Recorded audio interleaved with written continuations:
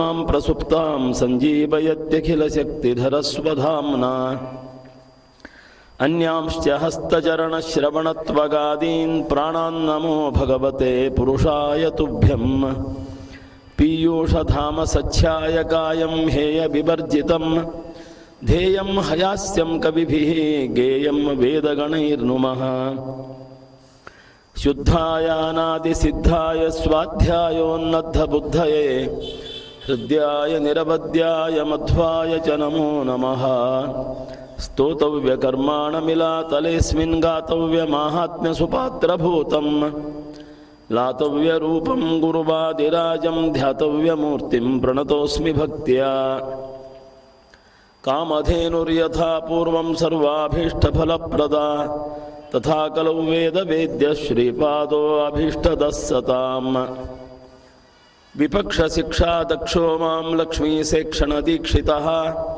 ವಾದಿರಾಟ್ ಪಕ್ಷಗೋ ಅಭೀಕ್ಷ್ಣಂ ರಕ್ಷ್ಯಾತ್ ಭಾವಿ ಮಹೋಕ್ಷವಾಟ್ ಶ್ರೀಮತೋ ರಾಘವೇಂದ್ರಸ್ಯ ನಮಾಮಿ ಪದಪಂಕಜೇ ಕಾಮಿತಾಶೇಷಕಲ್ಯಾಣಕಲನಾಕಲ್ಪಪಾದಪೌ ನೈವೇದ್ಯಗವಿಷಂ ರಾಮೇ ವೀಕ್ಷ್ಯ ತದ್ಭುಕ್ತಿಭಾಗ್ಗುರುಃ ಯೋ ಅದರ್ಶಯದ್ರವಿಂ ರಾತ್ರೌ ಸತ್ಯಬೋಧೋಸ್ತು ಮೇ ಮುದೇ ಚಿಂತಾಮಣಿಂ ಸ್ವಭಕ್ತಾನಾಂ ಕಲ್ಪವೃಕ್ಷಂಚ ಕಾಮದಂ ಸ್ವಾಮಿನಂ ತ್ವಾಂ ರಘುಪ್ರೇಮತೀರ್ಥಂ ವಂದೇ ಹ್ಯಭೀಷ್ಟದಂ ಕೂಲವ್ಯಾಸಃ ಯಗ್ರೀವಪದಕಂಜಮಧುವ್ರತಂ ಶ್ರೀವಿಶ್ವೋತ್ತಮಯೋಗೀಂದ್ರಂ ವಂದೇಹಂ ವಾದಿರಾಟ್ ಪ್ರಿಯಂ ಆಪಾದಮೌಲಿಪರ್ಯಂತಂ ಗುರುಣಾಮಾಕೃತಿಂ ಸ್ಮರೇತ್ ತೇನ ವಿಘ್ನಾಃ ಪ್ರಣಶ್ಯಂತಿ ಸಿದ್ಧ್ಯಂತಿ ಚ ಮನೋರಥಾಃ ಆಚಾರ್ಯ ಶ್ರೀಮದಾಚಾರ್ಯಾಃ ಸಂತು ಮೇ ಜನ್ಮಜನ್ಮನಿ ಸರ್ವಸ್ವಂ ಮೇ ವಾದಿರಾಜೋದಯಾಲುಃ ಸಂತಃ ಸಂತು ಕೃಪಾವಂತೋ ಗುರುರಾಜಪದಾಶ್ರಯಾಃ ಸ್ವಸ್ತಿಸ್ತು ಸತಾಂ ಅಶೇಷ ಸನ್ಮಂಗಲಾನಿ ಭವಂತು. ಶ್ರೀಮದ್ಭಾಗವತದಲ್ಲಿ ಶ್ರೀಮದ್ ಶುಕಾಚಾರ್ಯರು ಹೇಳ್ತಾರೆ, ಜನಸ್ಯ ಕೃಷ್ಣಾತ್ ವಿಮುಖಸ್ಯ ದೈವಾದಧರ್ಮಶೀಲಸ್ಯ ಸುದುಃಖಿತಸ್ಯ ಅನುಗ್ರಹ ಏಹ ಚರಂತಿ ನೂನಂ ಭೂತಾನಿ ಭವ್ಯಾನಿ ಜನಾರ್ದನಸ್ಯ. ಧರ್ಮದ ಒಂದು ವಿಪ್ಲವತೆ ಈ ಜಗತ್ತಿನಲ್ಲಿ ಆದಾಗ ಸಜ್ಜನರ ಒಂದು ಕಳಕಳಿ ಮತ್ತು ಮೊರೆಯನ್ನು ಕೇಳಿದಂಥ ಪರಮಾತ್ಮ ತಾನೇ ಬಂದು ಇವತ್ತು ಧರ್ಮವನ್ನು ಉದ್ಧಾರ ಮಾಡಬಹುದು, ಅಥವಾ ತನ್ನ ಪ್ರತಿನಿಧಿತ್ವೇನ ಅನೇಕ ದೇವತೆಗಳನ್ನು ಋಷಿಗಳನ್ನು ಈ ಕರ್ಮಭೂಮಿಗೆ ಕಳಿಸ್ತಾನೆ. ಧರ್ಮದ ಮರ್ಮವನ್ನು ಸಜ್ಜನರಿಗೆ ಉಪದೇಶವನ್ನು ಮಾಡಿ ಅವರೆಲ್ಲರೂ ಕೂಡ ಇವತ್ತು ಸನ್ಮಾರ್ಗದಲ್ಲಿ ಇರಬೇಕು ಅನ್ನೋ ಒಂದು ಕಳಕಳಿ ಏನದೆ ಆ ಅಂತಃಕರಣದ ಕಾರ್ಯ ಆ ಪರಮಾತ್ಮ ಮಾಡತಕ್ಕವನಿದ್ದಾನೆ. ಈ ನಿಮಿತ್ತದಿಂದಲೇ ಮೋಕ್ಷೋಪಯೋಗಿ ಆದಂಥ ಯಾವ ಜ್ಞಾನ ಸಾಧನವನ್ನು ಶ್ರೀಮನ್ ಮಧ್ವಾಚಾರ್ಯರಿಂದ ಆರಂಭಿಸಿ ಅನೇಕ ಜ್ಞಾನಿಗಳು ಕೂಡ ಇಲ್ಲಿ, ಅದರಲ್ಲಿ ಯತಿಗಳಿರ್ಬೋದು, ಗೃಹಸ್ಥಾಶ್ರಮಗಳಿರ್ಬೋದು. ಅಂದರೆ ಒಂದು ಯತ್ಯಾಶ್ರಮದ ಒಂದು ಪರಂಪರೆ ಅಂತ ಅನ್ನೋದನ್ನು ಮಾಡಲಿಕ್ಕೆ ಏನು ಕಾರಣ ಅಂತಂದರೆ, ಅದು ಪರಂಪರೆಯಿಂದ ಇರುತ್ತೆ ಜ್ಞಾನ ಪ್ರವಾಹ ಅವಿಚ್ಛಿನ್ನವಾಗಿ ಮುಂದುವರಿಬೇಕು ಅನ್ನೋ ದೃಷ್ಟಿಯಿಂದಲೂ ಕೂಡ. ಅದೇ ರೀತಿ ಅನೇಕ ಗೃಹಸ್ಥಾಶ್ರಮಗಳು ತ್ರಿಪಿಕನ ಪಂಡಿತಾಚಾರ್ಯರಿಂದ ಆರಂಭಿಸಿ ನಂತರದಲ್ಲಿ ಯಾದವಾರ್ಯರೇ ಮೊದಲಾದಂಥವರು, ಬಿದರಳ್ಳಿ ಶ್ರೀನಿವಾಸ ತೀರ್ಥರು ಮೊದಲಾದವರು ಈ ಟೀಕಾ ಟಿಪ್ಪಣ್ಯಾದಿಗಳನ್ನು ಬರೆದು ಜ್ಞಾನ ಪ್ರವಾಹವನ್ನು ಅವರು ಮುಂದುವರಿಸಿದರು ಅಂತ ನಾವು ಇತಿಹಾಸವನ್ನು ಸ್ಪಷ್ಟವಾಗಿ ನೋಡ್ತೇವೆ. ಇಷ್ಟೆಲ್ಲ ಇರಬೇಕಾದರೆ ಅಂದರೆ ಮಧ್ವಾಚಾರ್ಯರು ಅಂತಹ ಕಾರ್ಯವನ್ನು ಮಾಡಿದರು, ನಂತರ ಬಂದಂಥವರು ಕೂಡ ಅದನ್ನು ಮುಂದುವರಿಸಿದರು. ಆದರೂ ಕೂಡ ಇವತ್ತು ಇತ್ತೀಚೆಗೂ ಅಂತಹ ಮಹಾಜ್ಞಾನಿಗಳ ಅವತಾರವನ್ನು ಮಾಡ್ತಾ ಇದ್ದಾರಲ್ಲ.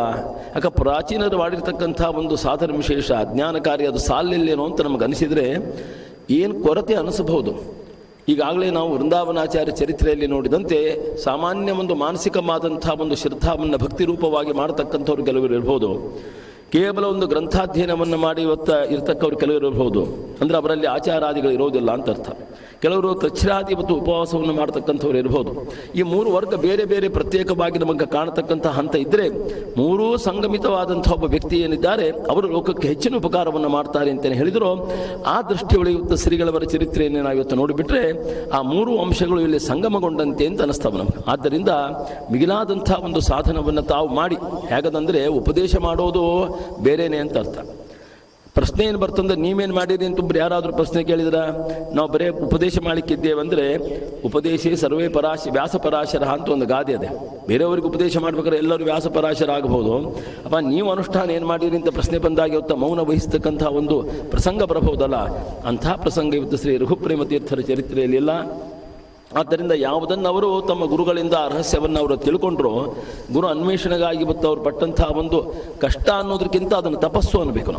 ನಾವು ಸಾಮಾನ್ಯವಾಗಿ ಚರಿತ್ರೆಯನ್ನು ಓದಿದಾಗ ಶ್ರೀಗಳು ಏನಪ್ಪ ಕಷ್ಟಪಟ್ಟರು ಅಂತ ನಾವು ಶಬ್ದವನ್ನು ಪ್ರಯೋಗ ಮಾಡೋದಕ್ಕಿಂತ ಇವತ್ತು ಅಂಥ ಗುರುಗಳ ಅನ್ವೇಷಣೆಗಾಗಿ ಅವರು ಪಟ್ಟಂತಹದ್ದು ಒಂದು ಶ್ರಮ, ಅದು ತಪಸ್ಸು ರೂಪವಾದಂಥದ್ದೇ ಹೊರತು ಅದು ಕ್ಲೇಶಕರವಾದಂಥದ್ದಲ್ಲ ಅನ್ನೋದನ್ನು ಮೊದಲು ನಾವು ತಿಳ್ಕೋಬೇಕಾಗ್ತದೆ. ಆದ್ದರಿಂದ ಕಳೆದ ಶತಮಾನ, ಅದಕ್ಕೂ ಹಿಂದಿನ ಅಂದರೆ 19ನೇ ಶತಮಾನದ ಒಂದು ಮಧ್ಯಭಾಗದ ನಂತರದಲ್ಲಿ ಯಾವ ಅಗಸ್ತ್ಯ ವಂಶದಲ್ಲಿ ಸಾಕ್ಷಾತ್ ಶ್ರೀಗಳವರು ಒಳ್ಳೆಯ ಕುಲದಲ್ಲಿ ಇವತ್ತು ಅವರು ಉತ್ಪನ್ನರಾಗಿದ್ದಾರೆ. ಹಾಗದೇ ಒಂದು ಪದ್ಧತಿ ಕೂಡ ಉಂಟು. ಶ್ರೀಮತಾಂಗೇಹೇ ಯೋಗಭ್ರಷ್ಟೋಭಿಜಾಯತೆ ಅಂತದೆ ಭಗವದ್ಗೀತೆಯಲ್ಲಿ. ಅಂದರೆ ಇನ್ನೂ ಸಾಧನ ಹಿಂದಿನ ಜನ್ಮದಲ್ಲಿ ಪೂರ್ತಿ ಆಗೋದಿಲ್ಲ ಅಂದರೆ ಲೋಕೋದ್ಧಾರ ಕಾರ್ಯ ಇನ್ನೂ ಬ್ಯಾಲೆನ್ಸ್ ಉಳಿದಿರ್ತದೆ ಅಂತ ಅರ್ಥ. ಅದಕ್ಕಾಗಿ ಪರಮಾತ್ಮ ಮತ್ತೆ ಮತ್ತೆ ಇಂತಹ ಜ್ಞಾನಿಗಳಿಗೆ ಅವತಾರಕ್ಕೆ ಅವನು ಆಜ್ಞೆಯನ್ನು ಮಾಡ್ತಾನೆ. ಅಂತಹದ್ದನ್ನು ಸ್ವೀಕಾರ ಮಾಡಿಕೊಂಡು ಅವರೆಲ್ಲ ಒಂದು ಒಳ್ಳೆ ಮನೆತನವನ್ನು ಸ್ವೀಕಾರ ಮಾಡ್ತಾರೆ ಅಂತ ಅರ್ಥ. ಅಗಸ್ತ್ಯರು ಅಂಥವರು ಆ ಅಗಸ್ತ್ಯ ವಂಶದಲ್ಲಿ ಇವರು ಅವತಾರವನ್ನು ಮಾಡಿದ್ದಾರೆ. ಎಲ್ಲಿ ಮಾಡಿದ್ರಪ್ಪ ಅಂದರೆ ಇವರು ರಾಯಚೌಟಿ ಅಂತ ಒಂದು ಗ್ರಾಮ ಏನದೆ ಅಂಥಲ್ಲಿ ಅವರು ಅವತಾರವನ್ನು ಮಾಡಿದ ಮೇಲೆ ಅದು ಸಾಕ್ಷಾತ್ ಇವರಿಗೆ ಆಗಲೇ ಒಬ್ಬರು ಅಣ್ಣಂದಿರಿದ್ದರು. ಆದರೂ ಇನ್ನೊಬ್ಬ ಮಗ ಬೇಕು ಅನ್ನೋ ಹಂಬಲ ಅನ್ನೋದು ಇವರ ತಂದೆ ತಾಯಿಗಳು ಏನಿತ್ತೋ, ಅವರ ತಂದೆ ಹೆಸರು ಸ್ವಾಮಿ ರಾಯಾಚಾರ್ಯರು ಎಂಬುದಾಗಿ, ಅವರ ತಾಯಿ ಹೆಸರು ಕೂಡ ತುಂಗಾಬಾಯಿ ಅಂತ. ಮಹಾಸಾತ್ವಿಕ ದಂಪತಿಗಳು ಕೂಡ ಶ್ರೀನಿವಾಸ ದೇವರ ಒಂದು ಪರಮಾನುಗ್ರಹದಿಂದ ಇನ್ನೊಬ್ಬ ಮಗ ಬೇಕು ಅಂತ ಅಪೇಕ್ಷೆ ಪಟ್ಟಾಗ ಸಾಕ್ಷಾತ್ ವೆಂಕಟೇಶ ದೇವರ ಒಂದು ಕರುಣಾ ಸಮುದ್ರದಿಂದ ಇವರು ಅವತಾರ ಮಾಡಿದ್ದರಿಂದ ಇವರಿಗೆ ಶ್ರೀನಿವಾಸ ಅಂತ ಒಂದು ನಾಮಕರಣವನ್ನು ಮಾಡಿದ್ದಾರೆ. ಯಥೋಚಿತ ಕಾಲೋಚಿತವಾದಂಥ ಒಂದು ನಾಮಕರಣ ಚೌಲ ಮತ್ತು ಉಪನಯನಾದಿ ಸಂಸ್ಕಾರವನ್ನು ಇವರು ಪಡ್ಕೊಂಡ್ರು ಅಂತ ಅರ್ಥ. ನಂತರದಲ್ಲಿ ಅದೇನೊಂದು ದೇವರ ಒಂದು ರಹಸ್ಯ, ಅವರು ಹಾಗೆ ಅದೇ ಮನೆತನದಲ್ಲಿ ಮುಂದುವರಿಬೇಕು ಅಂತಿದ್ರು ಕೂಡ ದೇವತಾ ರಹಸ್ಯ ಕಾರ್ಯ ಒಂದು ಆಗಬೇಕಾಗಿದೆ. ನಂತರದಲ್ಲಿ ಇವತ್ತು ಸಾಂಸಾರಿಕವಾದಂಥ ಕ್ಲೇಶವನ್ನು ಕೂಡ ಇವತ್ತು ದೇವರು ಕೊಟ್ಟ ಅವಸ್ಥಾ ಅಂತ ಅನುಭವಿಸಬೇಕಾಗಿದೆ. ಆದ್ದರಿಂದ ಒಂದು ವಿಚಿತ್ರವಾದಂಥ ಒಂದು ಕಾರ್ಯ ಅನ್ನೋದಾಗ್ತದೆ. ಅದು ಎಂಥ ಕಾರ್ಯ ಅಂತಂದ್ರೆ ಮುಖ್ಯವಾಗಿ ಆದೋನಿಯಲ್ಲಿ ಅದೇ ಮನದಿಂದ ಬಂಧುಗಳೇನಿದ್ರು ಗುಂಡಾಚಾರ್ಯರು ಮತ್ತು ರಾಧಾಬಾಯಿ ಅಂಥೇಳಿ ಅವರಿಗೆ ದತ್ತು ಹೋಗ್ತಾರೆ ಅಂತ ಅರ್ಥ. ಯಾಕೆ ಹಾಗೆ ಮುಂದುವರಿಬಹುದಾಗಿತ್ತಲ್ಲ ಅಂತ ಅನ್ಬೋದಾಗಿತ್ತು. ಯಾಕೆ ಅಂತಂದರೆ ಇವರಿಗೆ ಸಾಕಷ್ಟು ಒಂದು ಶ್ರೀಮಂತರು ಈ ಕಡೆ ಇರತಕ್ಕಂಥವ್ರು, ಅದು ಆಸ್ತಿ ಎಲ್ಲ ಬರ್ತದೆ. ಆದರೆ ಆಸ್ತಿ ತೊಗೊಂಡು ಸ್ವಯಂ ತಾವು ಭೋಗ ಮಾಡಬೇಕು ಅನ್ನೋ ಅವಸ್ಥೆ ಇಲ್ಲ. ಲೋಕೋತ್ತರವಾದಂತಹ ದಾನಾದಿಗಳನ್ನು ಮಾಡಿ ಒಬ್ಬ ಭಗವದ್ಭಕ್ತ ಎಷ್ಟು ನಿರ್ಲಿಪ್ತನಾಗಿರಬೇಕು ಈ ಜಗತ್ತಿನಲ್ಲಿ ಅಂತ ಅನ್ನೋದನ್ನು ತೋರಿಸಲಿಕ್ಕಾಗೇನೆ ಪರಮಾತ್ಮ ಈ ಒಂದು ಕಾರ್ಯವನ್ನು ಮಾಡಿದ ಅಂತ ಅರ್ಥ. ಇಲ್ಲಾದ್ರೆ ಅದೇ ಮನೆತನದಲ್ಲಿ ಯಾವ ತಂದೆಯಿಂದ ಇವರು ಜನ್ಮವನ್ನು ತಾಳಿದ್ರು ಅಲ್ಲಿ ಸುಮ್ಮನೆ ಇದ್ದು ಬಿಡಬಹುದಾಗಿತ್ತಲ್ಲ ಏಕತ್ರ ಅಂತಂದ್ರೆ, ಇವರಿಂದ ಇಂತಹ ಒಂದು ಮಹತ್ ಕಾರ್ಯ ನಂತರದಲ್ಲಿ ಆಗಬೇಕಾಗಿದೆ ಅಂತ. ಅನಾಯಾಸವಾಗಿ ಬಂದಿರತಕ್ಕಂಥ ಒಂದು ಸಂಪತ್ತನ್ನು ಮನುಷ್ಯ ಏನು ಮಾಡಬಹುದು? ಭೋಗ ಮಾಡ್ತಾನೆ ಅಂತ ಅರ್ಥ. ತನ್ನ ಮನಸ್ಸೋ ಇಚ್ಛೆ ಅಂತ ಇವತ್ತು ಅವನು ಆ ಭೋಗಕ್ಕಾಗಿ ಉಪಯೋಗ ಮಾಡ್ತಾನೆ ಹೊರತು ದಾನ ಧರ್ಮಾದಿಗಳಿಗೆ ಇವತ್ತು ಉಪಯೋಗ ಮಾಡ್ತಕ್ಕಂಥದ್ದು ಬಹಳ ಕ್ವಚಿತ್ತ. ಆದರೆ ಇವರು ಮಾಡಿರ್ತಕ್ಕಂಥದ್ದು ಒಂದು ಕಾರ್ಯ ಏನು ಅಂತಂದ್ರೆ ಮುಖ್ಯವಾಗಿ ಕೇವಲ ದತ್ತಕ್ಕೆ ಹೋಗಿ ಇವತ್ತು ಒಳ್ಳೆ ಶ್ರೀಮಂತ ಮನೆತನ ಅದೇ ಪರವಾಗಿಲ್ಲ ಅಂಥೇಳಿ ಅದನ್ನು ಖುಷಿ ಪಡಲಿಕ್ಕೆ ಅಥವಾ ಹವ್ಯಾಸಕ್ಕಾಗಿ ಅಂತಹ ಒಂದು ಮನೆತನವನ್ನು ಸೇರಲಿಲ್ಲ. ಅವರು ಮುಂದೆ ಅವರಿಂದ ಆಗತಕ್ಕಂಥದ್ದು ಒಂದು ಲೋಕೋದ್ಧಾರ ಕಾರ್ಯ ಉಂಟು ಅಂತ ಅನ್ನೋದನ್ನು ಪರಮಾತ್ಮ ಅವರಿಗೆ ತೋರಿಸ್ತಾ ಇದ್ದಾನೆ ಎಂಬುದಾಗಿ ತಿಳಿಸಿ, ಸರಿ ಉಪನಯನಾದಿಗಳಾದ ಮೇಲೆ ಸಾಕು ತಾಯಿ ಬಹಳ ಹಿಂಸೆಯನ್ನು ಕೊಡಲಿಕ್ಕೆ ಆರಂಭ ಮಾಡಿದರು. ಮನೆಯಲ್ಲಿ ಎಲ್ಲ ಕೆಲಸ ಮಾಡಬೇಕು ಅಂತ ಅರ್ಥ. ಸಾಮಾನ್ಯ ಒಬ್ಬ ಕೂಲಿಕಾರ ಇರ್ತಾನಲ್ಲ, ಪೇಡ್ ಸರ್ವೆಂಟ್ ಅಂತೇಳಿ, ಆ ರೀತಿಯಾದಂಥ ಒಂದು ಕೆಲಸ ಮಾಡಿದರೂ ಕೂಡ ಹಿಂಸೆ ಇತ್ತು. ಆ ಚರಿತ್ರೆಯನ್ನು ನಾವು ಅಕ್ಷರಶಃ ಓದಿಬಿಟ್ರೆ ಗೊತ್ತಾಗ್ತದೆ. ಹೇಳಿದಂಥ ಕೆಲಸ ಮಾಡಿ ಮುಗಿಸಿ ನಂತರ ಏನೋ ಸ್ವಲ್ಪ ತತ್ವಶ್ರವಣ ಶಾಸ್ತ್ರಾಧ್ಯಯನ ಇತ್ಯಾದಿಗಳನ್ನು ಮಾಡಿದರೂ ಕೂಡ ಅಲ್ಲಿ ಸಮ್ಮತಿ ಪೂರ್ತಿ ಸಿಗ್ತಾ ಇರಲಿಲ್ಲ. ಅಂಥ ಅವಸ್ಥೆಯಲ್ಲಿ ಕೂಡ ಅವರು ತಮ್ಮ ಅಧ್ಯಯನಾದಿಗಳನ್ನು ಬಿಡಲಿಲ್ಲ ಅಂತ ಅರ್ಥ. ಒಂದು ಹಂತದೆ ತಮ್ಮ ತಂದೆಯವರಾದಂಥ ಅಂದರೆ ಸಾಕು ತಂದೆಯವರಾದಂಥ ಗುಂಡಾಚಾರ್ಯಲ್ಲಿ ತತ್ವಪ್ರಕಾಶಕ ಅವರಿಗೂ ಕೂಡ ಅವರ ಅಧ್ಯಯನವನ್ನು ಮಾಡಿದ್ರು ಅಂತ ಸ್ಪಷ್ಟ ಗೊತ್ತಾಗ್ತದೆ. ಅಂದರೆ ನ್ಯಾಯಸುಧಾದಿ ಗ್ರಂಥಗಳ ಅಧ್ಯಯನವನ್ನು ಬಿಟ್ಟು ಬೇರೆ ಎಲ್ಲ ಗ್ರಂಥಗಳನ್ನು ಮನೆ ಕೆಲಸ ಎಲ್ಲ ಮಾಡಬೇಕು, ಇಷ್ಟು ನಿಂದಾದಿಗಳನ್ನು ಸಹಿಸಿಕೋಬೇಕು, ಮೇಲೆ ಅಧ್ಯಯನ ಮಾಡಿ ಅದನ್ನು ಕರಗತ ಮಾಡ್ಕೋಬೇಕು. ಮನಸ್ಸಿಗೆ ವ್ಯಗ್ರತಾ ಇದ್ದರೆ ಅಧ್ಯಯನ ಎಲ್ಲ ಆಗ್ತದೆ ರೀ, ಆಗೋದೇ ಇಲ್ಲ ಅಂತ ಅರ್ಥ. ಏನಾದರೂ ಒಂದು ಶಬ್ದ ನಮಗೆ ಹಿಂಗೆ ಬಂದುಬಿಟ್ರೆ ನಮಗೆ ಆ ಶ್ರವಣಾದಿಗಳಿಗೆ ಅಂಥ ಒಂದು ಆತಂಕ ಬರ್ತದೆ. ಆದ್ದರಿಂದ ಮೇಲೆ ಇಂಥ ಒಂದು ಮಾನಸಿಕ ಹಿಂಸೆ ಇದ್ದರೂ ಕೂಡ, ದೈಹಿಕ ಹಿಂಸೆ ಕ್ಲೇಶ ಇದ್ದರೂ ಕೂಡ ಅವರು ಅಧ್ಯಯನದಲ್ಲಿ ಅಂಥ ಏಕಾಗ್ರತೆಯನ್ನು ಅವರು ಮುಟ್ಟಿದ್ರು ಅಂದರೆ ಅದು ದೇವತೆಗಳ ಒಂದು ಅನುಗ್ರಹ. ಅದು ಆ ಕಾಲಕ್ಕೆ ಒಬ್ಬ ಜ್ಯೋತಿಷಿ ಬಂದು ಹೇಳ್ತಾನೆ, ಈ ವ್ಯಕ್ತಿ ಮಹಾ ವ್ಯಕ್ತಿ ಆಗ್ತಕ್ಕಂಥವನಿದ್ದಾನಪ್ಪ, ವಾಯುದೇವರೊಂದು ವಿಶೇಷ ಪೂರ್ಣಾನುಗ್ರಹಕ್ಕೆ ಪಾತ್ರ ಆಗ್ತಾನೆ ಅಂತ ಈ ರೀತಿಯಾಗಿ ಹೇಳಿದ್ದು ಕೂಡ ಸ್ಪಷ್ಟವಾಗಿ ಗೊತ್ತಾಗ್ತದೆ. ಅವರ ತಂದೆಯವರ ತರುವಾಯದಲ್ಲಿ ವೇದವ್ಯಾಸಾಚಾರ್ಯ ಅಂತ ಇದೇ ಗ್ರಾಮದಲ್ಲಿರ್ತಕ್ಕಂಥ ಯಾವ ಪಂಡಿತರಲ್ಲಿ ಕೂಡ ಅವರ ಅಧ್ಯಯನವನ್ನು ಮುಂದುವರಿಸ್ತಾರೆ. ಕೆಲವು ದಿನಗಳವರೆಗೆ ಹುಬ್ಬಳ್ಳಿಯಲ್ಲಿರ್ತಕ್ಕಂಥ ವಾಯಿ ಅಣ್ಣಯ್ಯಾಚಾರ ಅಂತ ಏನಿದ್ರು ಅವರಲ್ಲಿ ಕೂಡ ತಮ್ಮ ಅಧ್ಯಯನವನ್ನು ಅವರು ಮುಂದುವರಿಸ್ತಕ್ಕಂಥದ್ದೇ. ಸರಿ, ಗೃಹಸ್ಥಾಶ್ರಮವನ್ನು ಅವರು ಸ್ವೀಕಾರ ಮಾಡ್ತಾರೆ ಯಾವ ಮುತ್ತಿಗೆ ಶ್ರೀನಿವಾಸಾಚಾರ್ಯರು. ಇದೇ ಗ್ರಾಮದಲ್ಲಿರ್ತಕ್ಕಂಥ ಫೆರಿಕಾರ ವೆಂಕೋಬರಾಯರಂತ ಏನಿದ್ದಾರೋ ಅವರ ಪುತ್ರಿಯ ಅಂಥ ಲಕ್ಷ್ಮೀಬಾಯಿಯನ್ನು ಅವರು ಸ್ವೀಕಾರ ಮಾಡ್ತಾರೆ ಪತ್ನಿತ್ವೇನ. ಆದರೆ ಆಗಿನ ಕಾಲಕ್ಕೆ ಅವರಿಗೆ ಅನಿಸ್ತು, ಇದೇ ಒಂದು ಸಾಂಸಾರಿಕವಾದಂಥ ಜಂಜಾಟದಲ್ಲಿ ನಾ ಇದ್ದುಬಿಟ್ಟೆ ಅಂದರೆ ಯಾವ ನಿಯತ ಗುರುಗಳು ಅಂತ ಏನಿದ್ದಾರೋ ನಮ್ಗೆ ಸಾಧನದ ಒಂದು ಉಪದೇಶವನ್ನು ಇವತ್ತು ನನಗೆ ತಿಳಿಸಬೇಕು, ಅಂದರೆ ಅಪರೋಕ್ಷಕ್ಕೆ ಕಾರಣೀಭೂತವಾದಂಥ ಒಂದು ನನಗೆ ಶಾಸ್ತ್ರದ ಮರ್ಮವನ್ನು ತಿಳಿಸಬೇಕು. ನಾನು ಅಂಥ ಗುರುಗಳು ನನಗೆ ಎಲ್ಲಿ ಸಿಕ್ಕಾರು ಅಂತ ಸುರಾತು ನೋಡಿ. ಯಾಕೀಗ ಒಂದು ಅನಿಸಿಕೆ ಬಂದಿರಬಹುದಂದ್ರೆ, ಅವರು ವಾಣಿ ಆಚಾರ ಹತ್ರ ಹೋದಾಗ, ಅಣ್ಣಯ್ಯ ಆಚಾರ ಹತ್ರ ಹೋದಾಗ ಅಲ್ಲೊಂದು ಪ್ರಶ್ನಾದಿಗಳು ಆಗ್ತಾವೆ. ಕುಶಲ ಪ್ರಶ್ನೆ ಮಾಡಿದ ಮೇಲೆ ಕೇವಲ ಈ ಅಕ್ಷರ ಒಂದು ಪಾಂಡಿತ್ಯವನ್ನು ತಂದು ಕೊಡ್ತಕ್ಕಂಥ ಒಂದು ಶಾಸ್ತ್ರಾಧ್ಯಯನ ನನಗೆ ಸಾಲದು, ಭಗವಂತನನ್ನು ಕಾಣತಕ್ಕಂಥ ಒಂದು ಮೋಕ್ಷಪ್ರದ ಒಂದು ಶಾಸ್ತ್ರದ ಮರ್ಮ ನನಗೆ ಬೇಕು ಅಂತ ಇವರು ಕೇಳಿದಾಗ, ಅಪ್ಪ ನೀ ಬೇರೆ ಕಡೆ ಹೋಗಬೇಕು ಅಂತ ಒಂದು ಅಭಿಪ್ರಾಯವನ್ನು ಹೇಳಿದಾಗ, ಗುರು ಅನ್ವೇಷಣೆಯನ್ನು ನಾನು ಮಾಡಬೇಕು ಅಂತ ಹೇಳಿ. ಗುರು ಅನ್ವೇಷಣೆ ಮಾಡೋದಂದ್ರೆ ನಮ್ಮಂತೆ ಯಾವುದ್ಯಾವುದೋ ಮನೆಗೆ ಹೋಗಿ ಇಲ್ಲಿ ಗುರುಗಳಿದ್ದಾರಂತ ಕೇಳೋದಲ್ಲ, ಅದನ್ನು ದೇವರೇ ತಿಳಿಸಿ ಕೊಡಬೇಕು ಅನ್ನೋ ದೃಷ್ಟಿಯಿಂದ. ಆದರೂ ಒಂದು ಕರ್ತವ್ಯ ಅದ ನಮಗೆ. ಹಾಗಾದ್ರೆ ಮನೆಯಲ್ಲಿ ಕೂತ್ಬಿಟ್ಟು ದೇವರು ತಿಳಿಸಿದ್ದ ಅಂತ ನಾವು ಅಭಿಪ್ರಾಯ ಇಲ್ಲ, ಕರ್ತವ್ಯತ್ವನಂಥ ಅನ್ವೇಷಣೆ ಮಾಡಬೇಕು ಅನ್ನೋ ದೃಷ್ಟಿಯಿಂದ 7 ವರ್ಷ ಒಂದು ಅಜ್ಞಾತ ರೂಪದಿಂದ ಸಂಚಾರ ಮಾಡಿದ್ದಾರೆ ಅಂತ ಅರ್ಥ. ಅವರು ಯಾವ್ಯಾವ ಕ್ಷೇತ್ರಕ್ಕೆ ಹೋದರು, ಏನು ಮಾಡಿದರು ಅಂತ ಅನ್ನೋದಂತೂ ವಿಶಿಷ್ಟವಾದಂಥ ಕಥಾ. ಸುಮಾರು 7-8 ವರ್ಷಗಳವರೆಗೆ ಕೂಡ ಅವರು ಮನೆ ಅಂದರೆ ಭಾಳ ಹಿಂಸೆ ಇತ್ತು, ಮನೆ ಬಿಟ್ಟು ಹೋದರು ಅನ್ನೋ ಒಂದು ಲೆಕ್ಕಾಚಾರ ಇದ್ದರೂ ಕೂಡ ಅದರ ಮುಖ್ಯ ಉದ್ದೇಶ ಏನು ಅಂತಂದರೆ, ಸುಮ್ಮನೆ ಮನೆ ಬಿಟ್ಟು ಹೋಗಿಬಿಟ್ರು ಅಥವಾ ಮನೆಯಲ್ಲಿ ನಿಂದಾದಿಗಳನ್ನು ಅನಿಸೋದಕ್ಕಿಂತ ಇದರಿಂದ ನಾವು ಪಾರಾಗಬಹುದು ಅಂತ ಹಿನ್ನೆಲೆ ಮಾತ್ರವಲ್ಲ, ಉದ್ದೇಶ ಬೇರೆಯೇ ಇದೆ. ಮುಖ್ಯವಾಗಿ ಅಂತಹ ಗುರುಗಳು ಬೇಕು ನನಗೆ. ಮತ್ತು ಅನೇಕ ಕಡೆಗೆ ಹೋದರೆ ಅನೇಕ ಸಾಧಕರಿರ್ತಾರೆ, ಅವರ ಸಾಧನಾನುಷ್ಠಾನ ಕ್ರಮ ಏನು ಅಂತ ತಿಳ್ಕೊಳ್ಳಿಕ್ಕೆ ಬರ್ತದೆ. ಅದು ಮನೆಯಲ್ಲಿದ್ದರೆ ಆಗೋದಿಲ್ಲ ಅಂತ ಅರ್ಥ. ಅವರ ಒಂದು ಚರಿತ್ರೆಯನ್ನು ನಾವು ನೋಡ್ತಾ ಹಾಗೆ ಹೋದರೆ ಈ ಕಾಶಿಯಲ್ಲಿ ಆಗಲಿ, ಹರಿದ್ವಾರದಲ್ಲಿ ಆಗಲಿ, ಋಷಿಕೇಶ ಮೊದಲಾದಂಥ ಅನೇಕ ಏನು ಉತ್ತರ ದೇಶದ ಪುಣ್ಯಕ್ಷೇತ್ರಗಳನ್ನು ಎಲ್ಲರಂತೆ ಅವರು ಗುಂಪಿನಲ್ಲಿ ಇರ್ತಾ ಇರಲಿಲ್ಲ. ಆ ಒಂದು ಪ್ರದೇಶದ ಒಂದು ಬೇರೆ ಬೇರೆ ಭಾಗಗಳಿಗೆ ಹೋಗಬೇಕು, ಅಲ್ಲಿರ್ತಕ್ಕಂಥ ಸಾಧು ಸಂತರನ್ನ ನೋಡಬೇಕು, ಆ ವ್ಯಕ್ತಿಯ ಒಂದು ಅನುಷ್ಠಾನ ಏನಿದೆ, ಅವನು ಯೋಗವನ್ನು ಹೇಗೆ ಇವತ್ತು ಅನುಷ್ಠಾನ ಮಾಡ್ತಾ ಇದ್ದಾನೆ, ಇದೆಲ್ಲದರ ಒಂದು ಮರ್ಮವನ್ನು ತಿಳ್ಕೋಬೇಕು ಅಂತ ಅವರಿಗೆ ಕಳಕಳಿ ಇತ್ತು ಅಂತ ಅರ್ಥ. ಯಾವುದು ತಮ್ಮ ಚಿಂತನೆಗೆ ಪೂರಕವಾದದ್ದು ಆ ಅಂಶವನ್ನು ಮಾತ್ರ ಅವರು ಗ್ರಹಣ ಮಾಡಿದ್ದಾರೆ. ಇಲ್ಲಿ ಸ್ವಾರಸ್ಯ ಏನು ಅಂತಂದರೆ, ಹಂಗಾರೆ ಯಾರಾದರೂ ಒಬ್ಬನು ಅದ್ವೈತ ಉಪಾಸನೆ ಮಾಡಿಕೊಂಡು ಯೋಗ ಮಾಡ್ತಿದ್ರೆ ಅದು ಅವ್ರಿಗೆ ಗ್ರಾಹ್ಯ ಅಲ್ಲ. ಆದರೆ ತಮ್ಮ ಚಿಂತನೆಯನ್ನು ಬಿಡದಲೇ ಯಾವುದು ಯೌಗಿಕವಾದಂಥ ಅಂಶ ಅನ್ನೋದೇನದೆ ಅದನ್ನು ಮಾತ್ರ ಸ್ವೀಕಾರ ಮಾಡಿ ಅವರು ಅದನ್ನು ಮುಂದೆ ಹೋಗ್ತಾ ಇದ್ರು ಅಂತ ಸ್ಪಷ್ಟವಾಗಿ ನಮಗೆ ಗೊತ್ತಾಗ್ತದೆ. ಆದ್ದರಿಂದ ಸುಮಾರು 7-8 ವರ್ಷದಲ್ಲಿ ಅವರು ಅಂಥ ಕಾರ್ಯವನ್ನು ಅವರು ಮಾಡಲಿಕ್ಕೆ ಮುಂದಾದರು ಅಂತ. ಇಲ್ಲಿ ಇಷ್ಟು ಮಹಿಮೆ ಅಂತಂದರೆ ತಾವು ಪ್ರಸಿದ್ಧಿಗಾಗಿ ಅಂಥ ಮಹಿಮೆಯನ್ನು ತೋರಿಸಿಲ್ಲ. ಮುಖ್ಯವಾಗಿ ಕಾರಣ, ಅವರು ಯಾವ್ಯಾವ ಕ್ಷೇತ್ರಕ್ಕೆ ಹೋಗ್ತಾರೋ ಅಲ್ಲಿ ಅವರು ಅಜ್ಞಾತ ರೂಪದಿಂದ ಅವರಿಗೆ ಕಂಡದ್ದು. ಅವರು ಭಸ್ಮಲೇಪನವನ್ನು ಮಾಡಿಕೊಂಡ್ರು.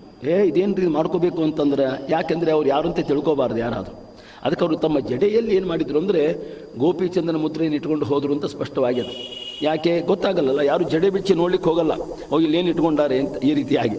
ಇಂಥ ಒಂದು ಅಂದರೆ ವೀರ ವೈಷ್ಣವತ್ವ ದೀಕ್ಷಾ ಅಂತ ಅನ್ನೋದನ್ನು ಯಾವ ಕಾಲಕ್ಕೂ ಅದಕ್ಕೆ ಕುಂದು ಬರದಂತೆ ಲೋಕಕ್ಕೆ ತಮ್ಮ ತಾವ್ಯಾರು ಅಂತ ತೋರಿಸಿದಂತೆ ಅವರ ಒಂದು ಬದುಕನ್ನು ಅವರು ಮುಂದುವರೆಸಿದ್ದಾರೆ ಅಂತ ಅನ್ನೋದು ನಮಗೆ ಸ್ಪಷ್ಟವಾಗಿ ಗೊತ್ತಾಗ್ತದೆ. ಅವರು ನಾಸಿಕ, ತ್ರಿಯಂಬಕ ಅಲ್ಲಿರ್ತಕ್ಕಂಥ ಹಂತದಲ್ಲಿ ಅನೇಕ ಮಹಿಮಾವನ್ನು ತೋರಿಸ್ತಾರೆ. ಅವರು ಇರ್ತಕ್ಕಂಥ ಒಂದು ಕುಟೀರಕ್ಕೆ, ಅದು ಒಂದು ಸಾಮಾನ್ಯ ಧರ್ಮಶಾಲೆಯಿಂದ ಇರತಕ್ಕಂಥ ಕುಟೀರಕ್ಕೆ ಅವರು ಅಗ್ನಿಸ್ಪರ್ಶ ಆಗ್ತದೆ. ಒಬ್ಬರು ಬಂದು ಹೇಳಿದ್ರು ಬೇಗನೆ ಅಲ್ಲಿ ಹೊರಗೆ ಬರೋದಿಲ್ಲ. ನಂತರ ಇನ್ನೊಬ್ಬರು ಬಂದು ಕೇಳ್ತಾನೆ ಅಂದರೆ 2-3 ಕಡೆಗೆ ಮಾತ್ರ ಸ್ಪಷ್ಟವಾಗಿ ಸಾಕ್ಷಾತ್ ಭಗವಂತನೇ ಅಂತಹ ರೂಪದಿಂದ ಬಂದು ಅವರಿಗೆ ಒಂದು ಹಿತೋಪದೇಶವನ್ನು ಮಾಡಿದ.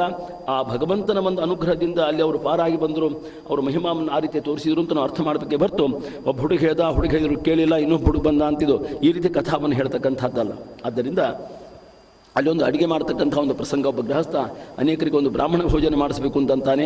ನೋಡ್ರಿ, ನನಗೆ 20 ರೂಪಾಯಿಗಿಂತ ಹೆಚ್ಚು ಕೊಡಬೇಕು ಅಂತ ಬೇಡಿಕೆಯನ್ನು ಮುಂದಿಟ್ಟು ಇವತ್ತು ಒಡಂಬಡಿಕೆ ಮಾಡಿಕೊಂಡಿರ್ತಕ್ಕಂಥ ಮುತ್ತಿಗೆ ಆಚಾರ್ಯ ಏನು ಮಾಡಿದರು, ಅವರೆಲ್ಲ ಪಾಕವನ್ನು ಸಿದ್ಧ ಮಾಡಿ ಈಶ್ವರ ದೇವರ ದರ್ಶನ ಮಾಡ್ಕೊಂಡು ಬರ್ತೇನೆ ಅಂತ ಹೇಳಿದವರು ಬರಲೇ ಇಲ್ಲ ಅಂತ ಅರ್ಥ. ಅವ್ರು ಹಣಕ್ಕೆ ಆಸೆ ಪಟ್ಟವರಾಗಿದ್ದರೆ ಇನ್ನೂ ಹೆಚ್ಚು ಕೊಡುವ ಅಂತ ಹೇಳಿ ಮಧ್ಯೆ ಬಂದು ಕೂಡ್ತಿದ್ರು ಅಂತ ಅರ್ಥ. ಅವ್ರ ಪ್ರಸಾದಕ್ಕೂ ಈ ಕಡೆ ಬರಲಿಲ್ಲ, ಅಂದರೆ ಊಟಕ್ಕೂ ಬರಲಿಲ್ಲ. ಮೇಲೆ ಆದಂಥ ಏನು ಅಡುಗೆ ಮಾಡಿದ್ದಕ್ಕೆ ಯಾವುದನ್ನು ಇಸುಗುತ್ತಾರ ಅಡುಗೆಯವರು ಅಂಥದ್ದನ್ನು ದ್ರವ್ಯವನ್ನು ಕೂಡ ಸ್ವೀಕಾರ ಮಾಡಲಿಕ್ಕೆ ಬರಲಿಲ್ಲ ಅನ್ನೋದರಿಂದ ಏನು ಗೊತ್ತಾಗ್ತದೆ, ಇಷ್ಟು ಜನ ಬ್ರಾಹ್ಮಣಾಧಿಷ್ಠಾನದಲ್ಲಿ ಇವತ್ತು ಸಂತರ್ಪಣೆ ಆಗ್ತಾ ಇದೆ, ಅದಕ್ಕೊಂದು ನಂದು ಅಳಿಲ ಸೇವಾ ಅಂತಂದು ಅದನ್ನು ಸಮರ್ಪಣೆ ಮಾಡಿದರು, ಅಲ್ಲಿಂದ ಹೊರಟು ಬಿಟ್ಟರು ಅಂತ ಅರ್ಥ. ಅಥವಾ ಮತ್ತೆ ಬರಬಹುದಾಗಿತ್ತು, ಹಣ ಸ್ವೀಕಾರ ಮಾಡದಲ್ಲಿ ಇರಬಹುದಾಗಿತ್ತಂದರೆ ಈ ಗ್ರಂಥ ತುಂಬೆಲ್ಲ ಅಥವಾ ಅವರ ಚರಿತ್ರೆ ತುಂಬೆಲ್ಲ ಒಂದು ವಿಷಯ ಮಾತ್ರ ನಾವು ಸ್ಪಷ್ಟವಾಗಿ ನೆನಪಿಟ್ಕೋಬೇಕು. ಆಭಿಮಾನಿಕವಾದಂಥ ಸಂಬಂಧ ಎಲ್ಲಿಯಾದರೂ ದೇವರ ಹಚ್ಚಿಬಿಟ್ಟ ಅಂದರೆ ಅದು ಮಹಾಬಂಧಕ ಅನ್ನೋ ಎಚ್ಚರಿಕೆ ಮಾತ್ರ ಅವರಿಗೆ ತ್ರಿಕರ್ಣದಲ್ಲಿ ಇತ್ತು ಅಂತ ಅರ್ಥ. ಇದನ್ನು ಮುಖ್ಯ ಒಪ್ಪಬೇಕಾಗಿದೆ. ಅವರು ದ್ರವ್ಯ ತೊಗೊಂಡಿದ್ರು ಏನು ಸಮಸ್ಯೆ ಆಗಿದ್ದಿಲ್ಲ ಅಂತ ತಿಳ್ಕೋರಿ, ಬೇಡವೇ ಬೇಡ ಅಂತ ಅರ್ಥ. ಇನ್ನೊಮ್ಮೆ ಆ ವ್ಯಕ್ತಿ ಭೇಟಿ ಆದ್ರೆ ಅವ್ನು ನಮಸ್ಕಾರ ಮಾಡ್ತಾನೆ, ಬುದ್ಧಿ ಅವ್ನು ಮಾತಾಡಿಸ್ಬೇಕು, ಮತ್ತೆ ಒಂದು ಲೌಕಿಕ ನಾಲ್ಕು ಮಾತಾಡಬೇಕಲ್ಲ, ಬೇಡ ಅಂತ. ಒಂದು ಭಾಗವತ ಏನು ಹೇಳ್ತದಂದರೆ, ಯಾವದರ್ಥಾಶ್ಚ ಲೋಕೆ ಅಂತ ಒಂದು ಮಾತು ಹೇಳ್ತದೆ. ಲೌಕಿಕ ಎಷ್ಟು ಮಾತಾಡಬೇಕು, ಒಂದು ಕಾರ್ಯ ಸಾಧನೆ ಆಗಲಿಕ್ಕೆ ನಾವು 4 ಮಾತೇ ಸಾಕಂದ್ರೆ 4 ಆಡಬೇಕಂತ. ನಾವೆಲ್ಲ ಹೆಂಗಿದ್ದೇವೆ, 40 ಮಾತಾಡ್ತೇವೆ ನಾವೆಲ್ಲ. ಭಗವಂತ ಕೊಟ್ಟಿರ್ತಕ್ಕಂಥ ವಾಕ್ಶಕ್ತಿಯನ್ನು ಹೀಗೆ ದುರುಪಯೋಗ ಮಾಡ್ತಾ ಇರ್ತೇವೆ. ಆದರೆ ಶ್ರೀಗಳ ಬರೋ ಒಂದು ಚರಿತ್ರೆ ನೋಡಿದರೆ ಅಂಥ ಕೆಲಸ ಮಾಡಲಿಲ್ಲ. ಎಂಥ ವ್ಯಕ್ತಿ ಇದ್ದರೂ ಕೂಡ ಮುಂದೆ ಅನೇಕ ಕಥಾಗಳನ್ನು ನೋಡಿದಾಗ ಅವಂಥವರ ಒಂದು ಆ ದುರ್ವ್ಯಸನ ದುರಾಚಾರವನ್ನು ಬಿಡಿಸುವಾಗ ತಾತ್ವಿಕ ಉಪದೇಶ ಮಾಡ್ಯಾರೆ ಹೊರತು ಕೇವಲ ಲೌಕಿಕ ಆಪತ್ತನ್ನು ಮಾತ್ರ ಮುಂದಿಟ್ಟು ಉಪದೇಶ ಮಾಡಿಲ್ಲ ನೋಡಿ. ಈ ಚರಿತ್ರೆಯಲ್ಲಿ ಸ್ವಾರಸ್ಯ ಏನು ಅಂದರೆ, ಅಪ್ಪ ನೀನು ಏನಾದರೂ ಇದೊಂದು ಅಫೀಮ ತೋತಿರ್ತಾನಲ್ಲ ಯಾರು ಅವನು ಸಂಗೋರಾಮ ತಿಂದರೆ ನಿನಗೆ ರೋಗಾದಿಗಳು ಬರ್ತದೋ ಎಚ್ಚರಿಕೆ ನೋಡಿ. ಇವತ್ತು ಬರೆದಿರ್ತಾರೆ ಅದರ ಮೇಲೆ ಸ್ಮೋಕಿಂಗ್ ಇಂಜುರಿಯಸ್ ಎಲ್ಲ ಬರೆದಿರ್ತಾರೆ. ಅಂಥ ಎಚ್ಚರಿಕೆ ಕೊಳಿಕ್ಕೆ ಹೋಗಲಿಲ್ಲ ಅವರು. ಅವನಿಗೆ ಏನೇ ಉಪದೇಶ ಮಾಡಬೇಕಾದ್ರೂ ಕೂಡ ಒಂದು ತಾತ್ವಿಕ ಹಿನ್ನೆಲೆಯಲ್ಲಿ ಉಪದೇಶ ಮಾಡ್ತಾರೆ. ಈ ಸಮಗ್ರ ಗ್ರಂಥದುದ್ದಕ್ಕೂ ಇರತಕ್ಕಂಥದ್ದೇನೆಂದರೆ, ಕಥೆಗಿಂತ ಹಾಗೆ ನೋಡಿದರೆ ಅದಷ್ಟೇ ಭಾಗವನ್ನು ಇವತ್ತು ಹೆಕ್ಕೆ ನೋಡಿದಾಗ ಅದೇ ಒಂದು 106 ಪುಟ ಆಗ್ತದೆ. ಹಾಗೆ ನೋಡಿದರೆ ಪ್ರತಿಯೊಂದು ಘಟನೆ ಹಿನ್ನೆಲೆಯಲ್ಲಿ ಒಂದು ತಾತ್ವಿಕ ಉಪದೇಶ ಇರೋದೇ ಇವರ ಚರಿತ್ರೆಯಲ್ಲಿರ್ತಕ್ಕಂಥ ಒಂದು ಹಿಗ್ಗಳಿಗೆ ಹಿರಿಮೆ ಅಂತ ನಾವು ಸ್ಪಷ್ಟವಾಗಿ ಒಪ್ಪಬೇಕಾಗ್ತದೆ ಅಂತ ಹೇಳಬೇಕು. ಅಂತೂ ಆ ಸಂಗೋರಾಮನಿಗೂ ಕೂಡ ಹೇಗೆ ಅವನು ಆ ದುರ್ವ್ಯಸನ ಬಿಡಿಸ್ತಕ್ಕಂಥದ್ದು ತಾವೂ ಕೂಡ ಇವತ್ತಿನ ಮಿತಿಗೆ ಅದನ್ನು ಸ್ವೀಕಾರ ಮಾಡಿ, ಅಂದರೆ ಸ್ವೀಕಾರ ಮಾಡಬೇಕು ಅಂತ ಅಭಿಪ್ರಾಯ ಅಲ್ಲದು, ತಿಳಿ ಹೇಳಿಸಿದರೆ ಅರ್ಥ ಆಗಲಿಲ್ಲ. ಒಳ್ಳೆ ಸಾತ್ವಿಕ ಚೇತನ ಅನ್ನೋದನ್ನು ತಿಳ್ಕೊಂಡಿದ್ದಾರೆ. ಹೇಗಾದರೂ ಈ ದುರ್ವ್ಯಸನ ಬಿಡಿಸಬೇಕು ಅನ್ನೋ ದೃಷ್ಟಿಯಿಂದ ಕೊನೆಗೆ ಎರೆ ಮಣ್ಣಿನ ಗುಳಿಗೆ ಮಾಡಿ ಅಫೀಮದ ನೀರನ್ನು ಅದರ ಮೇಲೆ ಸಿಂಪಡಿಸಿ ಅವನಿಗೆ ಕೊಟ್ಟರು ಕೂಡ ಇದು ಅದೇ ರುಚಿ ಉಂಟು ಅಂತ ಅವ್ನು ತಿನ್ಕೋತ ಹೋಗ್ಬಿಟ್ಟ ಪುಣ್ಯಾತ್ಮ. ನಂತರ ಹೇಳ್ತಾರೆ, ನೀನು ಕೊಟ್ಟಿರೋದು ಮಣ್ಣೆ ಹೊರತು ಅದು ಅಲ್ಲೋ ಅಂತ ಹೇಳಿದ ಮೇಲೆ ಅವನಿಗೂ ಸ್ವಲ್ಪ ಅವಾಗ ಎಚ್ಚರಿಕೆ ಆಗ್ತದೆ. ನಾನು ಇಲ್ಲಿವರೆಗೆ ಇಂಥ ದುರ್ವ್ಯಸನಕ್ಕೆ ಬಲಿಯಾದದ್ದು ತಪ್ಪು ಅಂತ ತಿಳ್ಕೊಂಡು ಯಾವ ಆಚಾರ್ಯರ ಪಾದಕ್ಕೆ ಅವನು ಶರಣಾಗತನಾಗಿ ಅವರಿಗೆ ಕೃತಜ್ಞತೆಯನ್ನು ಸಮರ್ಪಣೆ ಮಾಡ್ತಕ್ಕವನಾಗ್ತಾನೆ. ಮೇಲೆ ಅವನಿಗೊಂದು ಆಪತ್ತು ಬಂದಿರ್ತದೆ. ಭಿಕ್ಷೆಗೆ ಇಬ್ಬರು ಬೇರೆ ಬೇರೆ ಒಂದು ದಾರಿಯಲ್ಲಿ ಹೋದಂಥ ಹಂತದಲ್ಲಿ ಆ ದುರ್ಗಾಷ್ಟಮಿ ದಿನ ಒಬ್ಬ ನರಬಲಿ ಕೊಡ್ತಕ್ಕಂಥ ಒಂದು ಪ್ರಸಕ್ತಿ ಬರ್ತದೆ. ಒಳ್ಳೆಯ ದಷ್ಟಪುಷ್ಟನಾದಂಥ ಈ ವ್ಯಕ್ತಿಯನ್ನೇ ಬಲಿ ಕೊಟ್ಟು ಬಿಟ್ಟಾತು ಅಂತ ಯೋಚನೆ ಮಾಡಿದಾಗ ಅಲ್ಲಿಂದ ಅವರು ಪಾರಾಗ್ತಾರೆ. ಅಲ್ಲೇ ಇರ್ತಕ್ಕಂಥ ಒಬ್ಬ ಕನ್ಯೆ ಅವಳು ಬಂದು ಆ ಸಂಗೋರಾಮನಿಗೆಲ್ಲ ಪಾರಾಗ್ತಕ್ಕಂಥ ಒಂದು ಉಪಾಯವನ್ನು ತಿಳಿಸಿಕೊಡ್ತಾರೆ. ಮತ್ತು ಈರ್ವರ ಭೇಟಿ ಅಂತ ಅನ್ನೋದಾಗ್ತದೆ ಅನ್ನೋದು ನಾವು ನೋಡಬೇಕು. ಈ ರೀತಿಯಾಗಿ ಅವರು ಹೋಗ್ತಾ ಇರ್ತಾರೆ. ಅರಣ್ಯ ಮಾರ್ಗ ಅವರೇನಪ್ಪ ಇಂಥ ಒಂದು ರಾಜಮಾರ್ಗದಲ್ಲಿ ಹೋಗಬೇಕು ಅಂತೇನಿಲ್ಲ. ಅರಣ್ಯ ಮಾರ್ಗದಲ್ಲಿ ಹೋಗತಕ್ಕಂಥ ಸಂದರ್ಭದಲ್ಲಿ ಅವ್ರಿಗೊಬ್ಬ ಸುಂದರ ಸ್ತ್ರೀ ಕಾಣ್ತಾಳೆ.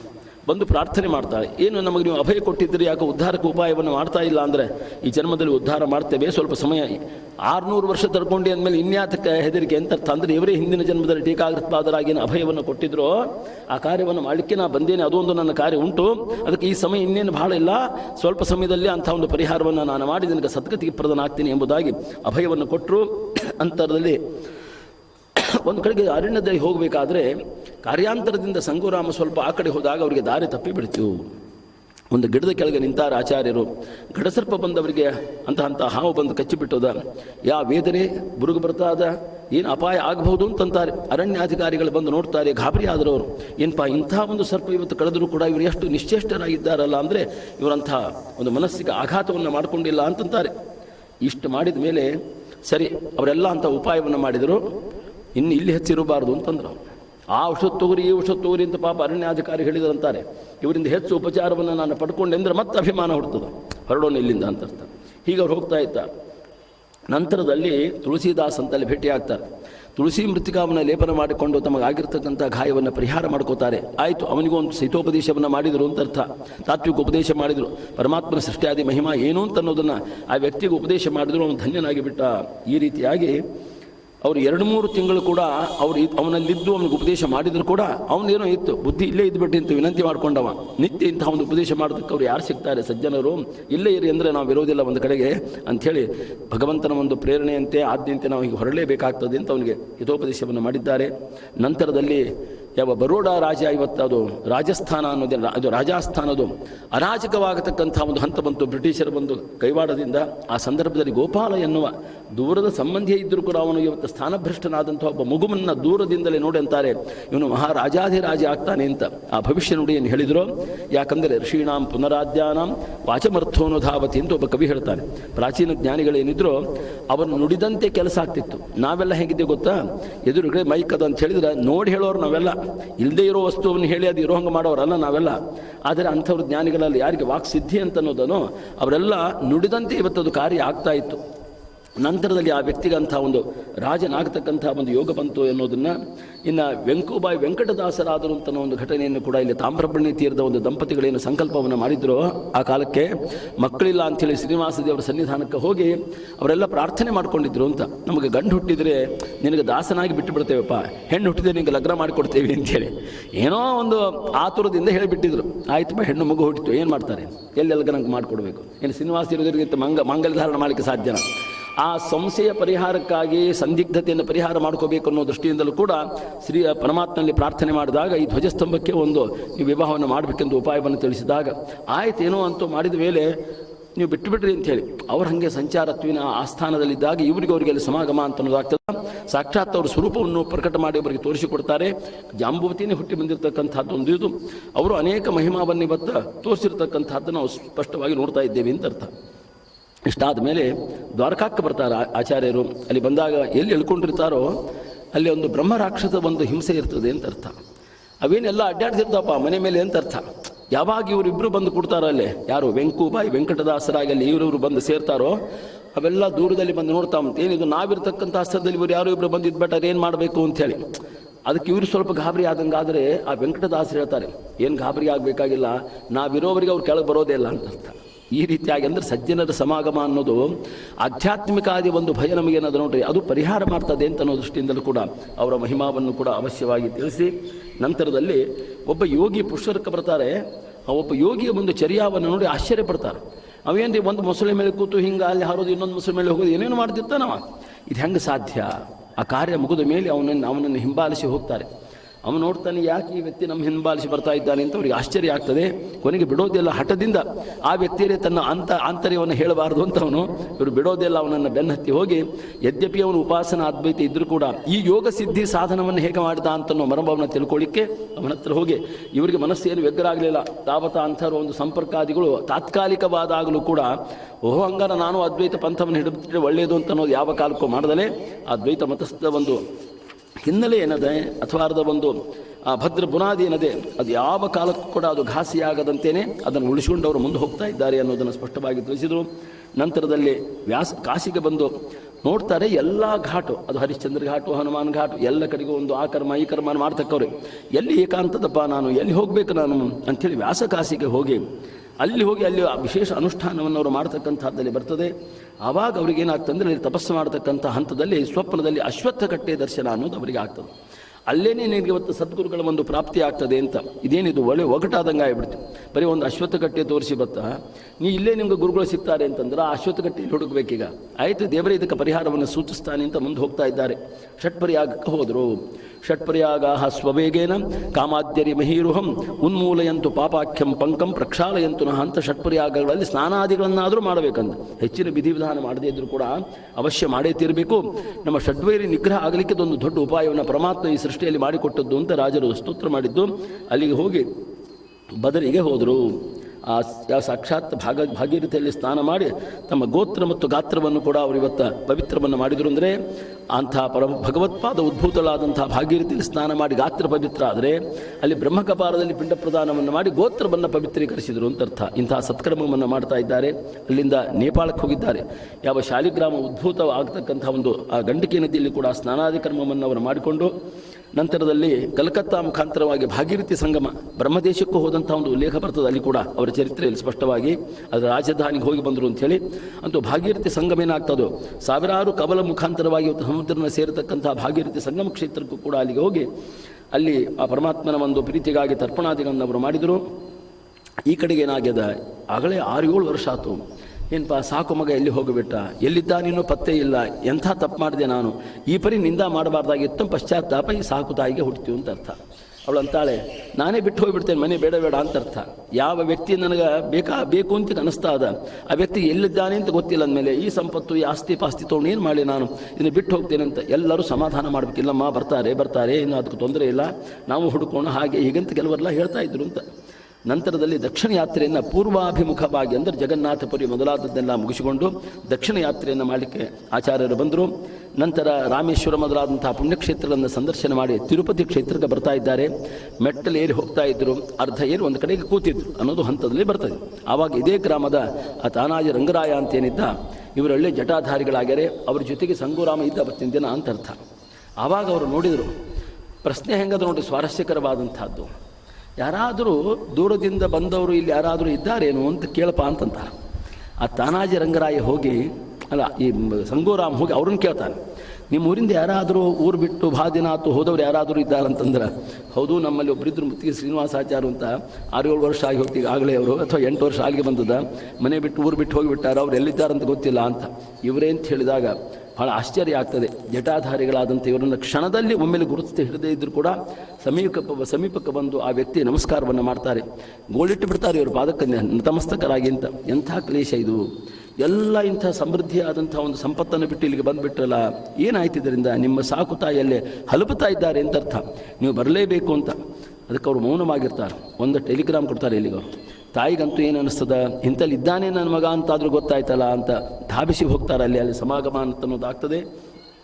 ಈ ರೀತಿಯಾಗಿ ಎಲ್ಲರೊಂದಿಗೆ ಅವರು ವಾಪಸ್ ಬರ್ತಾರೆ. ಇಲ್ಲಿ ಬಂದ ಮೇಲೆ ತಗೋ ಮೊದಲು ಬೀಗದ ಕೈ ಅಂತಂತಾರೆ, ಬೇಡ ಅಂತಾರೆ. ಬಂಧಕವಾದದ್ದು ಇದು, ಆಧಿಪತ್ಯ ಇದು, ಯಾಜಮಾನ್ಯ ಅನ್ನೋದೇನದೆ ಇದು ಬಂಧಕವಾದದ್ದು, ಇದು ಬೇಡ ಅಂತ ಈ ರೀತಿಯಾಗಿ ಅವರು ಸ್ಪಷ್ಟವಾಗಿ ಹೇಳಿ, ಅಂತೂ ಕೊನೆಗೆ ಏನು ಒಂದು ಹಂತ ಬರ್ತದೆ ಅಂದರೆ, ಈ ಆಸ್ತಿ ಪಾಸ್ತಿ ಇಟ್ಕೊಂಡು ಇವತ್ತು ನಾವು ಭೋಗ ಮಾಡೋದಕ್ಕಿಂತ ಇದು ಸದ್ವಿನಿಯೋಗ ಆಗಬೇಕು ಅಂತ ಅವ್ರಿಗೆ ಅನ್ನಿಸ್ತದೆ. ನನಗೂ ಕೂಡ ಯಾತ್ರೆ ಮಾಡಬೇಕು ಅಂತ ಭಾಳ ಇಚ್ಛಾದಪ್ಪ, ಅದನ್ನು ಮಾಡಿಸ್ಬೇಕು ನೀ ಅಂತಂದಾಗ, ಸರಿ ಅಲ್ಲಿಂದ ಆರಂಭ ಆತ ನೋಡ್ರಿ. ಸತ್ಪಾತ್ರದಲ್ಲಿ ಇವತ್ತು ದ್ರವ್ಯವನ್ನು ವ್ಯಯ ಮಾಡತಕ್ಕಂಥ ಅಧಿಕೃತತ್ವ ಶುರು ಆಯಿತು ಅಂತ ಅರ್ಥ. ಅಲ್ಲಿವರೆಗೆ ಇವ್ರ ಕೈಯಾಗಿರಲಿಲ್ಲಲ್ಲ, ಇವರೇ ಇವತ್ತು ಒಂದು ಸದ್ಗುರುವಿನ ಒಂದು ಪ್ರಾಪ್ತಿಗಾಗಿ ಸಂಚಾರವನ್ನು ಮಾಡ್ತಕ್ಕವರಾದ್ದರಿಂದ ಆವಾಗ ದ್ರವ್ಯವನ್ನು ವ್ಯಯ ಮಾಡ್ತಕ್ಕಂಥ ಪ್ರಸಕ್ತಿ ಬಂದಿರಲಿಲ್ಲ. ಯಾವಾಗ ತಾಯಿ ಆಸೆಯನ್ನು ಪಟ್ಟಲೋ, ಸರಿ ನಾನು ಅಧಿಕೃತವಾಗಿ ಇವತ್ತು ನಾವು ಯಾತ್ರವನ್ನು ಮಾಡಬೇಕು ಅಂತ ಆರಂಭ ಮಾಡಿ, ತಮ್ಮ ಅತ್ತೆ ಮತ್ತು ತಮ್ಮ ಹೆಂಡತಿ ಅವರೆಲ್ಲರನ್ನೂ ಕರ್ಕೊಂಡು ಅವರು 2 ಕುದುರೆ ಕೂಡ ಖರೀದಿ ಮಾಡಿದ್ರು ಅಂತ ಸ್ಪಷ್ಟವಾಗಿದೆ. ಒಂದ್ರ ಮೇಲೆ ಸಾಂಬಾರಾದಿಗಳನ್ನ ಅಂದರೆ ಪದಾರ್ಥಗಳನ್ನು ಇಡಬೇಕು, ಒಂದ್ರ ಮೇಲೆ ಪದಾರ್ಥ ಇಟ್ಟು ಒಬ್ಬರು ಕೊಡಬೇಕು. ಅವರಿಗೆ ಆಯಾಸ ಪರಿಹಾರ ತನ್ನ ಅವ್ರು ಇಳಿಬೇಕು, ಇನ್ನೊಬ್ಬರು ಕೊಡಬೇಕು ಅಂತ ಅರ್ಥ. ಇಂಥ ಒಂದು ಉಪಾಯವನ್ನು ಮಾಡಿಕೊಂಡು ಅವರಿಗೆ ಯಾತ್ರೆ ಮಾಡಿಸಬೇಕು ಅಂತ. ಇವರ ಜೊತೆಗೆ ಮೊದಲ ಸಲ ಬಹಳ ಜನ ಹೋಗಿಲ್ಲ. ನಂತರ ಯಾತ್ರೆ ಮಾಡಬೇಕಾದ್ರೆ ಅನೇಕರಿಗೂ ಕೂಡ ಅಂಥ ಯಾತ್ರೆ ಮಾಡಿಸಿದಂಥ ಒಂದು ಪ್ರಸಂಗವನ್ನು ಅವರ ಚರಿತ್ರೆಯಲ್ಲಿ ನೋಡ್ತೇವೆ. ಎಲ್ಲ ಖರ್ಚು ಇವ್ರದೇ, ಬೇರೆಯವರೇನೋ ಅವ್ರಿಗೆ ಬರಿಗೈಯಿಂದ ಬಂದು ನಡೀತದೆ ಅಂತ ಅರ್ಥ. ಯಾಕೆ? ಅದು ಒಂದು ದಾನದ ಲೆಕ್ಕಾಚಾರ. ಇವರು ಸರ್ವಸ್ವ ದಾನ ಮಾಡಿದರು ಮೊದಲೇ ಸಲ ಅಂದರೆ ಒಬ್ಬ ಬ್ರಾಹ್ಮಣನ ಕೂಡಿಸಿ ಮಾಡಿದ ಲೆಕ್ಕಾಚಾರ ಅಲ್ಲ. ಈ ರೀತಿ ಬ್ರಾಹ್ಮಣ ಅಧಿಷ್ಠಾನದಲ್ಲಿ, ಬ್ರಾಹ್ಮಣ ಸುವಾಸಿನಿಯರ ಅಧಿಷ್ಠಾನದಲ್ಲಿ ಸಂಚಿತವಾದಂತಹ ಸಕಲ ದ್ರವ್ಯವನ್ನು ವ್ಯಯ ಮಾಡಿದರಲ್ಲ ಭಗವಂತನ ಪ್ರೀತಿಗೆ, ಅದೇ ಸರ್ವಸ್ವ ದಾನ ಅಂತ ಮೊದಲೇ ಸಲ ಮಾಡಿರ್ತಕ್ಕಂಥದ್ದಕ್ಕೆ ಈ ಲೆಕ್ಕಾಚಾರವನ್ನು ಸ್ಪಷ್ಟವಾಗಿ ಅವರ ಚರಿತ್ರೆಯಲ್ಲಿ ಹೇಳ್ತಾ ಇದ್ದಾರೆ. ಹೊರಟರು ಅಲ್ಲಿಂದ. ಅವರು ಒಂದು ಹಂತದಲ್ಲಿ ಒಂದು ಕಡೆ ರೈಲ್ವೆ ಅವೆಲ್ಲ ಹಿಡ್ಕೊಂಡು ಹೋಗ್ಬೇಕು ನೋಡಿ. ಆಗಿನ ಕಾಲಕ್ಕೆ ಅದೇ ಆರಂಭ ಆಗಿರ್ಬೋದು ಅಂತ ಅನಿಸ್ತದೆ ನಮಗೆಲ್ಲ. ಈ ರೈಲ್ವೆ ಎನ್ನುವ ಒಂದು ನಮಗೆ ಮಾಧ್ಯಮ ಎಲ್ಲರಲ್ಲಿ ಹೋಗ್ತಿರ್ಬೇಕಾದ್ರೆ ಅಫ್ಜಲ್ಪುರ ಒಂದು ಸ್ಟೇಷನ್ ಇರ್ತದೆ. ಆ ಸ್ಟೇಷನ್ ಹತ್ರ ಬಂದರು. ಭಾಳ ಆಯಾಸ ಆಗಿತ್ತು. ಒಂದು ಸಪ್ತಾಹ ಪರ್ಯಂತರವಾಗಿ ನಡೆದು ಹೋಗಿರ್ತಕ್ಕಂಥ ಒಂದು ಆಯಾಸ. ಇನ್ನೂ ಅದು ಗಾಡಿ ಬರ್ತಕ್ಕಂಥದ್ದು ಒಂದು ಸ್ವಲ್ಪ ಅದು ವಿಳಂಬ ಇತ್ತೇನೋ. ಒಂದು ಕಡೆ ಕೂತಾರೆ, ಸ್ವಲ್ಪ ತೂಕುಟಿಕೆ ಬಂತು. ಇವರ ಹತ್ರ ಹಣ ಇರತಕ್ಕಂಥ ಒಂದು ಸಣ್ಣ ಚೀಲ, ಅದು ಪಾಕೆಟ್ ಇದ್ದಂಗೆ ಒಂದಿತ್ತು. ಅದೇನಾಯ್ತು ಅಂದರೆ ಆ ಜನರ ಒಂದು ಗಲಾಟೆ ಒಳಗೆ ಅದು ಯಾರು ಕಾಲು ತಾಕಿ ಮುಂದೆ ಹೋತೋ ಏನೋ ಆತೋ, ಸ್ವಲ್ಪ ಇಲ್ಲಿಂದ ಸ್ವಲ್ಪ ದೂರ ಹೋಗಿಬಿಟ್ಟಿತ್ತು. ಏನು ಅಕಸ್ಮಾತ್ ಎಚ್ಚರ ಆತು ನೋಡ್ತಾರೆ, ಇಲ್ಲೇ ಇಲ್ಲ ಅಂತ ಅರ್ಥ. ಎಂಥ ಪ್ರಸಂಗಪ್ಪ! ಈ ಹಂತದಲ್ಲಿ ತಾಯಿನ ಬೇರೆಯವ್ರನ್ನ ಕರ್ಕೊಂಡು ಬೇರೆ ಬಂದೇನಿ, ಅವ್ರಿಗೇನು ವ್ಯವಸ್ಥೆ ಮಾಡಲಿ? ಇಲ್ಲಿ ಯಾರನ್ನು ಪರಿಚಯವರು ಯಾರಿಲ್ಲ, ಏನು ಮತ್ತೆ ಅದೋನಿಗೆ ಹೋಗಲಿಕ್ಕೆ ಸಾಧ್ಯನ? ಹೋಗಲಿಕ್ಕೇ ದ್ರವ್ಯ ಆದಮೇಲೆ ಹೋಗೋದಂಥ ಪರಿಸ್ಥಿತಿ. ಹಾಗೆ ಕೂತು ನೋಡಿದ್ರು. ಅಲ್ಲಿ ಒಬ್ಬ ತಿನಾಮಧಾರಿ ಒಬ್ಬ ಶೇಟಿ ಕೂತಿದ್ದ. ಅವನ ಹತ್ರ ಪಾಕೆಟ್ ಕಾಣ್ತೀವಿ. ಅವನ ಹತ್ರ ಇದು ಹೆಂಗೆ ಹೋತು ಅಂತ ನಮಗೆ ಆಶ್ಚರ್ಯ ಆಯ್ತು. ಇನ್ನು ಹೋಗಿ ಒಮ್ಮೆಲೆ ತೊಗೋಬೇಕಂದ್ರೆ ಇದು ನಂದು ಅಂದ್ಬಿಟ್ರೆ ಏನು ಮಾಡ್ತೀರಿ? ಜನ ಕೇಳ್ತಾರೇನ್ರಿ, ಯಾರ ಹತ್ರದ ಅಂದಮೇಲೆ ಅವ್ರದ್ದೇ ಅಂತ ಅರ್ಥ ಲೆಕ್ಕಾಚಾರಕ್ಕೆ. ಸರಿ ಸಾವಕಾಶ ಹೋಗಿ ಅದನ್ನು ತೊಗೊಂಡ್ರು ಕೂಡ ಆ ವ್ಯಕ್ತಿ ಯಾಕಂತ ಕೇಳಲಿಲ್ಲ, ನಿಂದೇನು ಅಂತ ಕೂಡ ಕೇಳಲಿಲ್ಲ. ಮೌನವಾಗಿದ್ದು ಇವ್ರನ್ನ ಮಾತಾಡಿಸಿ ಎದ್ದು ಹೋಗ್ಬಿಟ್ಟ. ಭಗವಂತನೇ ರಕ್ಷಣೆ ಮಾಡಿದ್ದು ಅಂತ ಅರ್ಥ, ಬೇರೆ ಅಲ್ಲ. ಎಲ್ಲರೂ ಕೇಳಾರೇನ್ರಿ? ಅಂಥದ್ದೊಂದು ನಮ್ಗೆ ಇಡಿಗಂಟು ನಮ್ಮ ಹತ್ರ ಯಾರೋ ಒಬ್ರು ಇಟ್ಟು ಹೋದ್ಮೇಲೆ ಇದನ್ನು ಅಂದಂತ ನಾವು ಸಂಪಾದನೆ ಮಾಡಿ ಪ್ರತಿಪಾದನೆ ಮಾಡ್ತಕ್ಕವರು. ಆದ್ದರಿಂದ ಇಂಥ ಒಂದು ಅಲೌಕಿಕವಾದಂಥ ಒಂದು ಮಹಿಮೆಯನ್ನು ಕೂಡ ಅವರು ತೋರಿಸಿದ್ದಾರೆ. ಸರಿ, ಅಲ್ಲಿ ಹೋದಾಗ ಏನಾಯ್ತು ಅಂದರೆ ಪ್ರಯಾಗದಿಂದ ಕಾಶಿಗೆ ಬಂದರು. ಅವ್ರ ತಾಯಿ ಹೇಳಿದರು, ನೋಡಪ್ಪ ನಮ್ಮ ಅಂತ್ಯ ಇಲ್ಲೇ ಆಗಬೇಕು ಅಂತ ಹೇಳ್ಬಿಟ್ಟು. ಅಷ್ಟೇ ಅಲ್ಲ, ಸಾಂವತ್ಸರಿಕ ಕೂಡ ಇಲ್ಲೇ ಆಗಬೇಕು ಅಂಥೇಳಿ. ಆ ಸಂದರ್ಭದಲ್ಲಿ ಒಬ್ಬ ಒಟುವಿಗೆ ಉಪನಯನ ಮಾಡಿಸಿ ಆ ಪುಣ್ಯವನ್ನು ನಮಗೆ ಧಾರೆ ಏರಿಬೇಕು ಅಂತ ಅಪ್ಪಣೆ ಮಾಡ್ತಾರೆ. ಅದು ನಮಗೆ ಇಚ್ಛಾ ಹಂಗದೆ ಆಗಲಿ ಅಂತ ಹೇಳಿದರು. ನಂತರದಲ್ಲಿ ಕೆಲವು ದಿನ ಆದಮೇಲೆ ಸಾಕು ತಾಯಿಯ ಒಂದು ಅಂತ್ಯ ಅಲ್ಲಿ ಆಗ್ತದೆ. ಆ ಊರ್ಧ್ವದೇಹಿಕ ಕ್ರಿಯಾದಿಗಳನ್ನು ಕೂಡ ಯಥಾಸಾಂಗವಾಗಿ ಅದನ್ನು ಪೂರೈಸಿ ಮತ್ತೆ ಗ್ರಾಮಕ್ಕೆ ಬರ್ತಾರೆ. ಮತ್ತೆ ಸಾಂವತ್ಸರಿಕ ಒಂದು ವಿಧಿಯನ್ನು ಮಾಡಲಿಕ್ಕಾಗಿ ಆ ಸಂದರ್ಭಕ್ಕೆ ಹೋಗಿ ಉಪನಯನಾದಿ ಕಾರ್ಯವನ್ನು ಕೂಡ ಅಲ್ಲಿ ಮಾಡಿ ಆ ಪುಣ್ಯವನ್ನು ಅವರಿಗೆ ಧಾರೆ ಏರಿತಾರೆ. ಇಲ್ಲಿ ಬಂದ ಮೇಲೆ ಏನಾಯ್ತು ಅಂದರೆ, ಓಹೋ ಈ ಆಸ್ತಿ ಪಾಸ್ತಿ ಆ ಹೆಣ್ಮಗಳು ತೀರ್ಕೊಂಡು ಹೋಗ್ಬಿಟ್ಲು, ಎಲ್ಲ ಇವರಿಗೆ ಬಂತು ಅಂತ ಜನ ಎಲ್ಲ 100 ಮಂದಿ ಸಾಲ ತೊಗೊಂಡ್ಬಿಟ್ಟಿದ್ರಲ್ಲ ಅವ್ರದ್ದೆಲ್ಲ. ಅವರು ಮೋಸ ಮಾಡ್ತಕ್ಕ ಜನ ಕಡಿಮೆ ಆಗಿನ ಕಾಲಕ್ಕೆ ಅಂತ ಅರ್ಥ. ಪಾಪ ಬಂದು ಕೇಳಿದ್ರು, ಬುದ್ಧಿ ನಮಗೇನು ಬೆಳೆದಿಲ್ಲ, ಕೊಡ್ಲಿಕ್ಕೆ ಆಗಂಗಿಲ್ಲ. ಹೌದಾ, ಯಾವ್ದಪ್ಪ ಸಾಲ ಪತ್ರ ನಿಂದು? ಅವ್ರ ಎದುರಿಗೆ ಹರಿದು ಹಾಕಿಬಿಡಬೇಕು ಅಂತ ಅರ್ಥ. ಅದು ಒಂದು ದಾನ ಇದ್ದಂಗೆ. ಮತ್ತಿನ್ನು ಇನ್ನೇನು ಇನ್ನೊಬ್ಬರು ಬರಬೇಕು, ಅರ್ಧ ಮುಟ್ಸೇವಿ, ಇನ್ನು ಅರ್ಧ ಕೊಡ್ಲಿಕ್ಕಾಗಿಲ್ಲ, ಬೇಡ ಕೊಡಬೇಡ, ನಡಿ ನಿಮ್ಮ ದಾನ ಇನ್ನು ಕೊಟ್ಟಿರ್ತಾರೆ ಪತ್ರ ಹರಿದು ಕೊಟ್ಬಿಟ್ರು ಅಂತ ಅರ್ಥ. ಈ ರೀತಿಯಾಗಿ ಸಾಲ ಕೊಟ್ಟವರು ಮುಂದಿನ ಆ ಸಾಲ ಕೊಡದೇ ಇದ್ದರೆ ಸಾಲ ತೀರಿಸ್ಕೊಂಡ್ಬಿಟ್ರು ಅಂತ ಅರ್ಥ. ಇಂಥ ಒಂದು ಲೋಕೋಪಕರವಾದ ಕರ್ಮ ಇದು. ಹಾಗೆ ನೋಡಿದರೆ ಒಂದೇ ದೃಷ್ಟಿಯಿಂದ ಬಡ್ಡಿಗೆ ಬಡ್ಡಿ ಸೇರಿಸಿ ತೊಳ್ತಕ್ಕಂತಹ ಒಂದು ಪ್ರವೃತ್ತಿಯನ್ನು ಜಗತ್ತಿನಲ್ಲಿ ನಾವು ಕಾಣಬೇಕಾದ್ರೆ ಕೊಟ್ಟಿರ್ತಕ್ಕ ಸಾಲ ಕೊಡಬೇಕಾಗಿಲ್ಲ. ನೀವು ಆಯಿತು ದೇವರ ಇಚ್ಛಾ ಅಂತ ಹೇಳಿ ಅದನ್ನು ಸಾಲ ಪತ್ರ ಹರಿದು ಕೊಡೋಣ ಅಂತಂದರೆ ಇದು ಕೇವಲ ಒಂದು ದೊಡ್ಡ ಔದಾರ್ಯ ಅಂತ ಹೇಳಬೇಕಾಗಿಲ್ಲ. ಇದೊಂದು ಲೋಕೋಪಕರ ಕರ್ಮ ಅಂತ ಅರ್ಥ. ಸಜ್ಜನರಿಗೆ ಇಂಥ ಒಂದು ಉಪಕಾರಕವಾದಂಥ ಒಂದು ಕರ್ಮವನ್ನು ಮಾಡಬೇಕು ಅಂತೇನದೆ ಅಂಥದ್ದನ್ನು ಮಾಡಿ ಸರಿ ಇಲ್ಲಿರ್ತಕ್ಕಂಥ ಅನೇಕ ಬ್ರಾಹ್ಮಣರಿಗೆ ದಾನವನ್ನು ಮಾಡತಕ್ಕಂಥ ಒಂದು ಲೆಕ್ಕಾಚಾರವನ್ನು ಕೂಡ ಅವರು ಮಾಡಿದ್ದಾರೆ. ಅದೇ ಹೊತ್ತಿಗೆ ಕೋಸಿಗೆ ಆಚಾರ್ಯರ ಒಂದು ಪರಿಚಯ ಅನ್ನೋದು ಅವರಿಗೆ ಆಗ್ತದೆ. ಗುರು ಜಗನ್ನಾಥ ವಿಠಲಾಂಕಿತರು ಅವರು ರಾಯರ ಬೃಂದಾವನವನ್ನು ತುಂಬಿಗನೂರು ಅಂತ ಒಂದು ಗ್ರಾಮದಲ್ಲಿ ಮಾಡಬೇಕು ಅಂತ ಅದಕ್ಕೆ ಸಕಲ ದ್ರವ್ಯದ ಸಹಾಯವನ್ನು ಮಾಡಿ ಅಂತಹ ರಾಯರ ವಿಶಿಷ್ಟ ಸೇವೆಯನ್ನು ಕೂಡ ಆಚಾರ್ಯರು ಮಾಡಿದರು. ಸರಿ, ನಂತರದಲ್ಲಿ ಸಾಧಕ ಗುರುಗಳು ಅವರಿಗೆ ಒದಗತಕ್ಕಂಥದ್ದೊಂದು ಲೆಕ್ಕಾಚಾರ. ಆ ಹಂತದಲ್ಲಿ ಏನು ಮಾಡ್ತಾರೆ, ಸಾಮಾನ್ಯವಾಗಿ ಪ್ರತಿ ವರ್ಷ ಒಂದು ಗದ್ವಾಲದ ಸಂಸ್ಥಾನ ಏನಿತ್ತಲ್ಲ ಅಲ್ಲಿಗೆಲ್ಲ ಹೋಗತಕ್ಕಂಥದ್ದು. ಅಂದರೆ ಇವರು ತಂದೆ ಹೋಗ್ತಾ ಇದ್ದರು. ಗುಂಡಾಚಾರ್ಯ ಮಹಾವಿದ್ವಾಂಸರಾದ್ದರಿಂದ ಪ್ರತಿ ವರ್ಷ ಹೋಗಬೇಕು. ಇವರು ಮಹಾ ದೊಡ್ಡ ಜ್ಞಾನಿಗಳು ಅಂಥೇಳಿ ಸುರಪುರದ ಎಳೆಮೇಲೆ ವಿಠಲಾಚಾರ್ಯನಿದ್ರು ಅವ್ರು ಮುಂದೆ ಕರ್ಕೊಂಡು ಹೋಗಿ ಇವರು ಸಂಭಾವನೆ ಇವರಿಗೆ ಹೆಚ್ಚು ಕೊಡಿಸ್ತಿದ್ರಂತೆ. ಯಾರಿಗೆ? ಆಚಾರ್ಯ ತಂದೆಗೆ ಅಂತ ಅರ್ಥ. ಇವರಲ್ಲಿ ಹೋಗ್ಯಾರ ಸಭಾ, ಅದು 3-4 ಜನ ಸಭಾ ಬೇರೆ ಒಂದು ಕಡೆ ಮಲ್ಕೊಂಡು ಪ್ರಾಣದೇವರು ಹೊಡೆದ್ರು. ಆತು ನಡಿ ಇಲ್ಲಿಂದ ಬರಬೇಡ, ಇಲ್ಲಿಂದ ಹೋಗ್ಬೇಕು ಬದಲು ಅಂಥೇಳಿ ಎದ್ದು ಅವರಿಗೆ ಎಳೆಮೇಲೆ ಆಚಾರ್ಯ ಹೇಳಿದರು, ಹಿಂಗೆ ಪ್ರಾಣದೇವರು ಸೂಚನೆ ಮಾಡ್ಯಾರ, ನಾನು ಹೊರಟು ಬಿಡ್ತೇನೆ. ಇಲ್ಲ, ನಿಮಗೆ ಅಗ್ರ ಸಂಭಾವನೆ ಉಂಟು, ಇಲ್ಲಿ ಅಗ್ರ ಮರ್ಯಾದೆ ಅದೇ, ಪ್ರಥಮ ಪ್ರಾಶಸ್ತ್ಯ ಅದೇ, ಅದು ದಕ್ಷಿಣೆ ಕೊಡ್ಲಿಕ್ಕೆ ಆರಂಭ ಆಯ್ತು, ಮೊದಲೇ ನಿಮ್ಗೆ ಕೊಡಿಸಿಬಿಡ್ತೇವೆ ಅಂತ. ಪಾಪ ಅವರೆಲ್ಲ ಆಸ್ಥಾನ ಪಂಡಿತರು. ಆದ್ದರಿಂದ ಆಯ್ತು ನೋಡೋಣ ಅಂತಿದ್ರು. ಮರುದಿನ ಇವತ್ತು ಬಾಸುಂಡೆ ಇಂಥರ ಮೂಡೋತಕ್ಕಂಥ ಒಂದು ಏಟು ತಿಂದರು. ಇಲ್ಲೋ ನನಗೆ ದಕ್ಷಿಣೆ ಬೇಡ, ಏನೂ ಬೇಡ, ಇಲ್ಲ ಇವು ಸಾಯಂಕಾಲ ಆರಂಭ ಆಗ್ತದೆ, ಅದು ಈಗಲೇ ಆರಂಭ ಆದರೂ ಬೇಡ ಅಂಥೇಳಿ ಅಲ್ಲಿಂದ ಹೊರಟು ಬಿಟ್ಟರು ಅಂತ ಅನ್ನೋದನ್ನು. ಇದರಿಂದ ಅರ್ಥ ಏನು ಅಂದರೆ, ಸಾಮಾನ್ಯ ಒಬ್ಬ ವ್ಯಕ್ತಿ ಓದಿರ್ತಾನೋ ಬಿಟ್ಟಿರ್ತಾನೋ ಸಭಾಕ್ಕೆ ಹೋಗಿನಿ ಅಂತ ಅವ್ನು ಹೆಗ್ಗಳಿಕೆ ಹೇಳ್ಕೊಂಡು ಅಡ್ಡಾಡೋರು ಭಾಳ ಆಗಿದ್ದಾರೆ ಇವತ್ತಿನ ಮಿತಿಗೆ. ಆದರೆ ಸಭಾಕ್ಕೆ ಹೋದರೂ ಕೂಡ ವಾಯುದೇವರ ಒಂದು ಆಜ್ಞೆ. ಕಾರಣ ಒಬ್ಬ ಜ್ಯೋತಿಷಿ ಹೇಳಿದ್ದು ನೋಡ್ರಿ, ಇವ್ರ ಕಟ್ಟೆ ಮೇಲೆ ಇರ್ತಿರ್ಬೇಕಾದ್ರೆ ಈ ವ್ಯಕ್ತಿ ಸಾಮಾನ್ಯ ಅಲ್ಲ. ಅವರ ಹಸ್ತವನ್ನು ನೋಡಿ ಹೇಳಿದರು, ವಾಯುದೇವರ ಪೂರ್ಣಾನುಗ್ರಹಕ್ಕೆ ಪಾತ್ರರಾಗಿ ಮೆರೀತಾರೆ, ದೇವರು ಮೆರೆಸ್ತಾನೆ ಅಂತೇನು ಹೇಳಿದ್ರು. ಅದಿಲ್ಲ, ಒಂದೊಂದೇ ಕಾರ್ಯ ಆಗ್ತದೆ ಅಂತ ಅರ್ಥ. ಈ ರೀತಿಯಾಗಿ ಸರಿ, ಅಲ್ಲಿಂದ ಆದವನಿಗೆ ಬಂದರು. ಈ ಕಡೆಗೆ ಹತ್ತಿ ಬೆಳಗಲ್ಲಾಚಾರಿಗೆ ವಾಯುದೇವರ ಪ್ರೇರಣೆ ಆಯಿತು. ಇಲ್ಲ, ನಿಮಗೊಬ್ಬ ಶಿಷ್ಯನ ಕೊಡ್ತೇನೆ, ಅವನು ತಯಾರು ಮಾಡಬೇಕು ಅಂತ. ಧೂಮಾಚಾರ್ಯರ ಒಂದು ಪೌತ್ರ ಪರಂಪರೆಯಲ್ಲಿ 7 ಜನ ಸಪ್ತರ್ಷಿಗಳಂತೆ ಇದ್ದರು. ಅವರಲ್ಲಿ 5ನೇಯವರೇ ನರಸಿಂಹಾಚಾರ್ಯರು ಅಂತೀರಿ, ಅರಳಿಕಟ್ಟೆ ನರಸಿಂಹಾಚಾರ್ಯರು. ಅವರಿಗೆ ಅವರು ಹಿರಿಯರು ಹೇಳಿದ್ರಂತ, ಏನಂತ, ನೀನೇನು ವಾಯುದೇವರನ್ನು ಇವತ್ತು ಪ್ರೀತಿ ಬೆಳೆಸಿ ಸಾಧನ ಸಂಪತ್ತನ್ನು ನೀನು ಇವತ್ತು ಸ್ವೀಕಾರ ಮಾಡಿ ಧನ್ಯನಾಗ್ತೀಯಲ್ಲ, ಇದನ್ನು ಸ್ವೀಕಾರ ಮಾಡಿ ನಿನ್ನಂತೇನೆ ಅಂದರೆ ನಿನ್ನ ಈ ಸಾಧನ ಕ್ರಮವನ್ನು ಮುಂದುವರಿಸ್ತಕ್ಕಂಥ ಒಬ್ಬ ಯೋಗ್ಯ ಶಿಷ್ಯ ನಿನಗೆ ದೊರಕ್ತಾನೆ. ಬೇರೆ ಯಾರಿಂದ ಮುಂದುವರಲಿಲ್ಲ ಅಂತದ್ದು, ನರಸಿಂಹಾಚಾರ್ಯರಿಂದ ಮಾತ್ರ. ಅವರು ಮುತ್ತಿಗೆ ಆಚಾರ್ಯನ ಇವತ್ತು ಶಿಷ್ಯತ್ವೇನ ಸ್ವೀಕಾರ ಮಾಡಿ ತಾವೇನು ಇವತ್ತು ಉತ್ಕಟವಾದಂಥ ಒಂದು ಸಾಧನ ವಿಶೇಷವನ್ನು ಕೈಗೊಂಡರು. ಆ ಮರ್ಮವನ್ನು ಇವರಿಗೆ ತಿಳಿಸಿ ಇವರು ಆ ಮಾರ್ಗವನ್ನು ಇವರು ಹಿಡಿಲಿಕ್ಕೆ ಮುಂದಾದರು ಅಂತ ಅರ್ಥ. ಅದು ಯಾವ ಎಲ್ಲ ಶಿಷ್ಯರಿಗೆ ಆಗಲಿಲ್ಲ ಅನ್ನೋದನ್ನು ಸ್ಪಷ್ಟವಾಗಿ ಅವರ ಚರಿತ್ರೆಯನ್ನು ಕೂಡ ನಾವು ನೋಡ್ತೇವೆ. ಅಂತೂ ಇವರು ಅದೋನಿ ಬಂದಾರೆ. ಇವರು ಬಂದ ಮರುದಿನ ಬೆಳಿಗ್ಗೆನೇ ಕೊಪ್ಪರೇಶಾಚಾರ್ಯ ಬಂದರು. ಹತ್ತಿ ಬೆಳಗಲಾಚಾರ್ಯ ಬಂದು, ಇಲ್ಲ ನಾವು ಆಚಾರ್ಯ ಅಪ್ಪಣೆ ಮಾಡ್ಯಾರ, ನೀವು ಅಲ್ಲಿಗೆ ಬರಬೇಕು ಅಂತ. ಸರಿ, ಇದು ಅವ್ರಿಗೆ ಸೂಚನೆ ಆದಂಗೆ ಆಯಿತು. ಅವರು ಊಟನ ಅಲ್ಲಿ ಮಾಡೋನು ಇಲ್ಲಿ ಯಾಕೆ ಮಾಡಬೇಕು ಅಂತ ಪರಿವಾರದವರಷ್ಟು ಇಲ್ಲಿ ಊಟ ಮಾಡ್ಯಾರ, ಎಲ್ಲರೂ ಇಲ್ಲಿ ಬಿಟ್ಟರು, ಅಲ್ಲಿ ಹೊಂಟು ಬಿಟ್ಟರು ಅಂತ ಅರ್ಥ. ಅಂತೂ ಮಧ್ಯಾಹ್ನ ಹೊತ್ತಿಗೆ ಹತ್ತಿ ಬೆಳಗಲಿಕ್ಕೆ ಹೋಗಿ ಆಚಾರ್ಯರು ಪ್ರಾಣದೇವರ ಗುಡಿಯಲ್ಲಿ ಕೂತಿದ್ರು. ಅವರಿಗೆ ಸಾಷ್ಟಾಂಗ ನಮಸ್ಕಾರವನ್ನು ಹಾಕಿದರು. ಅಪ್ಪಿಕೊಂಡು ಬಿಟ್ಟರಂತವ್ರು. ಪರವಾಗಿಲ್ಲ, ಒಳ್ಳೆ ಫಲ, ಎಂಥ ಸಾಧನವನ್ನು ಒಂದು ಗುರು ಅನ್ವೇಷಣೆಯನ್ನು ಮಾಡಿ ಈ ಪುಣ್ಯಭೂಮಿ ಉದ್ದಗಲಕ್ಕೂ ಇವತ್ತು ಸಂಚಾರ ಮಾಡಿ ಸಕಲ ಕ್ಷೇತ್ರ ಮೂರ್ತಿಗಳ ಅನುಗ್ರಹವನ್ನು ಪಡ್ಕೊಂಡು ಬಂದಿಯಲ್ಲೋ ಅರ್ಹತಾ ಬಂತು ಅಂತ ಅರ್ಥ ಆಯಿತು. ಏನು ಸುಮ್ಮನೆ ಅಡ್ಡಾಡಿದ್ದಲ್ಲ, ಅದು ಮಜಾ ಮಾಡಲಿಕ್ಕೆ. ಆದ್ದರಿಂದ ಅರ್ಹತಾ ಬಂತು ಎಂಬುದಾಗಿ ಭಾಳ ಸಂತೋಷಪಟ್ಟರು ಅಂತ ಈ ರೀತಿಯಾಗಿ. ಆವಾಗ ಅರಳಿಕಟ್ಟೆ ಆಚಾರ್ಯರ ಒಂದು ಮಹಾತ್ಮೆ ಅಂಥದ್ದಂತೂ ಕೂಡ ಈ ಗ್ರಂಥಕಾರರು ಕೂಡ ಅದನ್ನು ಲೇಖನ ಮಾಡ್ತಾರೆ. ಅವರೇಂದ್ರಿ ವಾಯುದೇವರೊಂದಿಗೆ ನಿರಂತರ ಮಾತನಾಡ್ತಕ್ಕವರು ಅಂತ ಅರ್ಥ. ವಾಯುದೇವರು ಹೇಳಬೇಕು, ಇವತ್ತು ಉಪವಾಸ ಅಂದ್ರೆ ಆಗಲ್ಲ ನನಗೆ ಅನ್ಬೇಕಂತೀವರೆಲ್ಲ. ಈ ರೀತಿ ನಾವು ನಮ್ಮ ಬಂಧುಗಳ ಜೊತೆಗೆ ಯಾವ ರೀತಿ ಮಾತಾಡ್ತೀವೋ ಹಾಗೆ ನೋಡಿದ್ರೆ ಸಾತ್ವಿಕರಿಗೆ ಸಜ್ಜನರಿಗೆ ಬಂಧು ಅಂದ್ರೆ ವಾಯುದೇವರೇ ನಮಗೆ ಮುಖ್ಯವಾಗಿ. ಅಂಥ ವಾಯುದೇವರನ್ನು ಅವರು ಅಷ್ಟು ಸುಪ್ರಸನ್ನೀಕರಿಸಿಕೊಂಡು ಅವರ ಜೊತೆಗೆ ಸಂಭಾಷಣಾದಿಗಳನ್ನು ಮಾಡಿ ಅವರ ಪ್ರೀತಿಗಾಗಿ ಅವರ ಆಜ್ಞಾಧಾರಕರಾಗಿ ಇನ್ನು ವಿಶೇಷವಾದಂಥ ಒಂದು ಉಪವಾಸಾದಿ ವ್ರತವನ್ನು ಅವರು ಮಾಡಿದರೋ ಅದು ಮಿಗಿಲಾದದ್ದು ಅಂತ ಅರ್ಥ. ಸರಿ, ಅವರ ಉಪದೇಶ ಅಲ್ಲಿ ಸ್ಪಷ್ಟ ಹೇಳಿಬಿಡ್ತಾರೆ. ಇವರು ಸುಧಾ ಗ್ರಂಥ ಓದಲಿಕ್ಕೆ ಹೋಗಿರೋದು ಹಾಗೆ ನೋಡಿದರೆ. ಯಾಕಂದರೆ ತತ್ವಪ್ರಕಾಶಕಾದಿ ಎಲ್ಲ ಗ್ರಂಥಗಳ ಅಧ್ಯಯನ ಆಚಾರ್ಯ ಆಗೇ ಬಿಟ್ಟಿತ್ತು. ನಾನು ಇವತ್ತು ನೀವು ದೊಡ್ಡ ಪಂಡಿತರನ್ನಾಗಿ ಮಾಡಲಿಕ್ಕೆ, ವಾಕ್ಯಾರ್ಥ ಮಾಡಲಿಕ್ಕೆ ನಾನು ನ್ಯಾಯಸುಧಾ ಪಾಠ ಹೇಳೋದಿಲ್ಲ ಅಂದ್ಬಿಟ್ಟು ಎಲ್ಲ ಪಂಕ್ತಿ ಹೇಳ್ತೇನೆ ನಾನು. ಆದರೆ ಬರೀ ಪೂರ್ವ ಪಕ್ಷಕ್ಕೆ ಬನ್ನಿ ಅವಲಂಬನ ಮಾಡಿಕೊಂಡು ಇವತ್ತು ನೀವು ಕೂತ್ರಿ ಅಂತಂದರೆ ಇವತ್ತು ಯಾರ ಜೊತೆಗೆ ವಾದ ಮಾಡ್ತಕ್ಕಂಥ ಪ್ರಸಕ್ತಿ ಇಲ್ಲ ಈ ಕಲಿಕಾಲದಲ್ಲಿ, ಈ ಸಮಯದೊಳಗಾದ ಬೇಡ. ನೀವು ಟೀಕಾಗೃತ್ಪಾದರ ಅನುಗ್ರಹಕ್ಕೆ ನೀವು ಪಾತ್ರರಾಗಬೇಕು. ಆ ನ್ಯಾಯಸುಧಾ ಒಂದು ಸಾರವನ್ನು ತಿಳ್ಕೋಬೇಕು. ಅದರಂತೆ ಭಗವದ್ ಆರಾಧನೆಯನ್ನು ಮಾಡಬೇಕು ಆ ತತ್ವಚಿಂತನೆಯಿಂದ. ಇದಕ್ಕೆ ಯಾವ ಪದ್ಧತಿ ಬೇಕೋ ಆ ಪದ್ಧತಿಯನ್ನೇ ಅನುಸರಿಸಿ ಅಳವಡಿಸಿ ನಿಮಗೆ ಉಪದೇಶ ಮಾಡ್ತೇನೆ ಅಂತ. ಕೆಲವರು ಅನಿಷ್ಟು ಇದೇನು ಈ ಪಾಠದಿಂದ ನಮಗೆ ಸಭಾ ಕೋಲಿಕೆನ ಉಪಯೋಗ ಆಗುವುದಿಲ್ಲ ಅಂತ. ಯಾಕೆ ಅಲ್ಲಿ ಹೋಗ್ರೆ ವಾಕ್ಯಾರ್ಥ ಮಾತಾಡಿ ಬರಲಿ ಬಿಡಲಿ ಶಾಲೆ ತೊಗೊಂಡು ಅಡ್ಡಾಡ್ಬೇಕಲ್ರಿ ಅಲ್ಲೇ, ಅದಕ್ಕೇನು ಆಚಾರ ಪಾಠ ಉಪಯೋಗ ಆಗಲಿಕ್ಕಿಲ್ಲ ಅಂತ ಕೆಲವರು ಹೋಗಿರ್ಲಿಕ್ಕಿಲ್ಲ. ಅಂತೂ ಒಂದು 4-5 ಜನ ಇದ್ದರು. ಅವರಂತಾರೆ ವಾಯುದೇವರ ವಿಶೇಷ ಪ್ರೀತಿ, ನಮ್ಮ ಅಂತರ್ಯಾಮಿತ ಪರಮಾತ್ಮನ ಒಂದು ಪ್ರೀತಿಯನ್ನು ಸಂಪಾದನೆ ಮಾಡಲಿಕ್ಕೆ ಒಂದು ವ್ರತ ಮಾಡಬೇಕಾಗ್ತದೆ ನೀವೆಲ್ಲ ಅಂತಂದಾಗ 9 ದಿನ ನಿರಶನ ವ್ರತ ಮಾಡಬೇಕು.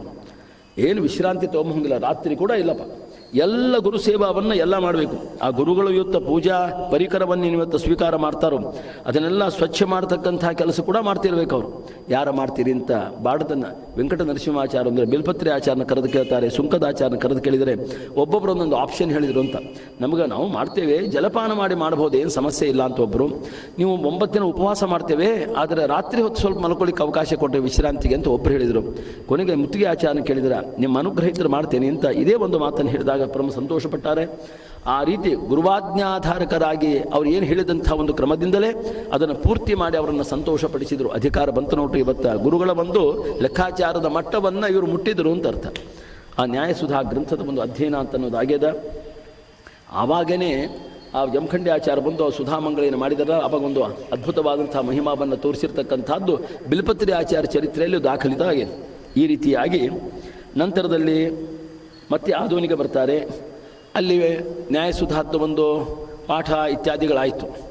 ಅದಾದಮೇಲೆ ಇನ್ನೂ ಒಂದು ಮಾತನ್ನು ಹೇಳಿದರಂತ ಅವರು, ನೀವು ಇಲ್ಲೇ ಇರಬೇಕು, ಸ್ವಲ್ಪ ಇದ್ದು ನಮ್ಮ ಮಕ್ಕಳಿಗೆ ಸ್ವಲ್ಪ ನೀವು ಸಹಾಯ ಮಾಡಬೇಕಾಗ್ತದೆ ಅಂತ. ಒಂದು ಮೇಲಾಗಿ ಮಧುಕರ ವೃತ್ತಿಯಿಂದ ಇವತ್ತು ನೀವು ಇದ್ದು ಬಂದಿರತಕ್ಕಂಥ ಪದಾರ್ಥವನ್ನು ಸಮರ್ಪಣೆ ಮಾಡಿ ಭಗವಂತನಿಗೆ ನೀವು ಇರಬೇಕು ನಮ್ಮ ಸನ್ನಿಧಾನಕ್ಕಂತ. 1 ವರ್ಷ ಯಾವ ವ್ಯಕ್ತಿ ಇವತ್ತು ಏನು ಮನೆ ತುಂಬ ಇವತ್ತು ಆಸ್ತಿ ಪಾಸ್ತಿ ಬಂಗಾರದ ಒಡವೆ ಅದೆಲ್ಲ ಆ ಪಟ್ಟಿ ಓದ್ಬಿಟ್ರೆ ಗೋವಿಂದ ಅಂತ ಅರ್ಥ. ಆನೆ ಕುದುರೆಗಳಿಗೂ ಕೂಡ ಇವತ್ತು ಬೆಳ್ಳಿಯ ಒಂದು ಥಡಿ ಅಂತಂತಾರಲ್ಲ ಅವೆಲ್ಲ ಹಾಕತಕ್ಕಂಥ ಒಂದು ಅಷ್ಟು ಅವರಿಗೆ ಆಸ್ತಿ ಇದ್ದರೂ ಕೂಡ ಇವತ್ತು ಒಬ್ಬ ವ್ಯಕ್ತಿ ಒಂದು ಗೋಪಾಳ ಬುಟ್ಟಿನ ಹಿಡ್ಕೊಂಡು ಇವತ್ತು ಭಿಕ್ಷಾಂದೇಹಿ ಇಂತಿ ರೀತಿಯ ಒಂದು 5 ಮನೆಗೆ ಮಾತ್ರ ಹೋಗಬೇಕು ಅಂತ ಕಟ್ಟಪ್ಪಣೆ ಬೇರೆ ಇತ್ತು. ಎಲ್ಲಿ ಬೇಕಲ್ಲಿ ಹೋಗಂಗಿಲ್ಲ, ಯಾರ್ದೋ ಮನೆಗೆ ಹೋಗಂಗಿಲ್ಲ, ಅಪಾತ್ರದಿಂದ ಪದಾರ್ಥವನ್ನು ಸ್ವೀಕಾರ ಮಾಡುವಂತಿಲ್ಲ. ಈ ಶುದ್ಧ ಭಾಗವತ ಧರ್ಮಕ್ಕೆ ಅನುಗುಣವಾದಂಥ ಒಂದು ಯಾಯಿವಾರ ವೃತ್ತಿ ಮಧುಕರ ವೃತ್ತಿ ಅನ್ನೋದೇ ಅದನ್ನು ಅನುಸರಿಸಿ ಬಂದಂಥ ಪದಾರ್ಥವನ್ನು ಗುರುಗಳ ಮುಂದಿಟ್ಟು ಅದನ್ನು ವಾಯುವಂತರದ ಪರಮಾತ್ಮನಿಗೆ ಸಮರ್ಪಣೆ ಮಾಡಿ ಅದನ್ನು ಸ್ವೀಕಾರ ಮಾಡತಕ್ಕಂಥ ಒಂದು ಕಾರ್ಯವನ್ನು ಅವರು ಮಾಡ್ತಾ ಇದ್ರು ಅಂತ ಅನ್ನೋದು ಇದು ಮಿಗಿಲಾದಂಥದ್ದು. ಈ ರೀತಿ ಅರಳಿಕಟ್ಟೆ ಆಚಾರ್ಯ ಹತ್ರ ಸಾಧನದ ಕ್ರಮದ ಒಂದು ಉಪದೇಶವನ್ನು ಕೂಡ ಅವರ ಅನುಷ್ಠಾನವನ್ನು ಗಮನಿಸಿ ತಿಳ್ಕೊಂಡಾರ. ಸ್ವಾರಸ್ಯ ಅಂತಂದರೆ ಯಾಕಂದರೆ ಅವರು ಸಾಮಾನ್ಯರಲ್ಲ, ಅವರು ಅನುಷ್ಠಾನ ಅಂಥದ್ದು. ಅವರು ಒಂದು ಮಂಡಲ ನೀವು ಉಪವಾಸ ಮಾಡಬೇಕು ಅಂತ ವಾಯುದೇವರು ಅಪ್ಪಣೆ ಮಾಡಿದಾಗ ಎಲ್ಲ ಬ್ರಾಹ್ಮಣರ ಜೊತೆಗೆ ಅವರು ಕೂಡ ಎಲೆ ಮುಂದೆ ಕೂಡ್ತಿದ್ರಂತ. ಅವ್ರು ಎಲೆಗೆ ಯಾರು ಬಡಿಸಬಾರದು, ಅವ್ರು ಸುಮ್ಮನೆ ಕೊಡೋದು ತೀರ್ಥಪ್ರಾಶನ ಮಾಡಿ. ಅಪ್ಪಿ ಒಬ್ಬ ವ್ಯಕ್ತಿ ಬಡಿಸಿಬಿಟ್ಟ ಅಂದರೆ ಕೇವಲ ಪ್ರಾಣಾಗ್ನಿಹೋತ್ರದಂತೆ ಅದನ್ನು ಸ್ವೀಕಾರ ಮಾಡೋದು ಅಷ್ಟೇ, ಹೊಟ್ಟೆ ತುಂಬುವಂತೆ ಅಲ್ಲ, ಹಾಕಿದಷ್ಟೇ ಪ್ರಾಣಾಗ್ನಿಹೋತ್ರದಂತೆ ಸ್ವೀಕಾರ ಮಾಡಿ ಅವತ್ತಿಂದ ಮತ್ತೆ 40 ದಿನ ಉಪವಾಸ ಶುರು ಆಗಬೇಕು. ಹಿಂಗೆ ಮಧ್ಯೆ ಎಷ್ಟೋ ವಿಚ್ಛೇದ ಆಗಿಬಿಟ್ಟ ಅವತ್ತು ಗೋವಿಂದ ಅಂದರೆ ಅದು ಬರೀ 40 ಆಗಂಗಿಲ್ಲ, ಅದು 120 ಆಗಿರ್ಬೋದು ಅಂತ ಅರ್ಥ. ಇಂಥ ಒಂದು ವಿಶೇಷ ಒಂದು ಏಕಾದಶಿ ಮಾಡಿನೇ ನಮಗೆ ಈ ಪರಿಸ್ಥಿತಿ ಅದ ಹ್ಯಾಕ್ ಮಾಡಿದ್ದಾರೆ ನೋಡಿ. ಅನಸ್ನನ್ ಅನ್ಯ ಅಭಿಚಾಕ ಶೀತಿ, ಈ ಪ್ರಮೇಕ ಬರಲೇಬೇಕು ಅಂದರ್ಥ ಜಗತ್ತು. ನಮ್ಮಲ್ಲಿರ್ತಕ್ಕಂಥ ಭಗವಂತ ಮಾತ್ರ ಯಾವುದನ್ನೂ ಸ್ವೀಕಾರ ಮಾಡದಲೆ, ಯಾವ ಭೋಗವನ್ನೂ ಮಾಡದಲೆ ಭಗವಂತ ಅವನು ದಷ್ಟಪುಷ್ಟನಾಗಿದ್ದಾನೆ ಅಂತನ್ನೋ ಒಂದು ಈ ತತ್ವ ಏನದೆ, ಇದನ್ನು ಯಾರು ಉಪಾಸನೆ ಮಾಡಿದ್ದಾರೋ ಅವರಿಗೆ ಹಸಿವಾಗೋದಿಲ್ಲ, ಅವರ ದೇಹ ಕೊರಗೋದಿಲ್ಲ ಸೊರಗೋದಿಲ್ಲ ಅಂತೇನದೆ ಈ ತತ್ವವನ್ನು ಈ ಮಹನೀಯರ ಒಂದು ಚರಿತ್ರೆಯನ್ನು ನಾವು ನೋಡಿದರೆ ನಮಗೆ ಸ್ಪಷ್ಟವಾಗ್ತದೆ ಅಂತ ನಾವು ಹೇಳಬಹುದು. ನಂತರ ಅಪ್ಪಣೆಯನ್ನು ಪಡ್ಕೊಂಡ್ರು. ಅದು ಈ ಉಪಾಸನಾ ರಹಸ್ಯವನ್ನು ಮುತ್ತಿಗೆ ಆಚಾರ್ಯಗೆ ತಿಳಿಸಿಕೊಟ್ಟಂಥ ಅರಳಿಕಟ್ಟೆ ಆಚಾರ್ಯರು ಕೂಡ ಸಾಕ್ಷಾತ್ ಸೂರ್ಯಾಂಶರು ಅಂತ ಈ ರೀತಿಯಾಗಿ ಅವರ ಒಂದು ಚರಿತ್ರೆ ಅದೇ. ಅವರ ಮಹಿಮಾ ಎಂಥದ್ದು ಅಂದರೆ ಕೇವಲ ಉಪವಾಸಾದಿಗಳಿಂದ ವಾಯುದೇವರನ್ನು ಪ್ರೀತಿಪಡಿಸಿದರು ಅಂತ ಅಷ್ಟೇ ಅಲ್ಲ, ಲೋಕೋತ್ತರವಾದಂಥ ಅನೇಕ ಮಹಿಮಾವನ್ನು ಅವರು ಇರುವಾಗಲೂ ಕೂಡ ನಂತರದಲ್ಲಿ ಕೂಡ ಅವರು ತೋರಿಸಿದ್ದು ಇವತ್ತು ನಾವು ನೋಡ್ತಾ ಇದ್ದೇವೆ. ಅವರ ನಿರ್ಯಾಣ ನಂತರದಲ್ಲಿ ಒಂದು ಘಟನೆ ಕೂಡ ಆಗಿದೆ. ಅವರಿಗೆ ಅಥವಾ ಅವರಲ್ಲಿ ವಿಶ್ವಾಸ ಮಾಡತಕ್ಕಂಥ ಒಬ್ಬ ಬ್ರಾಹ್ಮಣೇತರ ವ್ಯಕ್ತಿ ರುದ್ರಪ್ಪ ಅಂತ ಹೆಸರು ಒಂದು. ಅವನು ಬಹಳ ವಿಶ್ವಾಸ ಮಾಡ್ತಿದ್ದ ಆಚಾರ್ಯರಲ್ಲಿ. ಅವನಿಗೆ ಗೊತ್ತಿರಲಿಲ್ಲ, ಅವನು ಕಾರ್ಯಾಂತರದ ಬೇರೆ ಗ್ರಾಮಾಂತರಕ್ಕೆ ಹೋಗಿದ್ದ. ಈ ಕಡೆಗೆ ಆಚಾರ್ಯರು ಅವಸಾನವನ್ನು ಹೊಂದಿದ್ರು. ಏನು ಜನ ಬರ್ತಾ ಇದ್ದಾರೆ ಅಂದರೆ ಬರೀತಾರೆ, ರಾತ್ರಿ 8 ಗಂಟೆವರೆಗೂ ಕೂಡ ಇವತ್ತು ಅವ್ರದ್ದು ದೇಹಿಕ ಕರ್ಮ ಮಾಡಲಿಕ್ಕೆ ಅವಕಾಶ ಆಗಲಿಲ್ಲ ಅಂತ. ಅಷ್ಟು ಜನ ಸೇರಿದ್ರು ಅಂತ, ಸಾವಿರಾರು ಜನ. ಅಂತೂ ನಂತರದಲ್ಲಿ ಆ ಕ್ರಿಯಾದಿಗಳನ್ನು ಮುಗಿಸ್ಕೊಂಡು ವಾಪಸ್ ಬಂದ ಮೇಲೆ 3ನೇ ದಿನ ಈ ವ್ಯಕ್ತಿ ಬಂದಪ್ಪ. ಅವನು ಬರಬೇಕಾದ್ರೆ ಬೆಳಿಗ್ಗೆ ಆಚಾರ್ಯರು ಅವನ ಹೊಲದಲ್ಲಿ ಕಾಣ್ತಾರೆ ಒಂದು ರೂಪದಿಂದ. ಏನು ಬುದ್ಧಿ, ಎಂದೂ ನೀವು ಹೊರಗಡೆ ಬರೋದಿಲ್ಲ, ಎಷ್ಟೋ ವರ್ಷ ಆತು ನಿಮ್ಮನ್ನು ಹೊರಗಡೆ ನೋಡೇ ಇಲ್ಲ, ನೀವು ಆ ಪ್ರಾಣದೇವ್ರ ಗುಡಿಯಲ್ಲೇ ಕೂತಿರ್ತೀರಿ, ಮತ್ತು ಇಲ್ಲಿ ಬಂದೀರಂತ. ಏನೋ ಹಾಗೆ ಬಂದೆ ಅಂತ ಇಷ್ಟೇ ಹೇಳಿಬಿಡ್ತಾರೆ, ಸಮಾಧಾನ ಮಾಡಿಬಿಡ್ತಾರೆ. ಮನೆಗೆ ವಾಪಸ್ ಹೋಗ್ತಾನೆ. ಅವನ ಹೆಂಡತಿ ಹೇಳಿದ್ದು, ಇಲ್ಲ ಬುದ್ಧಿ, ಅಪ್ಪ ಅವರು ಹೋಗಿ ತಿರ್ಕೊಂಡ್ರು ಅಂಥೇಳಿ. ಏನಂತ ಅಂತಂದವ, ಅಮಂಗಳ ಮಾತಾಡ್ತೀಯಾ ನೀನು ಅಂಥೇಳಿ. ಅವಳು ಮತ್ತೊಮ್ಮೆ ಅದೇ ಮಾತಾಡಿದ್ಲು, ನೀವು ಊರಾಗಿರಲಿಲ್ಲ ಹೀಗಾತು ಅಂತ. ಒಂದು ಕಪಾಳ ಮೋಕ್ಷ ಮಾಡೇ ಬಿಟ್ಟ ನೋಡ್ರಿ ಅವನು. ಹೇಳ್ತಾ ಸಿಟ್ಟು ಬಂತವನಿಗೆ. ಅಂಥ ಒಂದು ಗುರುಭಕ್ತಿ ಇತ್ತು ಅವನಿಗೂ. ಆದರೆ ಅವನ ಪದ್ಧತಿ ಒಂದೇನಿತ್ತು, ನಿತ್ಯ ಊಟ ಮಾಡೋದಕ್ಕಿಂತ ಅಪೂರ್ವದಲ್ಲಿ ಆಚಾರ ಮನೆಗೆ ಹೋಗಬೇಕು, ಮನೆ ಹೊರಭಾಗದಿಂದಲೇ ಸಾಷ್ಟಾಂಗ ನಮಸ್ಕಾರ ಮಾಡಿ ಬಂದು ತಾನು ಊಟವನ್ನು ಮಾಡ್ತಿದ್ದ. ಅವತ್ತು ಎಂದಿನಂತೆ ಹೋಗ್ತಾ ಇದ್ದಾನೆ. ನೋಡ್ತಾನೆ ಅಲ್ಲಿ ಶೋಕಸಾಗರದಲ್ಲಿ ಜನ ಎಲ್ಲ ಭಕ್ತರು, ಆ ಪರಿವಾರದವರೆಲ್ಲ ಕೂತಾರೆ. ಓಹೋ, ನನ್ನ ಹೆಂಡತಿ ಹೇಳಿದ್ದನ್ನು ಒಪ್ಪಲಿಲ್ಲ ನಾನು, ತನಗಾಗಿರ್ತಕ್ಕಂಥ ಅನುಭವವನ್ನು ಅಲ್ಲಿದ್ದವರಿಗೆಲ್ಲ ಹೇಳಿಬಿಟ್ಟ. ಇವತ್ತು ಬೆಳಿಗ್ಗೆ ನಾನು ಆಚಾರನ ಕಂಡೆ ಮಾತಾಡಿಸಿದೆ ನಾನು ಅಂಥೇಳಿ. ಅವರು ದೇವಾಂಶರು ಅನ್ನೋದಕ್ಕೆ ಇನ್ನೇನು ಬೇಕು ನಮಗಿನ್ನ. ಆದ್ದರಿಂದ ಯಾವ ವ್ಯಕ್ತಿಯ ಒಂದು ದೇಹಕ್ಕೆ ಇವತ್ತು ಸಂಸ್ಕಾರಾದಿಗಳಾಗಿರ್ತದೆ, ಅವರೇ ಅಂಥ ಇನ್ನೊಂದು ದೇಹವನ್ನು ಇವತ್ತು ಧಾರಣ ಮಾಡಿಕೊಂಡು ಅಂದರೆ ಅಣಿಮಾದಿ ಸಿದ್ಧಿ ಸಂಪನ್ನರಾಗಿರ್ತಾರೆ ಅಂತ ಅನ್ನೋದನ್ನು ನಾವು ಸ್ಪಷ್ಟವಾಗಿ ನೋಡ್ತಾ ಇರ್ತೀವಿ. ಈ ರೀತಿಯಾಗಿ ಮೇಲಾಗಿ ಅದು ಆ ಸುಧಾಮಂಗಳದ ಒಂದು ಘಟ ಹೇಳೇ ಬಿಡೋಣ. ಆಚಾರ್ಯರು ಹೇಗೆ ಅನುವಾದ, ಇದರಲ್ಲಿ ಅದು ಪೂರ್ತಿ ಇಲ್ಲ, ಅದು ಅವರು ನ್ಯಾಯಸುಧಾಮಂಗಳವನ್ನು ಇವರಿಗೆ ಮಾಡ್ತಿದ್ರು. ಯಾರಿಗೆ? ಮುತ್ತಿಗೆ ಆಚಾರ್ಯರಿಗೆ, ಬೆಲ್ಪತ್ರಿ ಆಚಾರ್ಯರಿಗೆ ಮತ್ತು ಸುಂಕದ ಆಚಾರ್ಯರಿಗೆಲ್ಲ ಮಾಡ್ತಕ್ಕಂಥದ್ದು. ಆವಾಗ ಮಹಾ ಘಟಾನುಘಟಿಗಳೇ ವಿದ್ವಾಂಸರು ಅಲ್ಲಿ ಹೋಗಿ ಅವ್ರನ್ನ ಪರೀಕ್ಷೆ ಮಾಡಬೇಕು ಅಂತ ಹೋಗ್ಬೇಕು ಅವರೆಲ್ಲ. ಇವ್ರಿಗೇನು ಬರ್ತದ್ರಿ, ಇವರೇನು ವಾಕ್ಯಾರ್ಥಕ್ಕೆ ಬಂದಿಲ್ಲ, ಸಭಾಕ್ಕೆ ಬಂದಿಲ್ಲ, ಇವರೇನು ಪ್ರಶ್ನೆ ಕೇಳಿ ಉತ್ತರ ಕೊಡೋರಲ್ಲ.